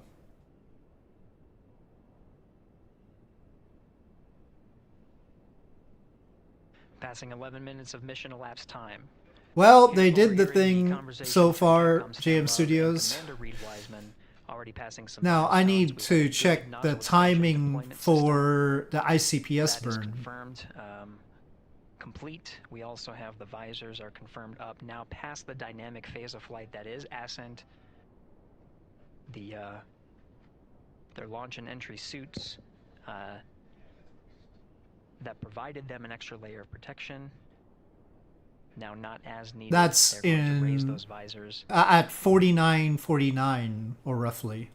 And later in today's Then they'll be in orbit. They're not in orbit yet. Egress or get out of the suits to begin some of their initial tasks of activating some of the systems aboard in the Integrity spacecraft. No, they're not recovering the boosters. Passing 12 minutes of mission elapsed time. Again, the perigee raise maneuver that's targeted near 50 minutes of mission elapsed Understandable, time. JM. Minutes 50 seconds. That's what the crew is going to be. The slowest rocket to orbit Wiseman pilot Victor Glover will focus on preparing for that milestone. could be Saturn. Saturn V is pretty darn slow, but the problem is there are those rockets that set up an apogee and then do an apogee burn. Those can be slower actually. So they do it and then they close to apoapsis and then circularize. Usually with a little SRB, those old ones from the 50s and 60s. The fastest is at, old Atlas was fast, and then Atlas V is pretty slow. Ariane is pretty slow. But it really depends on the mission profile and what they're carrying, though. But yeah, I mean, I think this technically beats all of them. Because it's doing the whole close to apoapsis burn thing. And in this case, the apoapsis is really high. 13 minutes and 30 seconds of mission elapsed time. We're going to continue to follow. So they have to go all the way up to, I think, 1,200 nautical miles or something like that. The systems that will take us to its surface. An incredible Yes, Player Yoshi. Artemis 2 is underway. Reed Wiseman, Victor Glover, Christina Cook, and Jeremy Hansen begin their journey to the moon. Still milestones to come up as we await solar array deployment. Ariane 6 and Ariane 5 are both complicated because they have a continuous burn with their second stage that is meant to dawdle. It's actually a sort of dawdling because they're trying to get to the equator so that they can do some of, so that they can set up the apoapsis properly for the geosynchronous transfer. Yeah, Gary, if people are just joining us, welcome back to the Space Coast, where we just saw Artemis 2 lift off 14 minutes ago. And wow, what an amazing launch, and an emotional one too. As soon oh, well, they're trying to dispose of the core stage. I had tears in my eyes, and we had all these people around us cheering. It was amazing. Yeah, the energy was and I mean, in this case, they don't have to worry about we've got 4 friends and family members failing because they have 2 possible stages to work with to boost their periapsis. They can use ICPS to boost their periapsis. They can also use the service module of Orion to do it. So even if the ICPS has a problem, they can use the service module. So there's no risk of ballistic re-entry as far as they're concerned. So wishing them well on everything, but so far, what a beautiful launch to watch. Yeah, to be and the main goal is to make sure the core stage is disposed of, because it's huge. From Earth than any other humans before them. Maybe they see. Yeah, the numbers were not good. They really needed to clean that up quite a lot. Then I actually said that they needed fewer cameras. They just needed 2 good ones, maybe one or 2 good ones to stick to. It was clear that the cameras were more on time than the simulation was, so the simulation was useless. Not very suborbital. It's I think it's negative 70 kilometers basically. So it's like they could cough and be in orbit kind of thing. At least at apoapsis, which is pretty high. that view, the sunrise or sunset. I It'll guess, take they less zoom in than over 100 the meters crest per of the Earth, second and you can see to the sun, get into you know, orbit. One of my favorite views from space, and I can't imagine what they're looking at now, and I can't wait to see what they're looking at in about 5 or 6 days. Yeah, and you know, I know a lot of people are like, you know what, I'm surprised this launched on the first try, because we know, like any little thing, we have to be keeping safety in mind, and we want to make sure we're ready to go. But we were ready to go, and I With a little bit of, yeah, come to think of it, you're right. Compared to the return from the moon, it would be basically okay, yeah. It might even be lighter, yeah. Artemis 1, we learned a ton of lessons. We learned But my expectation would be that they would actually use, I mean, even if the ICPS didn't work, they'd use the service module to boost the orbit first. I don't know what their abort situation is for that, though. But at least that would allow for some stuff to be done. They could make some use of the mission. Is it a straight burn to the moon? It's definitely not a straight burn to the moon. So after they make orbit, they're going to then do an ICPS burn at periapsis. So one burn from the ICPS is at apoapsis to lift their periapsis. Second burn with the ICPS is at periapsis to lift their orbit higher. And then they'll still do a burn with the service module to actually get the final transfer to the moon. Now, as far as I can tell, they don't need to do it like that, but it is so that they can use the service module and verify the service module before they go on the free return trajectory around the moon. I think that's basically why they're doing it that way. It's a little bit weird because it's more of, I don't know about an efficiency perspective, but it's more of a problem as far as the radiation is concerned. I don't know, maybe they're doing a test to see how much radiation they can get, I don't know. But yeah, it seems rough as far as passing through the radiation belts like that. Orion is suborbital when separating, yeah.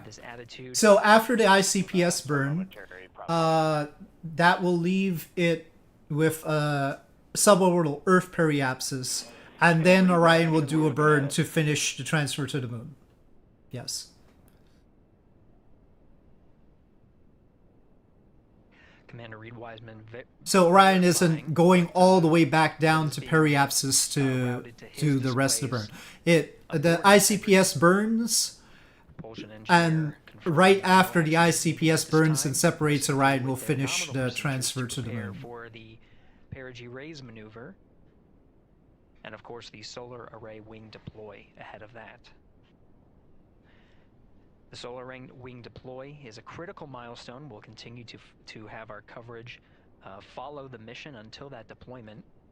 But they are on this round going through the radiation once as they come around, and then they're going to go through it again when going out to the moon. Milestone, and says to the flight control teams that we will continue on today's mission. Power needs to be drawn to continue through some of the next milestones.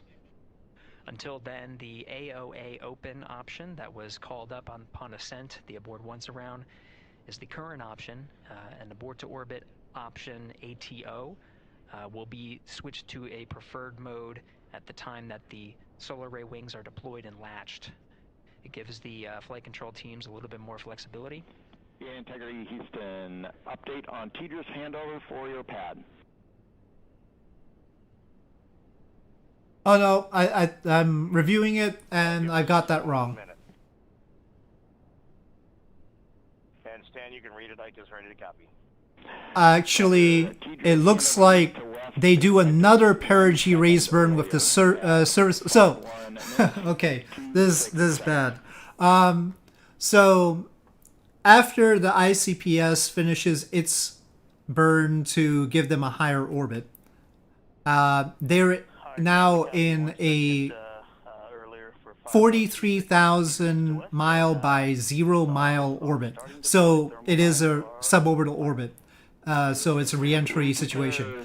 Then at apoapsis, Orion does a burn to lift that. readback of the report. And then it goes back to periapsis to finish a translunar injection burn.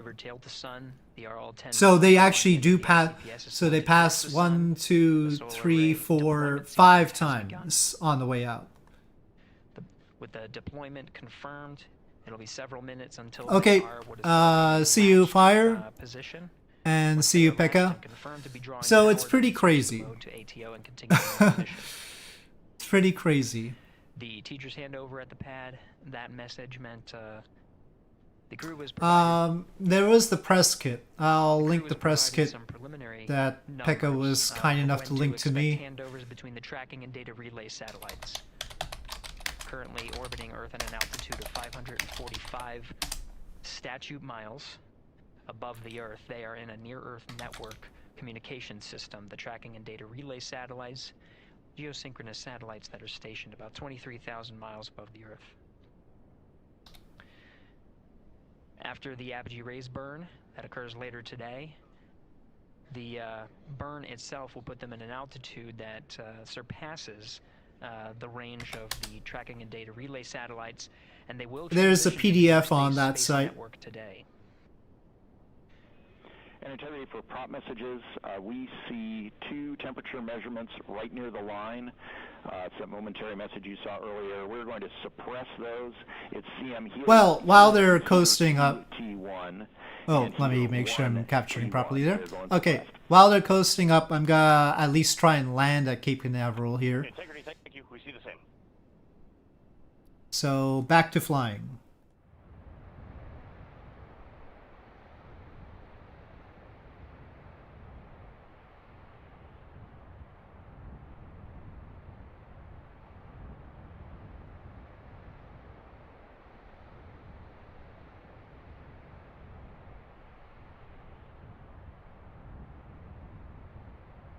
This is Mission Control Houston, passing 23 minutes of mission elapsed time into the Artemis 2 mission. So again, they're getting into orbit at T plus 49. That began at 5:35 and 12 seconds Central Time, 6:35 and 12 seconds PM Eastern Time.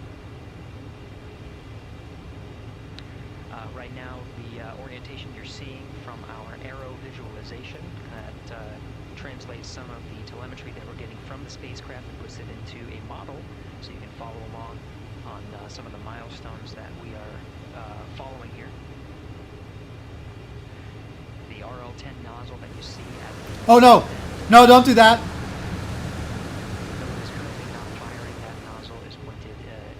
I was clicking out to adjust something and it clicked the canopy handle. Well, I would have died. I guess they don't simulate that properly. Copy O2 sensors.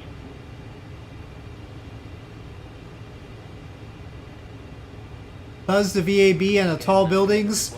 I wonder if that's safe to do with the SR-71. I did that at the beginning of the stream with Rafala, and that was better at handling it than I imagined the SR-71 is going to be, but we'll see.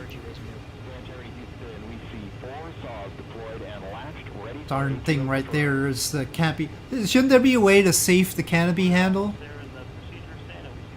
Canopy seal said on. If the canopy seal is on, how did I open the handle? That's clearly not right. MET on Orion and ICPS. We'd like you to read us the MET from your center status bar and this is Georgia. On StackSum.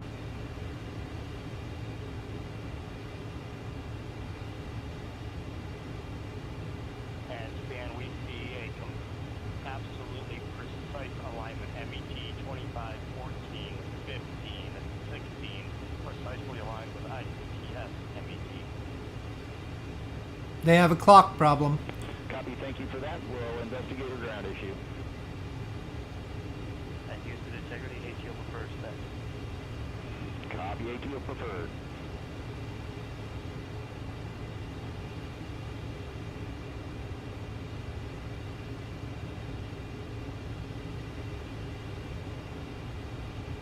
This is Mission Control Houston, 25 minutes, 45 seconds into the flight of Artemis 2. We have confirmation that all 4 solar array wings are deployed and latched. This is the configuration needed to switch to ATO preferred, which you did. Well, they've got their solar panels. That mode has been switched. There's also a discussion with Capcom Stan Love and Commander Reed Wiseman about the alignment of the MET clocks on the Orion spacecraft and the ICBS. Commander Reed Wiseman confirmed the clocks are in sync, no issues. They're going to investigate it on the ground. We're proceeding with today's mission. 26 minutes of mission elapsed time and counting.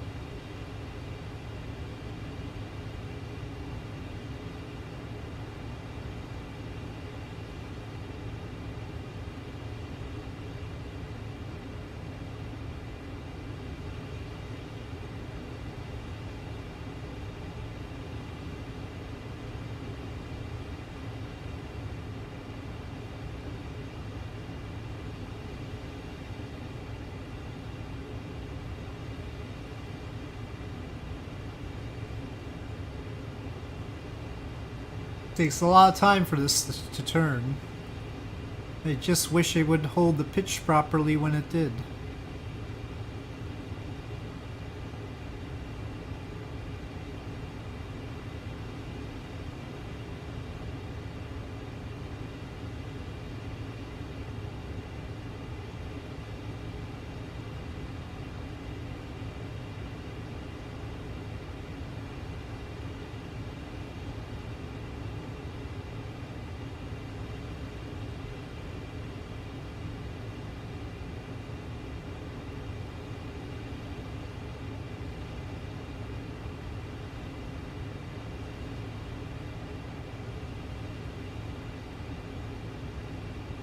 This is Mission Control Houston. We're approaching 28 minutes of mission elapsed time into the Artemis 2 mission. At this point, oh we had no! a successful liftoff from the pad at oh no! 5:35 p.m. and 12 seconds p.m. Central Time, 6:35 and 12 seconds p.m. Eastern Time. Had a good main engine cutoff, core stage separation, and a good trajectory to begin today's mission. Right now the spacecraft has maneuvered tail to sun. We're standing by for another maneuver to maneuver into the burn attitude.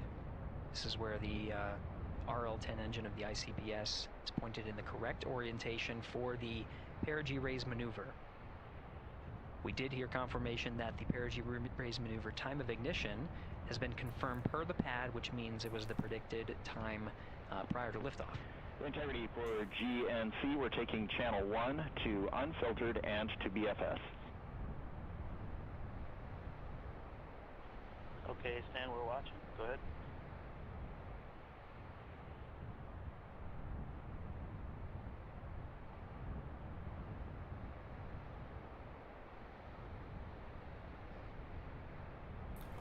This is Florida now, and I'm gonna try and get it to descend. It's wiggling now. Oh, one engine's gone. Well, that would cause it to wiggle. Can you start for me again? We'll receive confirmation when, at least watching to confirm that switch has occurred. Seems like it's okay now. Weird.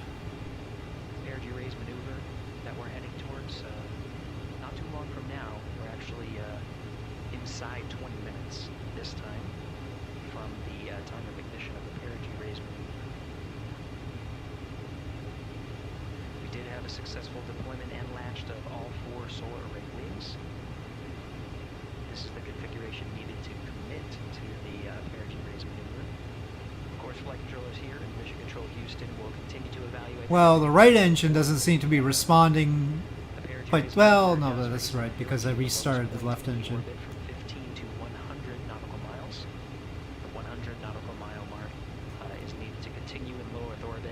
Target for the apogee raise burn. That will put them in a high Earth orbit for the remainder of the day and set them up for the right position to execute the translunar injection. Execute. To the moon tomorrow. Florida. We're actually gonna overshoot. That's the cape right there. Seconds. It's gotta take me a while to slow But down. it does raise the perigee and do the job to get into the correct position before firing that main engine on the ICPS. The pad had a teacher's handover. This is the tracking and data relay satellites. East to west, they are geosynchronous satellites that are positioned around the globe. And as Orion Teedrus again. Around the Earth right now, above the west coast of Africa, at an altitude of about 923 statute miles, and counting.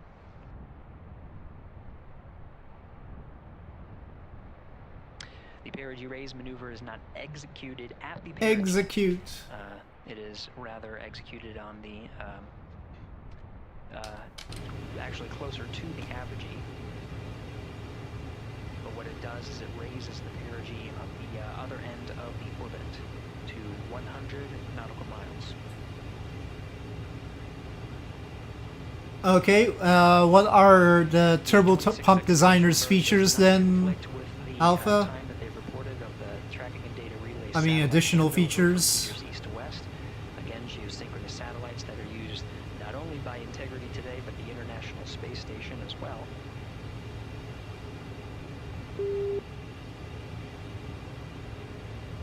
Okay, what's that warning? Oh, probably the speed. Too slow, huh?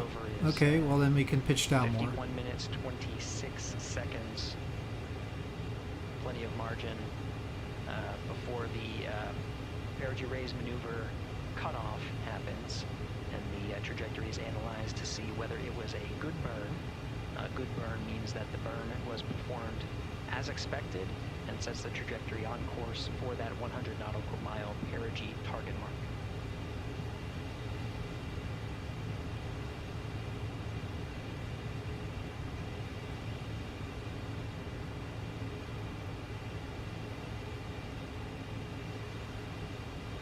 Again, for those sticking with us on NASA Plus and following along on our coverage, we will continue to follow and to cover the mission until well, actually, we'll continue to cover the mission 24/7. Please do. Please cover it 24/7. Here shortly, and now that solar array wing deployment has occurred on NASA Plus and Amazon Prime. Again, we will continue coverage 24/7 at the NASA YouTube channel. For those that want to see all of the upcoming milestones, there are select times where we will be coming back to NASA Plus and other streaming platforms. You can go to nasa.gov to find the latest on when to find those activities. Given that this is an operational mission, we do want to make sure that we are maintaining transparency in the mission and providing you all the information on what's happening in space as Reed Wiseman, Victor Glover, Christina Cook, and Jeremy Hansen head on their mission around the moon. Just can't hold it, huh?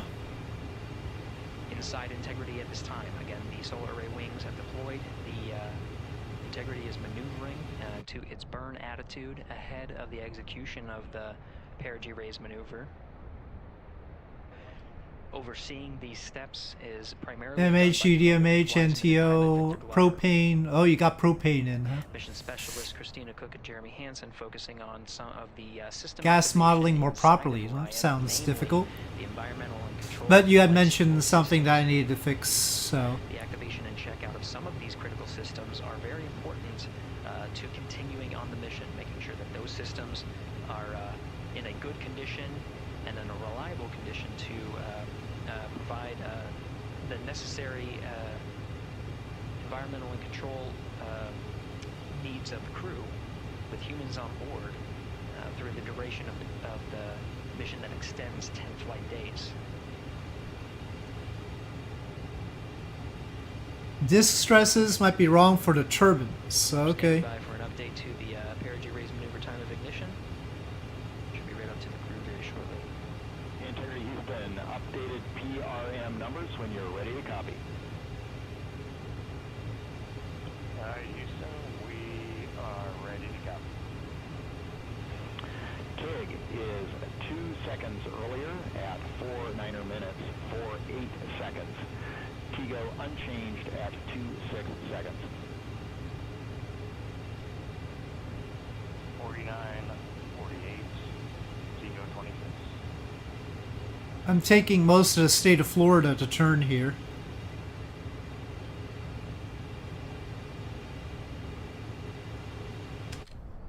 I mean, you can see that that's the west coast of Florida.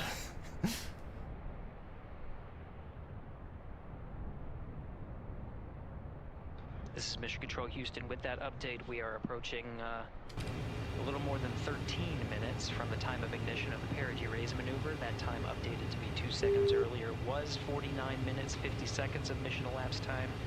Will now move to 49 minutes 48 seconds.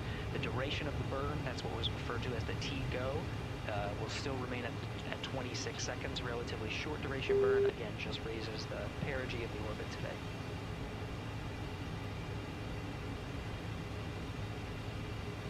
Making sure they hit the mark on that time of ignition is the primary concern of Commander Reed Wiseman and pilot Victor Lover. Mission Specialist Christina Cook and Jeremy Hansen inside activating those environmental control and life support systems.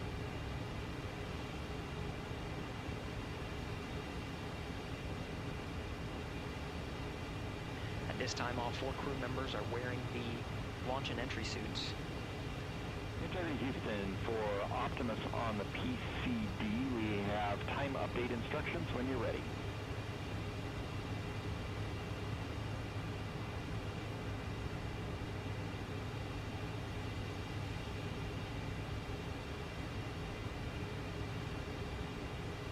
And Houston, Integrity, we copy.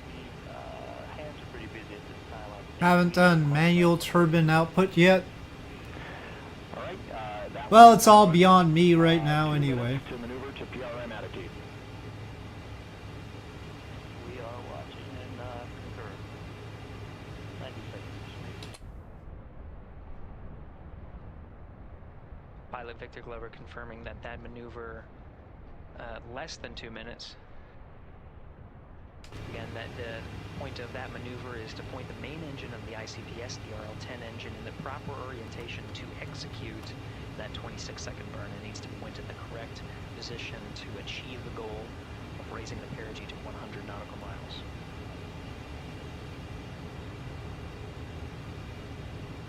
You heard some of the environmental control system activations over Orion to Earth. Jeremy Hansen activated the O2 sensors. I think I should just manually take it. This is too much fuss. With all, during all of the activations, Oh, but it's doing that now. Houston, Flight Director Judd Freeling is doing a poll with all flight controllers in the room. Oh, I hate the yaw. Stop yawing. Once concluded, Stan Love will report it back up to the crew, and we'll stand by for that.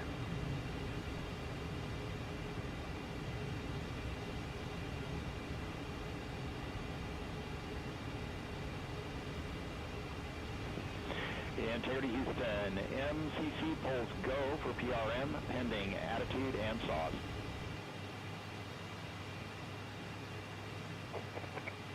Hey, we copy. Left engine died again. Maneuver starting.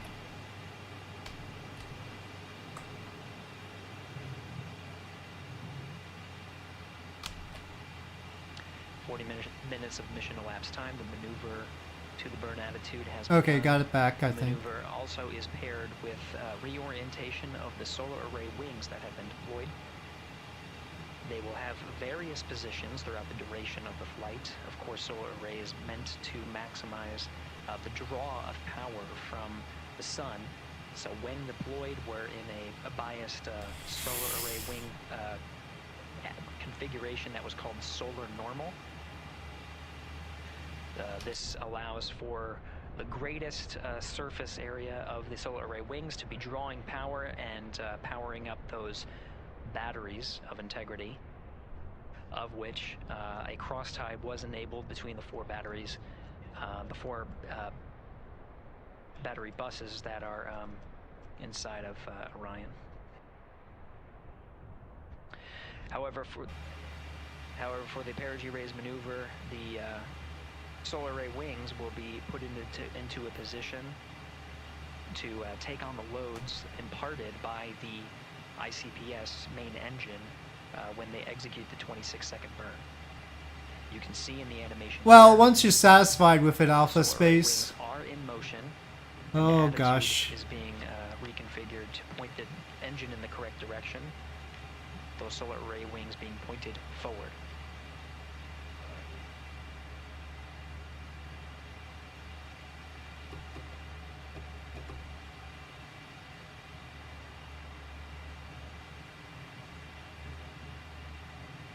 I will stream this weekend, yes.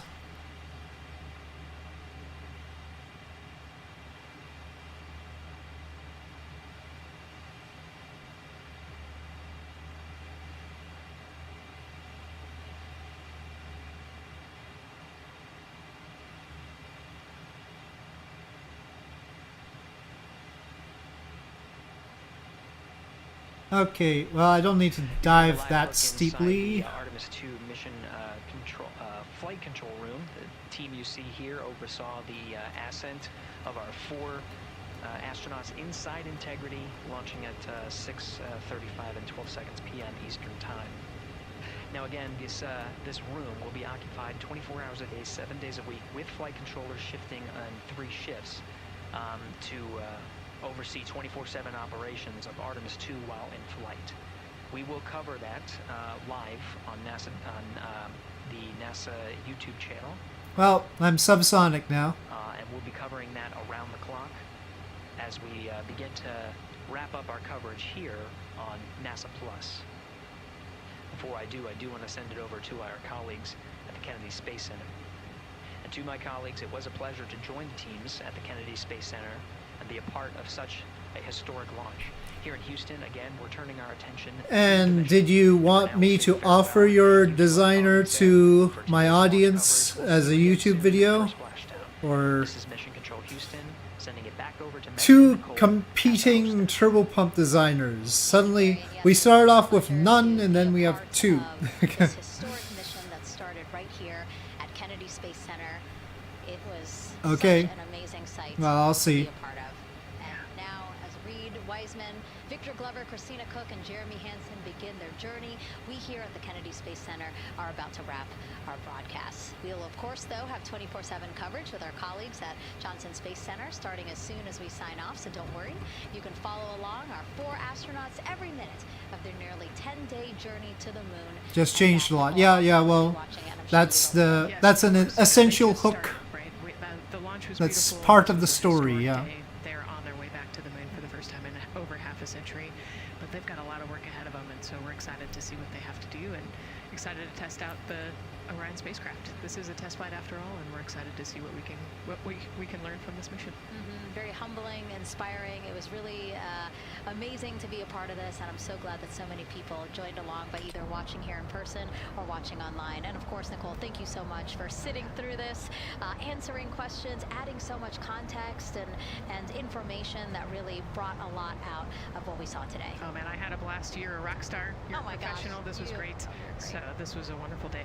Well, again, thank you so much, and thank you to you for watching at home. You know, tonight we didn't just launch a rocket, we launched the next chapter of human exploration. Our Artemis 2 crew now on their way back to the moon, and we're taking you with us. So thank you again for watching, and go Artemis 2.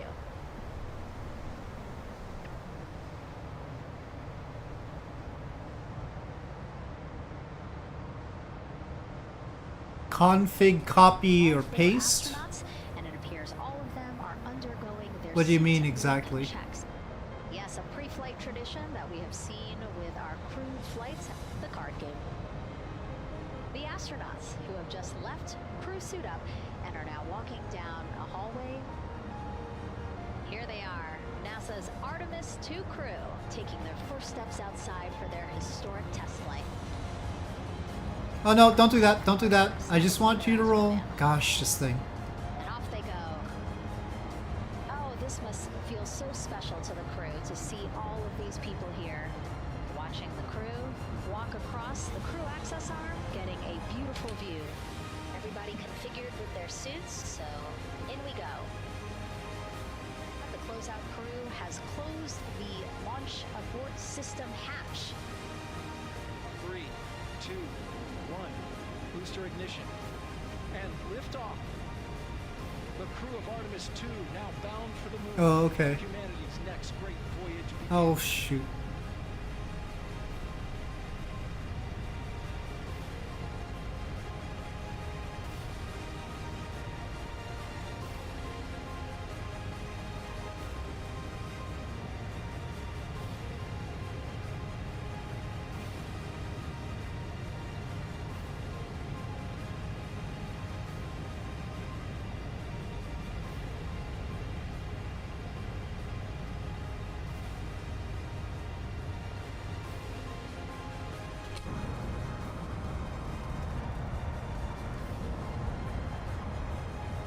Highway down there is Interstate 4. We're heading towards Orlando.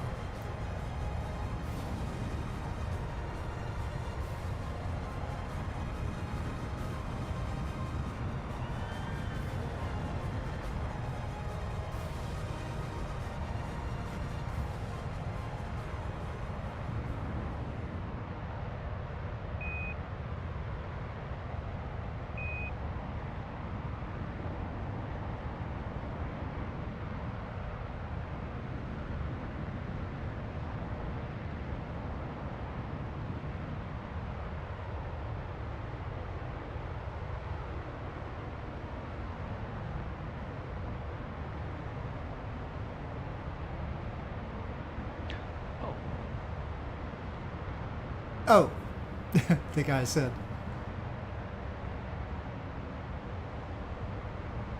Yes. Oh.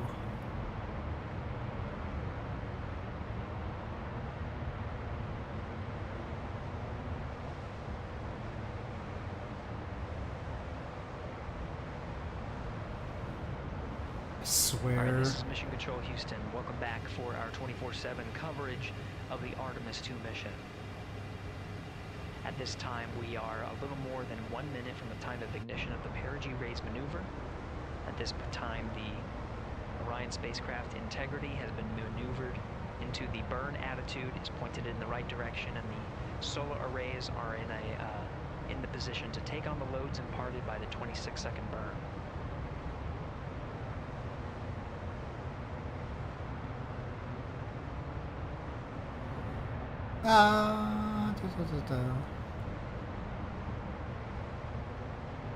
Now at 1 minute to the perigee. Now, just to be clear, if when I stream on the weekend, it'll be on Twitch, so I should make that clear to everyone. Team of the Artemis 2 mission.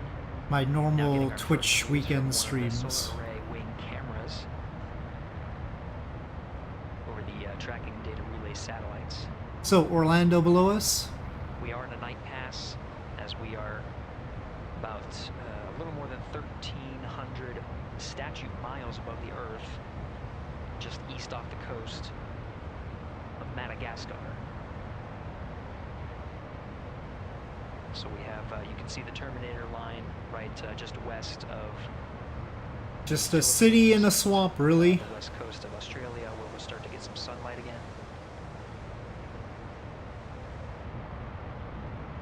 Now we're just seconds away from the time of ignition. We have ignition.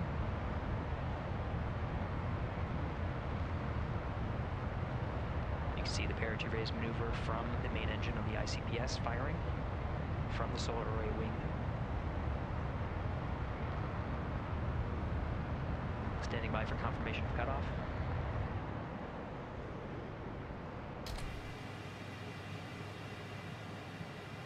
Lost the left engine again. Integrity, good. Weird. It's not like I'm overstressing it or anything. Going quite slow. Copy that. We see the Sable on board, and the sun is rising on Integrity. Outstanding.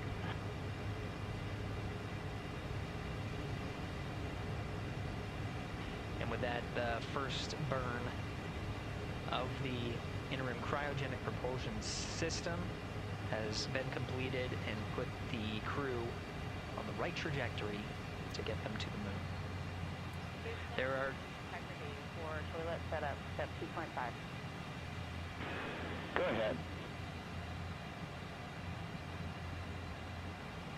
Yes, there was not an installed oxon inlet filter, even with empty oxone in the hose when I opened up the filter.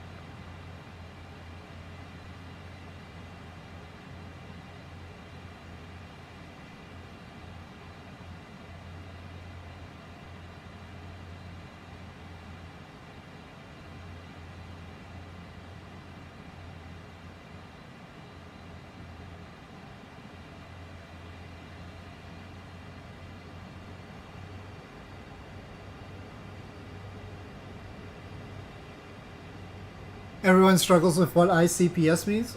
I know this interim cryogenic, I don't know what the rest of it is. Propulsion system, I thought it was propulsion system.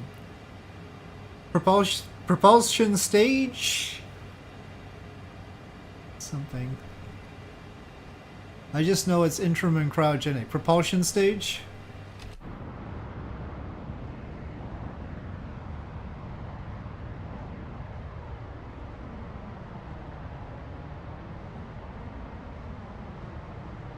This is Mission Control Houston. Again, we had a good perigee raise maneuver. It sets us on course to execute the next major burn, the apogee raise burn. Now, the perigee raise maneuver just adjusts the orbit while we are in low Earth orbit, but the apogee raise burn is quite a significant burn, just shy of 18 minutes long. In other words, it is the full burn of the ICPS that's going to happen.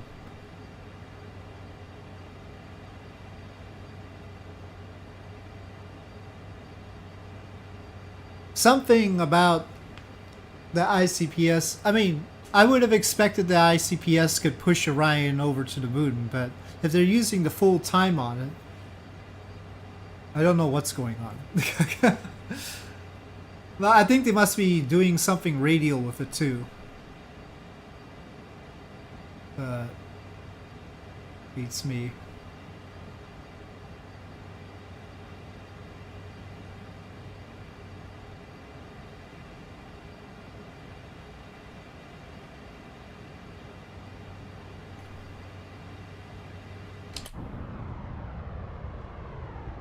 Swamp, swamp.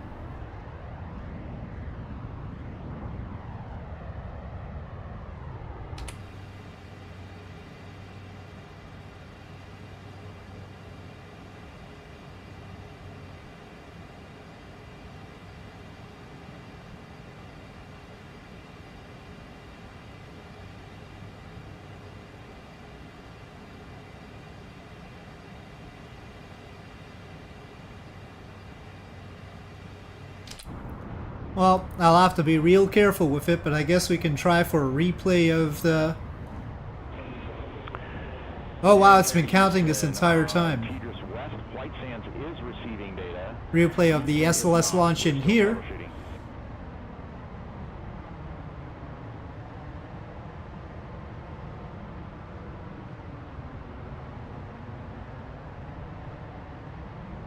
That was Capcom Stan Love, part of the Ascent team, here in Mission Control Houston.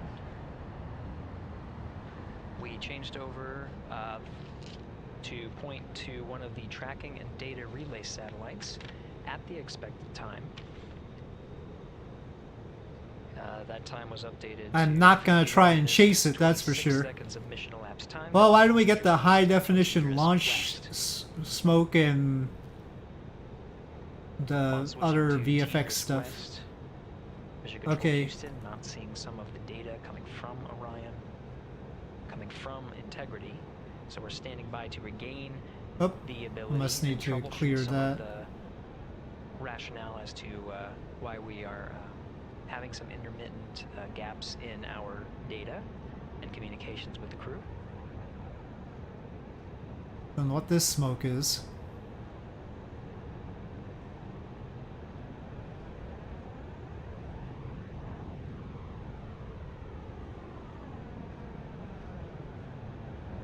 Oh, you can see the smoke there.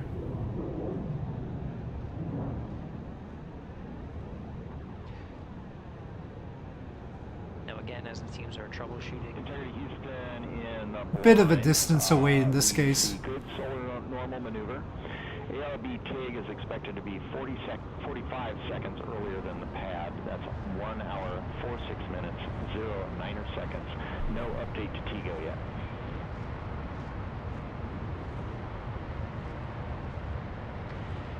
Well, off our replica goes. Control Houston, he used the term "in the blind." That refers to as part of the data that we are not getting Whoa! from Don't wiggle. TDRIST West satellite, noting that Every time I just want to roll. we may not be receiving communications from the crew, though they may be able to hear us. So Stan Love. Well, I better land. There's not much fuel What left. status is known on our end? We do know that from the data we are receiving, that the upper stage and integrity have maneuvered to solar normal, meaning that the orientation, the attitude of the spacecraft is such that solar rays can draw the maximum amount of power.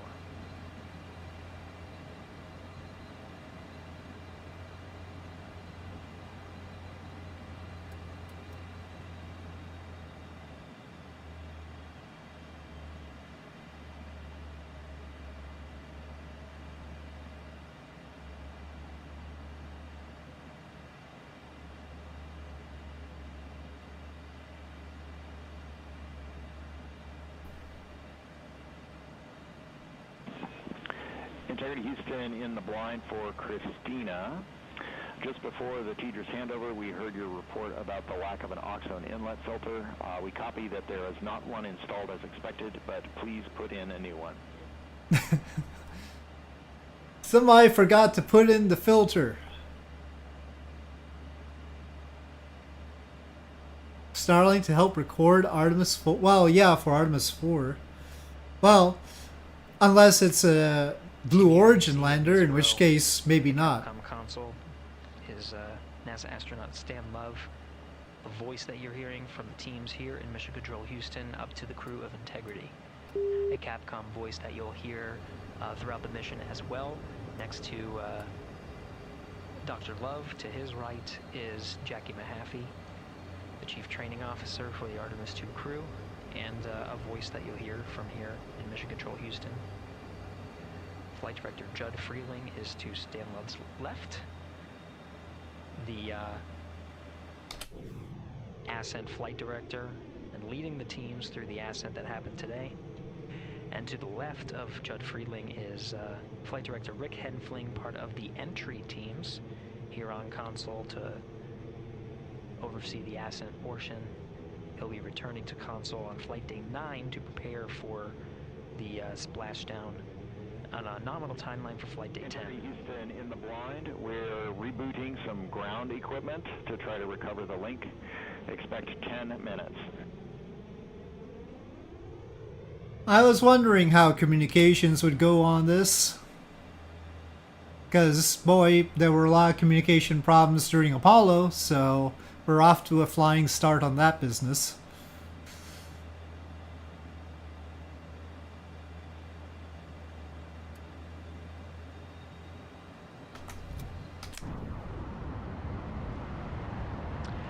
This is Mission Control Houston. Again, the teams here are troubleshooting the lack of a forward link, the inability to communicate with the crew aboard Orion. Teams are troubleshooting and planning to reset some ground equipment as the forward link was dropped at the time that we switched from TG's Oh god, east a lot to more TG's momentum west. onto this side than I thought. Happened, that handover period started at mission elapsed time of 51 minutes 26 seconds. Ah. Okay. Darn it, that little bar in the middle. Reporting some updates, what is called in the blind. Somebody's just sitting there, aren't they?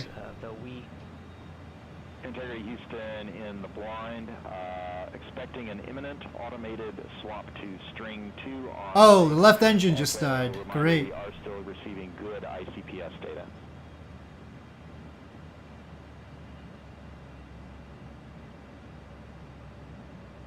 Left engine's been in trouble. Again, Capcom, Stan Love, reporting to the crew in the blind, meaning there may be an ability for the crew to hear the calls from the ground. We do know that we are not able to hear any of the crew calls coming from Oh, Orion. the vertical speed indicator's not working. Did just confirm that we are receiving data from the upper stage, and that allows us to understand and confirm the... In fact, I don't think any of the instruments are working right there. I think we hit the unusable fuel. Maybe. That's a lot of unusable fuel if that's true. But it sure seems to be... my instruments aren't working anymore. Data we are receiving is good. Why do the rudders always have to twitch? Communication is hard. Are you guys still working? One is working. Well, it's probably okay for taxiing. With the regain of comm, we're starting to get some views aboard the Orion Oh. spacecraft. I didn't have to use the drogue chute. No, I think it's all dead now. I can't throttle up. Loud and clear, Stan Hallis. And I'm gonna need a tug. Good to hear your voice. I should have had the surface limiter off. Right, we are still trying to understand whether the automated swap to S-band string 2 recovered comm for us, or what was going on the Yep, ground. I landed just in time. It's dead now. Oh, nope, it's not. Okay, it's going again. Oh boy. Why am I going all in one direction? Excellent.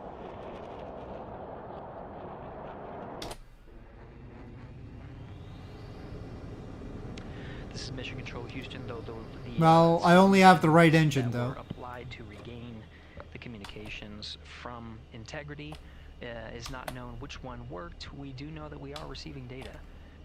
We're getting I can't confirmation steer that is very well. updating some of our telemetry that shows that the solar array Nose wheel steering somehow? Lamp have test. been reconfigured to the solar normal. Again, Oh, drawing as much that power button as worked. Okay, good. possible. That's nose wheel steering button anyway. Integrity is in flight and awaiting the next burn, the apogee raise burn. And you just heard confirmed, though Stan Love was reporting some things in the blind, meaning we could not hear the crew respond. to Well, any I of the thought the calls that nose wheel were steering going was on working. to Earth. We did confirm from Reed Wiseman aboard Integrity that they did hear all the calls that Capcom Stan Love was reporting. And Integrity for comm, while we are sorting out the earlier comm loss, we plan to remain on S-band. Okay. I'm just got park on the grass. Copy S-band string 2 and Quid 19 has been inhibited for right CCD. Copy Quid 19. Should be enough space. Alright. Well, I got here. I think, well, there's somebody. They're at least in orbit, so we don't have to worry about them. They're coming back around to do the ICPS burn. Oh, it all died again. So picky.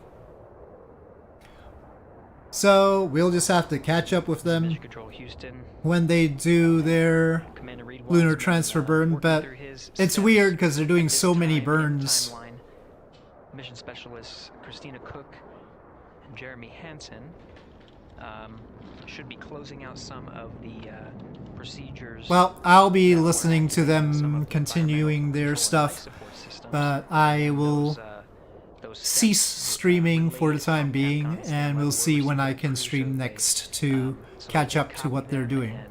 So with that, thanks for watching, and I'll see you folks next time.